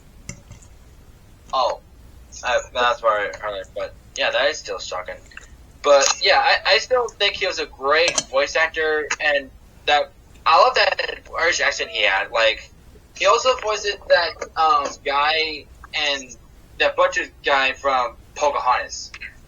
He voiced it, Sam, and along with that, that guy with the buck tooth. That's what I said, Bucktooth. Yeah. Okay. Yeah. Alright. Their names are Governor Ratcliffe and Wiggins. Yeah. And thank you. Yes, it has been a while since I've seen the film, but yeah. I would say my introduction to him would be either Beauty and the Beast or Little Stitch. But I would say both at least. But I think, if I'm not mistaken, he was also in maybe Atlantis, or am I wrong? Yes, you're right. Okay, good, thank you. I was also talking about him because I watched the video by when they made him with the voices that he was one of the voices of the Penguin from DC. Wait. Okay, tell me which Penguin did you voice him? I think it was like one of the Batman movies from the anime series. Hold on, let me see. I'm just checking right now, actually. He voices him. Go back. Oh yeah, Batman, Mystery of the Batwoman. Right. No way. I just saw the movie like last year on HBO Max. Wow. I did not realize that was him. He did a good job. Yeah. The movie itself was a bit off and at it, but it's still decent. I'm glad they made a movie out of it, like in the mid 2000s. Yes. And once again, rest in peace to him. He definitely was one of the legends of regular show. Yes, agree. No doubt about it. Infinity for him. Alright, Parrish, would you like to talk about the voice actors of Margaret and Arlene? Alright, so Margaret was voiced by Janie Hadid Tompkins, and Eileen was voiced by Mitzi Lewis. Well, yeah, like I was just like, who is also the storyboard artist and writer and producer of regular shows. So Mordecai did have a crush on Margaret, trying to like have some attempts about getting with her, which they did ultimately, but there were some mix-ups, and even she kind of like. I just like how she referenced that every time that they try to just have a good time, there's some catastrophe happening. Like in that one episode where he tries to take her to the airports, and then they just get in a fight with these street thugs. Yeah. Oh. And the biggest story of Cartoon history was that Mordecai was the biggest symbol along with Finn. Due to the many girlfriends, of course. Like, yes, if you got. Whenever like CJ appeared in the episode, Margaret's always in it, and then she had because in a later episode, like it was like a kind of a Christmas party thing, and yeah, they were deciding like Mordecai wasn't even confused about like this Margaret and like CJ kind of situation. I'm like, God damn, you finally get a girl, but you still have mixed emotions about Margaret. So which one is it? I don't know. That's just up with the writers to like mix up with his emotions. But eventually, he doesn't get with neither because as the final episode, he marries a bat. I'm sorry. He marries a bat lady. He marries a bat lady in the final episode. Okay. Yeah. That I don't like that. I don't like. Why would they go put the way for Mordecai to have feelings with Margaret, then that cloud lady, and then eventually with a bat lady? That's just bad writing to me. It's not bad writing. It's because it would cause more like conflicts and everything with Margaret and CJ. Do you want more fights with them and make Mordecai more depressed? Because there were episodes where he actually became depressed. Okay, I understand that, but if not the bat lady, who would you pick for Mordecai? Margaret or the cloud lady? CJ, but look, the point is about like finding somebody new. Duh. Yeah, but I'm not gonna answer that because I don't want to go into like more problems. But yeah, for both the actors, for Margaret and Eileen, I give them like affinity. They're just always in the episodes with Mordecai Rigby whenever they go on crazy adventures. So yeah, it's awesome. Oh well, we didn't explain Eileen too much. Like, yeah, even though she did start out with having a crush on Rigby as well, there was so much about her that she does prove to like hold episodes on her own as well. Yeah, I looked at the group picture of the final episode. Okay, the bad lady does not look too bad, and the fact that his kids, oh lord, it's Blue Jays with bad ears. That's the bad combo. I mean, have you seen the Dronkies? Okay, you got a good point there. but holy crap. But speaking of this, in later seasons, that eventually Eileen and Rigby became boyfriend and girlfriend, and eventually starts their own family, which is pretty nice. Well, yeah, I can see the picture right there. Well. Okay, now let's move on. Okay, so, well, yeah, since we just mentioned her, CJ, voiced by Linda Cardinelli. This was my introduction to her. Same here. I mean, if it was. I was like, who is this chick? Like, where's Margaret? And she came out of nowhere, like, okay. Yeah, that's new for me, but, yeah, I guess that was technically my introduction, but she made my real introduction with Boris Gravity Falls. Oh, wait, I just remembered. It was the live action Scooby Doo. It got so stupid. Yeah, where she played Velma. Yeah, that's okay. What do you call it? But yeah, we did explain the conflict with hers, and Margaret and Mordecai. But I'm gonna say very good for introduction because I also got introduced to her in Gravity Falls and Sandra and Craig eventually. But yeah, she's a very good actor, and she's been in more like projects lately, especially with Marvel related, which is awesome. And more recently, she was in the Guardians of the Galaxy 3. Right, the other chick. Yeah, CJ, she's good, you know, but just don't get really mad. Then she turns to this big cloud monster and just creates havoc. Wow. That sounds like Tsunami from Gumball. When she gets mad, she turns into a rain cloud. Yeah. Wait, what did you, like, her name is Masami. I was gonna say something. I'm so sorry. And you should not joke about that. Have you seen what Gilbert Gottfried did, like, in the past?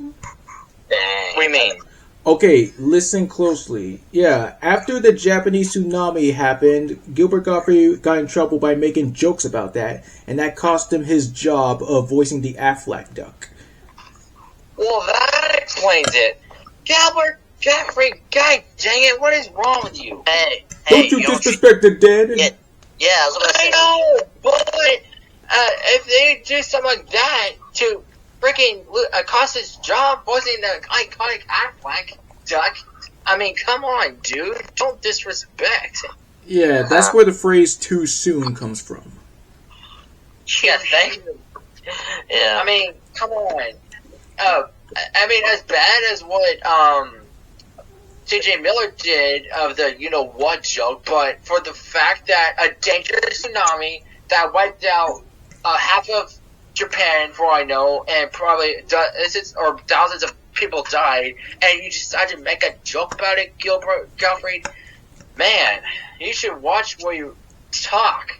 I mean, look at Chris Rock. He got slapped. Well, there's only one person to blame for this. No, I was about to say, there's one person you can blame for this, though. What? His name is Ben Affleck.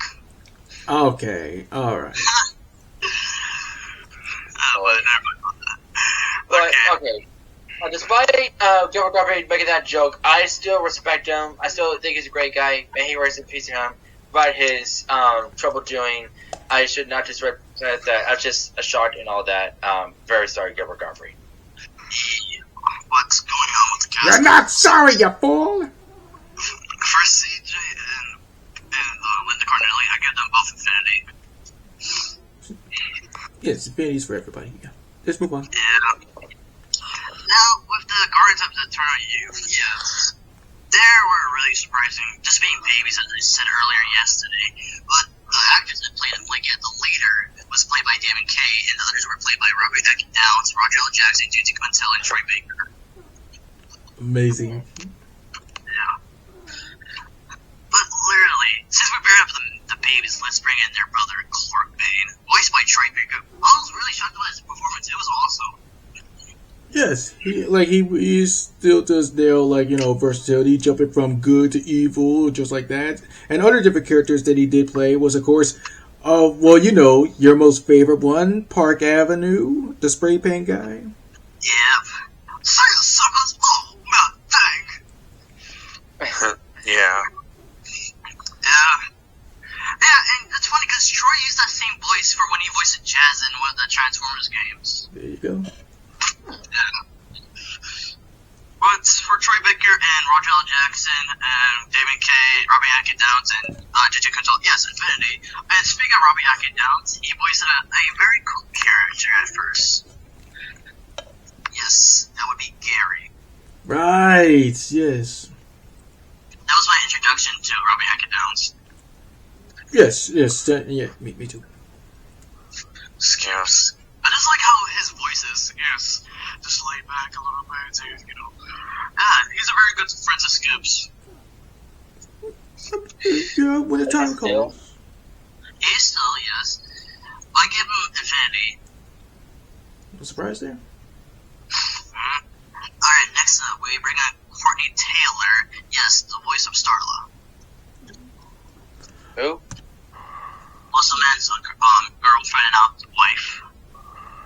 Oh, I see. Yeah. So Courtney Taylor, she has really good range with her voices, because when I heard her work, I was like, oh, that's dope.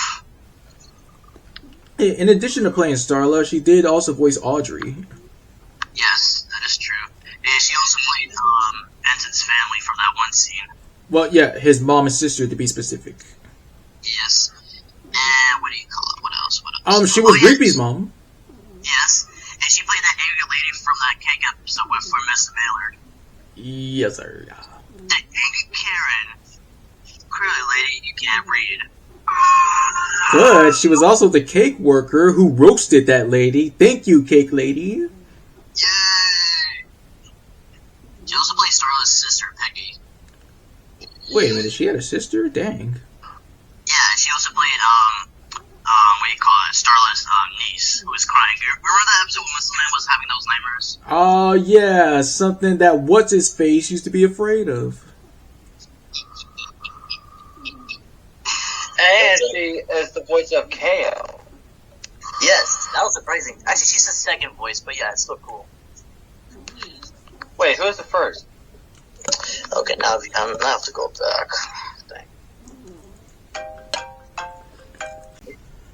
Alright then, next up, one of the GOATs, Fred Teddishore. Yes, one of the best ones he's played was Muscle Dad. Muscle Dad. Yep. Muscle Man. Cool. Yeah. Remind me who Muscle Man's real name is? Mitch Sorenstein. Mitch Jones. Thank you. Hey, nobody sees my real name, well, except my girlfriend and that guy in the airport. That's his. But yeah, he also plays those evil geese. Yeah, that was an epic battle with them and like the baby ducks. Uh-huh. He's also like Baby Ducks to take on evil geese. That's dedication. You got the touch. You got the power. Wait, did they actually play that? yeah. Yeah. Dope. Let's see here. Other characters. I'll be right back. He was also Farmer Jimmy. Yes. You know, it's a similar voice when he played Woody from Mad. Yeah, it was. It is, and it was funny is that like during the Thanksgiving special, I was like, "Oh crap, is he gonna be another villain?" But I was like, "Oh right, he's an awesome dude. All right, good." Whew. I'm sorry, Jimmy. He also played that white elephant from the White Elephant for this episode. Uh huh. Yeah. But I gotta say, Fred also did good, yeah. Vito Benton was my introduction to him. This was my second introduction to him. I'm pretty sure that it was Hulk, but yeah, but or no, wait, yeah, it was Kung Fu Panda: Legends of Awesomeness. Oh yes. Oh wait, what are we talking about Kung Fu Panda for? Oh yeah, we're just talking about introductions for Fred Teddishore. All right. Yeah. But yeah, with Fred's work on regular show, just playing like main characters and side characters, minor characters, I like it. I give him also 1,000. Okay. Yeah. And man, he'll always be the voice of Hulk. When I first heard him, it's just awesome. And I love how he also voices Solomon Grundy, because they're similar characters, but he still has an awesome, recognizable voice. He is strongest than anyone there is. I first got introduced to his Hulk in the movie Ultimate Adventures. Ah, good one. Yeah, me too. And then I got introduced to his voice again in Agents of Smash. Mm-hmm. And what about you, Frank? One at a time. Sorry, but what about you?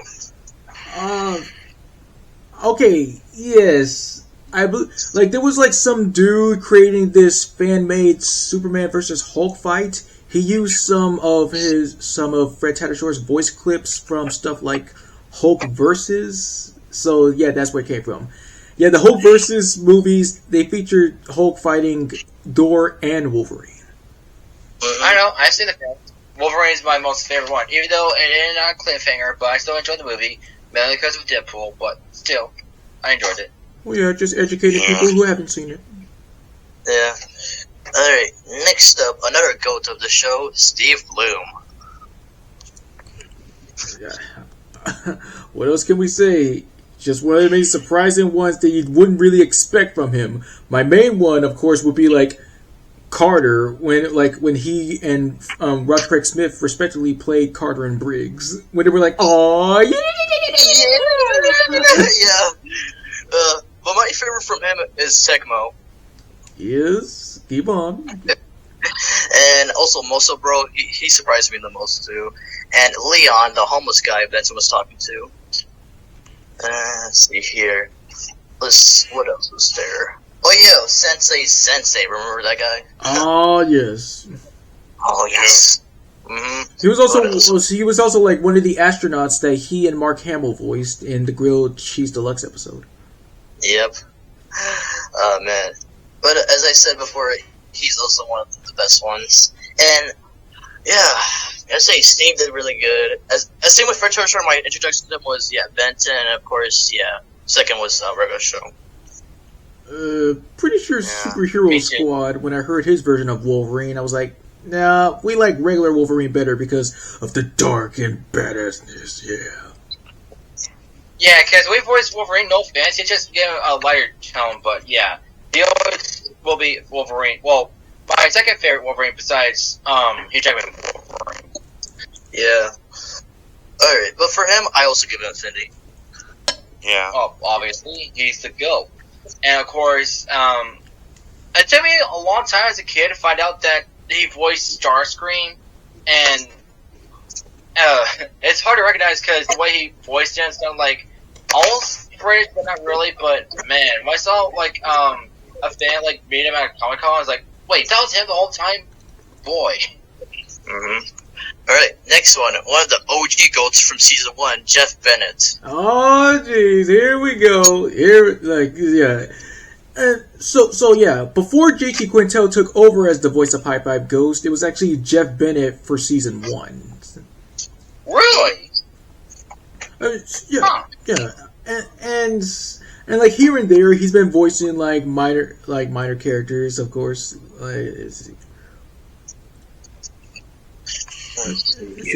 Oh yeah, remember he played that waiter. Which one? Because Sir, please don't do this. The customer is always right. Ah, yes, right. And of course, he played that Talking Basketball, which took over Rigby's body. Yeah. And he played that kid that roasted Benson. And then it was, of course, Party Pete. Yeah, it's Party Herman Werkel. Yeah, Party Pete. Yeah. Oh man. But I gotta say, Jeff's talent in the show, he can't question it because he's awesome. That's one of the top tiers in the industry. Hey, first, I know you did it yesterday, but do it again for like when that kid roasted Benson. Oh, right. Happy birthday. Oh wait, yeah. Like you say, like happy birthday, Jit. Happy birthday, Jit. Drop the bus, you crazy slum jockey! Well, screw you two, kid. Man. Oh man, but yeah, also Infinity for Jeff Bennett. Now one that I know some might you not be recognized with. His name was John Craigan. Yeah, he was a voice actor, especially for Disney. But his most What the? Oh, I'm sorry. Could you say that again? Oh yeah, so Johnny Kaigan, like yeah, he was a regular voice actor for regular show, but he also was in Pixar films like Toy Story 3. Let me guess. It wasn't he Chunk? No, Ditch. Dang it! Angel was the Chunk. Dang it! Right. Yeah. Oh, I know you're talking about the muscle bug dude. Yes. Mhm. God dang it. Huh. Well, that's cool. Let's see. He was also in if I get this right. Maybe What? I will. What? Oh yeah, in Monsters University, he played Big Red. Big Red. Mhm. If you don't get that, But yeah, of course, he played. One of the main ones he played was Dominic, the animatronic bear. Oh, yes, right. And he played. Was he Archie? That wait, what was his name? Archie the. Like you remember the Laserdisc episode? Okay, well, I did one. It was one time, so. He also played the hunter, bringing back Jack. I like that name. Yeah, and let's see here. Oh yeah, remember when Dominic and his crew returned when Rocky was gonna ask Margaret to be his girlfriend? He also played one of the main agents of the episode. Cool. Oh yeah, rest in peace to him. He sadly passed away in 2017. Oh shoot. Yeah, rest in peace. I did not know that. Yeah, but he did awesome. Let's see here. Now, two voice actors that came out later on the show for like the space episodes were Vanessa Marshall and Matthew Mercer. Go on. Yeah, so Vanessa Marshall played this tough lady. Her name was Toothpick Sally.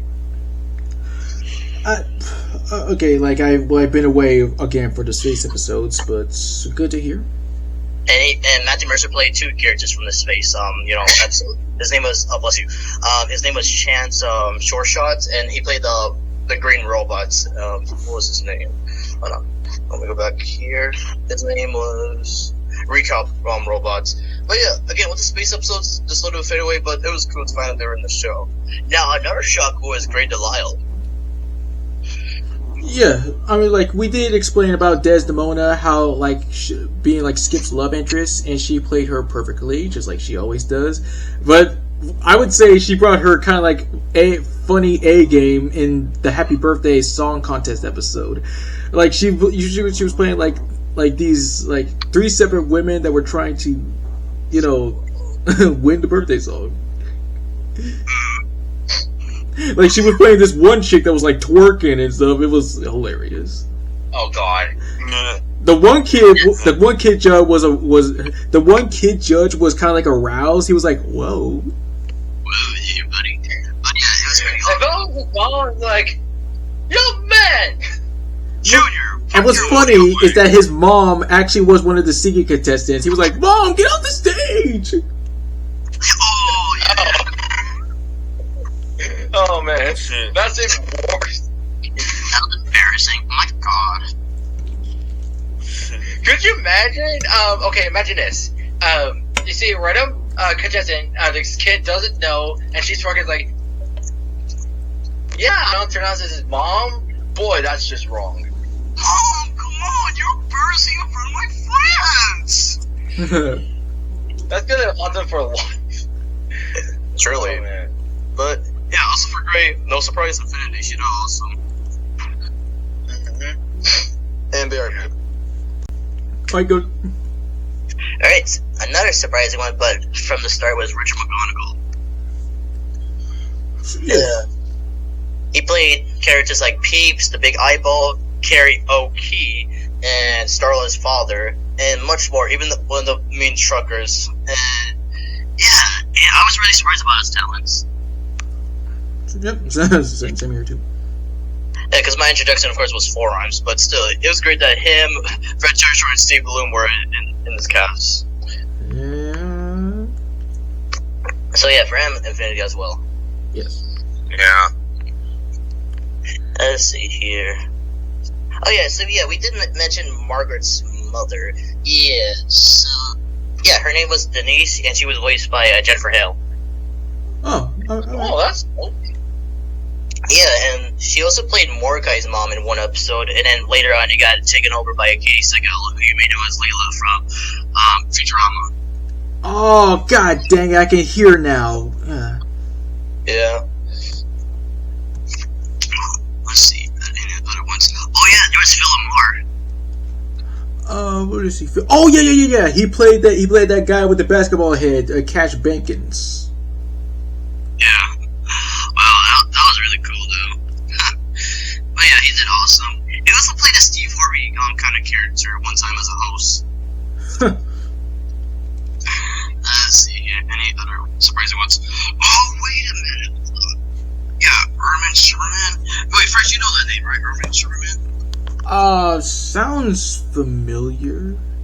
Yeah. What do you call it? You may know him from what's his name? General Score. General. Oh yeah. He was also one of the voices of he was also in Ratchet and Clank, the bad guy. Like Yeah, because he played that. Remember that troll slash tiny guy with the VHS? That was him. Oh yeah. That was him. Yes. That was pretty cool. Let's see here. Well, there was also D. Riley Baker, but he was in the later seasons. I didn't see. But another OG that was in the show was James Hong. Yeah. In the Fortune Cookies episode, he was both the warlock and one of the guys working there at the Chinese restaurant. Yeah, and then we get more Sonic voice actors into this. We got Travis Willingham, Liam O'Brien, and especially a surprising one was Laura Bailey. Yep. I kind of wish we got Cindy Robinson for the mix. Well, we also got Kate Higgins, if you want to count that for Tails. Okay.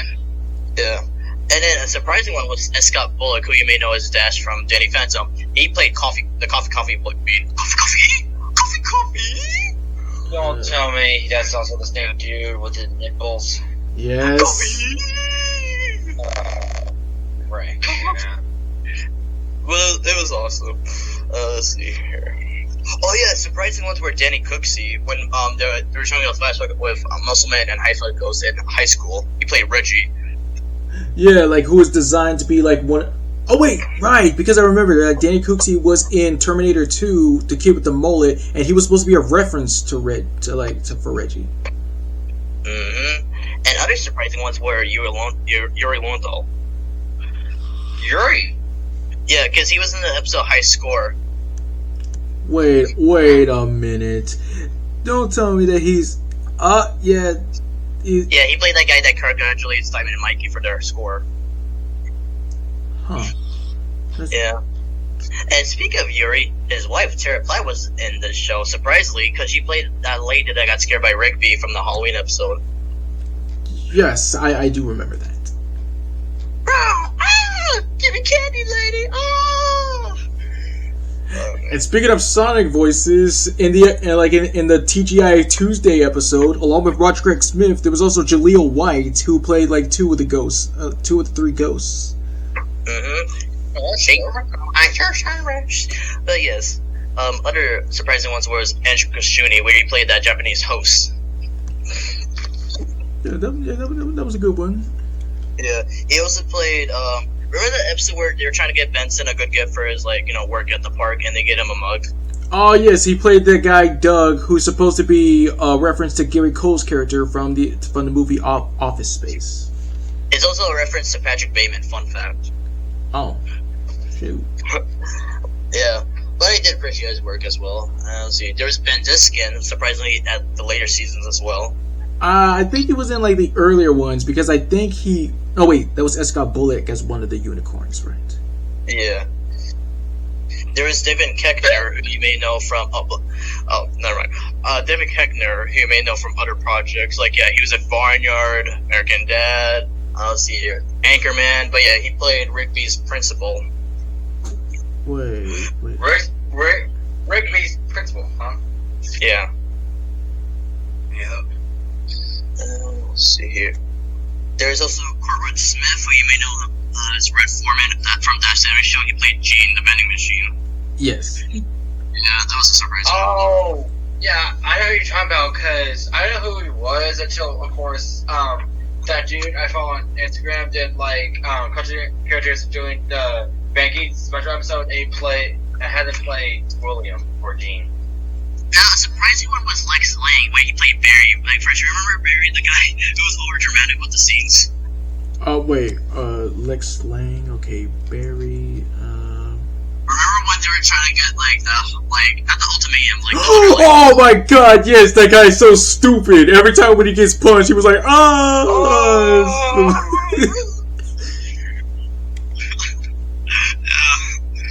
did good though. Let's see here. Other ones. Oh, of course. Also from the start, Robert Englund. Yes, Right. Because I know one character he voiced Evil Pops. Or Anti-Pops. I'm sorry. Yeah. Well, let's talk about the first one he played. Go ahead, Frisch. Yeah, he played the Stag Man. He was just like hunting down Mordecai, Rigby, Margaret, and Eileen, tried to like hunt him for food, but then he got killed by a deer in the headlights scenario. Yeah. Ooh. So, what do we do with him now? One more time? I said, what do we do with him now? We'll just put some clothes on the humany parts. The Yumi parts. Yeah, let's go with that. I don't like how both those characters are voiced by William Sellers. Wait. Oh, Yeah, because you can hear it. It's like when they were talking to each other. my god. Yeah. But yeah, Robert did awesome, especially when he brought back with Anti-Pops. It was like, wow. Especially when we talk about the sacrifice, that was like perfect. It was like perfect and wow at the same time. Yes. How powerful is Anti-Pops? Very powerful. This is where we found out that Pops is actually really special. Not that kind of way, but like as An a power alien. way. Yeah. Yeah. And speaking of greats, what about Tim Curry? I was about to bring him up. Yes, Tim Curry. Yes. I forgot he was actually in regular show. Remind me who he played in regular show. Okay, so yeah, he played the prank call master and the hot dog leader. But yeah, it was truly great. Like, yeah, it was one of my introductions to Tim because the first was Jimmy Neutron, the Wild Thornberries, and then eventually Home Alone 2. He's just that awesome. Yep, and it's still, like, again, ever since, like, 2014, so sorry, but still grateful. Well, he actually got the stroke around 2012. Oh, well, thanks for reminding me. Yeah, because Because of that, Dave can't do voice his character Joseph Chadwick in Benjamin Oliver's in American Beowulf in London. Yeah, but again, I think Tim for his work, and I also give him Infinity. And let's see here, talk about with rappers, we got Tyler the Creator and Donald Glover. Yep. In addition of making the rapping much more cooler than any other show would do, they definitely did solidify it. And what's weird, while watching the regular show Facts, I was like, wait, why that name? Because, when he went to, Donald Glover, I'm like, Childish Gambino, oh, that's an interesting rap name for him. You know, for a while, this is what I thought. I thought Donald Glover and Danny Glover were related for some reason. And you see, that's exactly what I had the problem with Bill Murray and Brian Doyle Murray. I didn't know that they were actually related. I thought they were just having coincidental last names. Yeah, but Brian had to add the Doyle part because there was actually a guy named Brian Murray already. Yes. Wow. That explains it. Mm-hmm. But they did great. With Michael Jordan and Michael B. Jordan, since there's two of them, Michael B. Jordan has to have his middle initial have set out, so it won't be confusing. Mm-hmm. And next one is Wayne Knight. Oh yeah. He played characters like the God of Street Performing and that Moon dude from that Friendship Zone. You mean the Guardian of the Friend Zone? Yeah. I was getting to that. Yeah. He did awesome. Yeah. And along with him, there was also Bobcat Goldthwait. Yeah, buddy. Yep. Hey! Ew, what happened to your face? I had a little bit too much accents, my boy. Oh, man. Let's see your other ones. No, there was Carl Weathers. Yes, the God of Basketball. Before seeing the awesomeness that was Happy Gilmore when he was Chubbs, this was the introduction for me. Same here. I also got introduced to him in that the Toy Story like Terror Like Tales, I believe that was called, or something. Yeah, he played that army soldier. Yeah. Yeah. That's my dream. Also, Happy Gilmore. Mm-hmm. And he also got to voice Jax's Skin in Mortal Kombat X. Mm-hmm. And another legend, also from Happy Gilmore, is Christopher McDonald. CJ's dad, yeah. Yeah, CJ's dad. Now that was a wow episode. Is that one of the ones I watch all the time? But I was like, yeah, it's okay. But now we bring in a legend from the lates, who sadly passed away in 2021, Ed Asner as Santa Claus. And he truly did great as Santa. Of course, other people got introduced to him and all the other reindeer as Santa or like Elf, but this was my first introduction as him for Santa. Good on you, bro. Yeah. And of course, there was a surprising one was David Sobolov. He played that character named Dale. Remember, Fresh? Oh yes, the guy that was like, "Hey, you guys can't ping pong here. I'm gonna pop my ball between my chest." Oh man! And then we find out the backstory of like how MasterMind used to be like a great body back in the day. I'm pretty sure everybody liked the zucchini. Did he? Yeah. Oh yeah, there was. Is that why he was called? No dur. Mm-hmm. But I was saying, Oh, you said Eddie McCord? yeah. So he played Muscle Man's mom. Oh, boy, yes. Well, happy Halloween! And then find out that was a costume, and then because that was actually a fat costume she was wearing, and then realizing she's just a normal, like Muscle Man and his family. But yeah. Another legend would be, yes. Oh my, if you know who I'm referring to. Yeah, George Takei. Yeah. So he played this, like, Japanese restaurant cook, like, cause Mordecai and Margaret were, like, on dates, hinting, like, but he just convinced him that you could just be good friends. I think I might have seen that one time before, but it was alright. Let's see. So I'll be right back. Okay. And oh yeah, let's talk about the actor that played Rigby's brother. Yeah, he goes by multiple names. I go with Julian Dean. Like, yeah, that's my first introduction to him. But I was really, really shocked to find out that he was in the Pokemon franchise. Whoa, seriously? Yeah, really. He played one of Ash's rivals in Sinnoh. His name was Paul. Yeah. He did really great. He's also part of the Darla series, like the show. Like, have you ever watched it? Wait, you mean Daria? Daria? Yeah, I think that's it. Yeah, he was in the show. Oh. He was also part of the Dora shows, especially when she voiced Dora's father. Daria. No, it's Dora. He was also in the Dora the Explorer shows. Oh, okay. Well, yeah. Well, Wait, did you say he was in Dora Explorer? Who was? Yeah. So the actor that played Rigby's younger brother. My fault. Yeah. I was explaining to them that he was also in the Pokemon franchise. He played Paul. Wow. And Dora? He played Dora's dad. Whoa. Paul as Dora's dad? Oh boy. Yeah. But still, Don is just a great younger brother. Even though Rigby said some messed up things, he still accepted. That's good. And we can't forget about Kevin Michael Richardson. Yeah. I was about to bring him up. Oh yeah, I gotta bring that up. The happy birthday. Yeah. I did like his talents. Oh yeah, even though he's just a minor character in his actor. Hey Fresh, guess what? What? Zingo! Man, he was a great character. Although he was a little bit annoying, he's just a good cousin to Skips. Oh, yeah, who voices him? His name is Matt Price. I think he's one of the producers of the show, but it's alright. Let's see here. There was also Michael Thorne playing Depp's son, Thomas, baby Thomas with fangs. Yeah, that was surprising. Let's see. Any other ones? Oh yeah, there was Terry Crews. Yeah. As football player Brock Steckman from the Thanksgiving special. Mm-hmm. And speaking of specials, going back to the Christmas special, there was Thomas Hayden Church. Yes, as the main antagonist, Quilden. Mm-hmm. Do you know Tom Lester Jr.? Yes, he played Debo from the Friday movies and sadly passed away. Yeah. Oh dear. I don't know who he is, but man, he was a piece. What do you call it?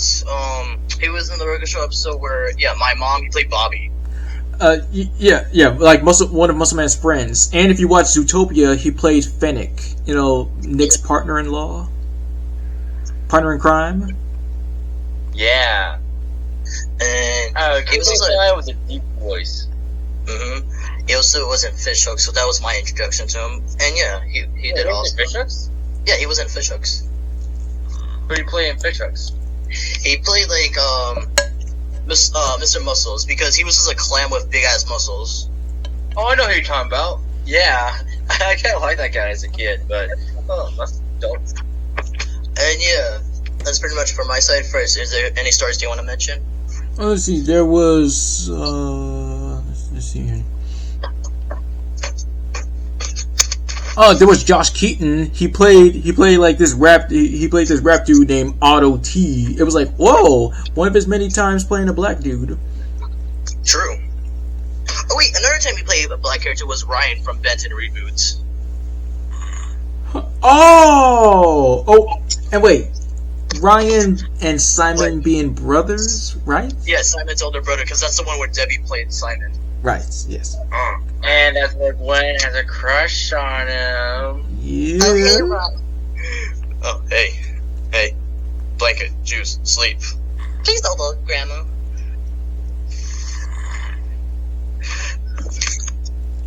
Don't answer me, Gwen. Just picture him in his underwear. Oh no, he's hot. Oh my god, you know what that reminds me of? That one SpongeBob episode. I forgot how to laugh. Oh man. Let's see. Any other ones for us? There was Kate Micucci. No, go ahead. I'm sorry. What? There was Kate Micucci. True. Right, she voiced that rock character. Roxy or Roxanne. Yo, I just got a rock from Roxanne. What the hell? That's so dirty, but never mind, go on. Anyway, I was gonna say, I bet it's similar situation. You know in Craig of the Creek, that character, Will Nessa, voiced by Ronnie Ann's voice actor? Mm-hmm. And the fact that she has a crush on Craig, I imagine her reaction to as well. Just don't enemy yourself, Will Nessa, just picture Craig in his underwear. Oh no, he's hot! That's funny. There was also Yvette Nicole Brown. Ooh, Yvette. What did she play? Oh yeah, she played the Seer, basically in the space episode. She was kind of like the leader of the operation. And there was Wallace Shawn. Like a Star Trek kind of thing. Mm-hmm. There was also Wallace Shawn. Wallace. Yeah, he played the evil brain. Could have gotten Maurice and LaMarche. Yeah, right. Let's see. Any last ones from you first, or is that it? Let's see. That's pretty much it. Alright, and then we could go to our final thoughts, and I'll be back real quick. Alright, so what have I learned during these 5 hours since yesterday and then 2 hours right now? I really enjoyed our time talking about the past regular show episodes. I really did. It brought back a lot of great memories. Well, so have I. Every single day, I'll keep on going to the good old fields of nostalgia to only keep me happy. But regular show, of course, even though I did say Chowder was like my number one Cartoon Network show at the time, I think regular show kind of surpassed it and made it much more like relatability. How, despite being like drawn as animals, that Rigby and Mordecai are still people that you can relate to and have a good connection and root for and stuff. Yeah, regular show's just one of the best shows that have been around. Mm-hmm. And first, like you mentioned yesterday. I don't watch it anymore. Oh no, go ahead.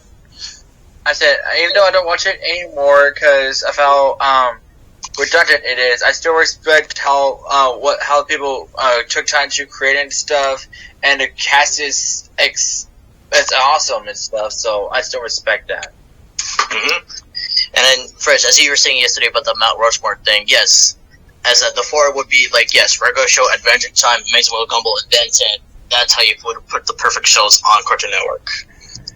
Yeah, you can say that. Yeah.